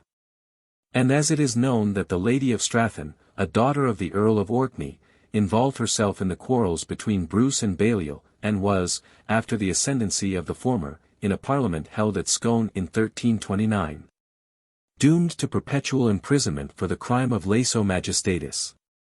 It is no violent stretch of conjecture to come to the conclusion that this very lady may have been one of the unhappy victims whose remains have been thus accidentally brought to light. The excavation undoubtedly, being the most probably supposition, was that usually found in the base of the dungeon keep of the castle. Tomachastle, on the summit of which Sir David Baird's monument is to be placed, overlooks the whole strath, and is even visible from Dundee. So far the note from the Perth newspaper, which was first appended to this, almost veritable romance, biography of Sir William Wallace, in the edition of 1831. And on comparing the circumstances and dates of the period referred to, it does not seem improbable that such might have been the fearful end of that ambitious and cruelly impassioned woman. Earl de Warenne was not a man to burden himself with cares for such a partner, after her treasons had become abortive, in the secret continuance of which, most likely, she had been discovered in some of her territorial permitted visits to her inherited lands in Scotland. And the relics of the other two female forms found in the ashes, may reasonably be supposed to have been those of her personal attendants, sharing her captivity. The above coincidence of recollections between the far past, and the present nearly but passing events, may be regarded as rather remarkable, for the hill of Tomachastel may now be looked upon as an object recalling to memory of two heroes. One Scotland's noblest son, of full 500 ages gone. The other, her boast on the plains of India, within our own remembrance. While the same summit brings two of her daughters likewise to eminent recollection. One that disgraced her sex in every relation of life, the other, who honors it, in all. The hand of the first would have destroyed her country's greatest hero. The hand of the second raised a tumulus, to maintain the memory and the example of such true sons of her country in a perpetual existence. The scarf of James V of Scotland, Indiana, the possession of Dr. Jefferson, of West Lodge, Clapham. This scarf belonged to, and was worn by the truly royal, but something romantically adventurous King of Scotland, James V. He was fond of roaming about in his dominions, like the celebrated Harun al-Rashid, in various disguises, to see and to observe, and to make acquaintance with his people of all degrees, without being known by them. In one of these incognito wanderings, about the year 1533, he was hospitably entertained for a night, by an ancestor of Dr. Jefferson's lady, a man of liberal name in the country, and who unwittingly had given most courteous bed and board to his sovereign, then personally unknown to him, when he thought he was entertaining a person not much above the rank of the commonest degree. It being the monarch's humour generally to assume the most ordinary garb outwardly. And it therefore depended on the tact of the entertainer, from his own inherent nobleness, to discern the real quality of the mind and manners of his transitory guest. The host in question did not discern that it was his sovereign he was then treating like a prince, but he felt it was a visitant, be he whom he may, that was worthy his utmost respect. And the monarch, highly pleased with his night's lodging, and previous gracious welcome, on his departure next morning, presented to the lady of the mansion a grateful tribute to her good care, in the form of a small parcel rolled up, which, when opened, they found to be a splendid scarf, endorsed to herself and lord, in the name of the Goodman o' Ballengyke. All then knew it was the generous and pleasant King of Scotland, who had been their guest.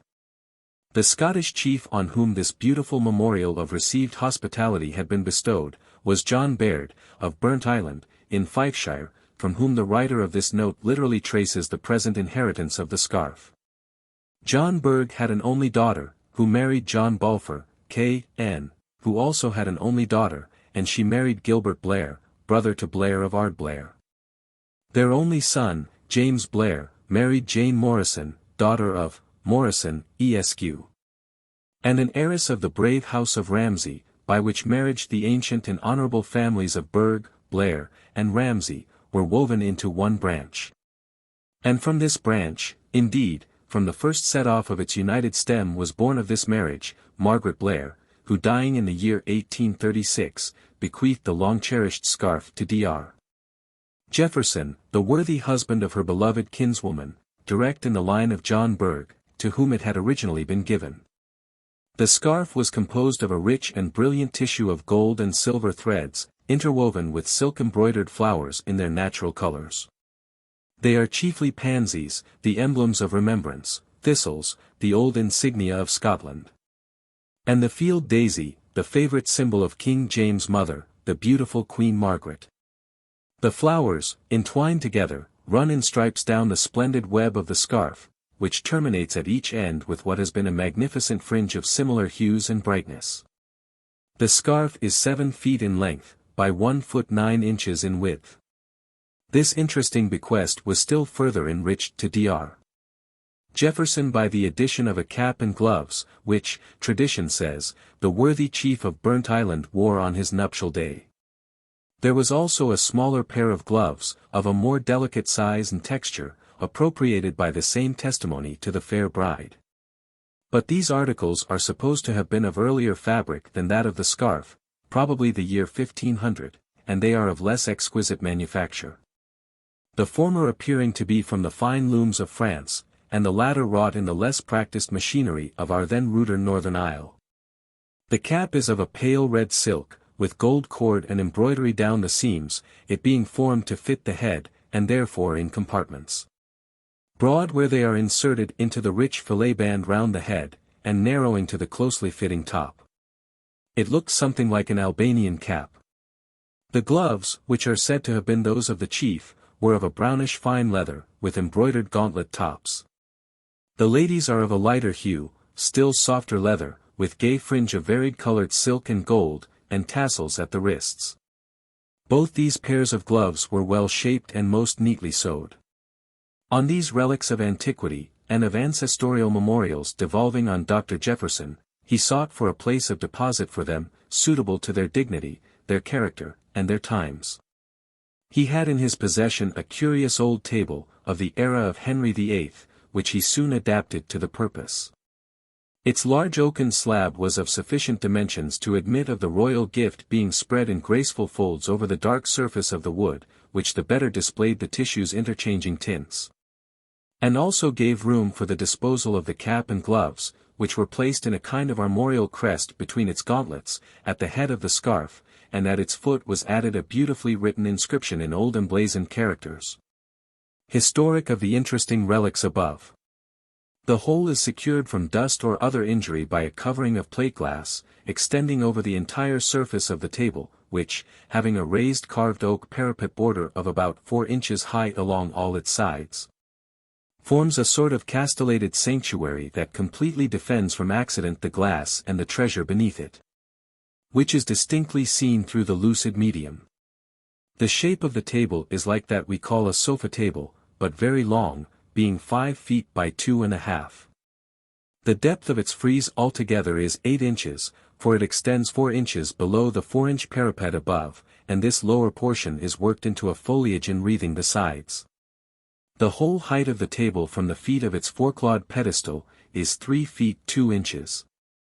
This pedestal, or rather branching stem of polished oak, being of the sturdy contour of its original growth, with its superb ramifications supporting the precious slab above, shows an elaborate design in its carvings, far beyond my power to describe. So luxuriant, so various, so intricate, one might almost suppose that the matchless tool of the famous Benavente Cellini had traced its wild and graceful grotesque. The 4 claws, which are like roots from the stem of the pedestal, partake of the same rich arabesque in their design, and terminate in the form of lion's paws. The end.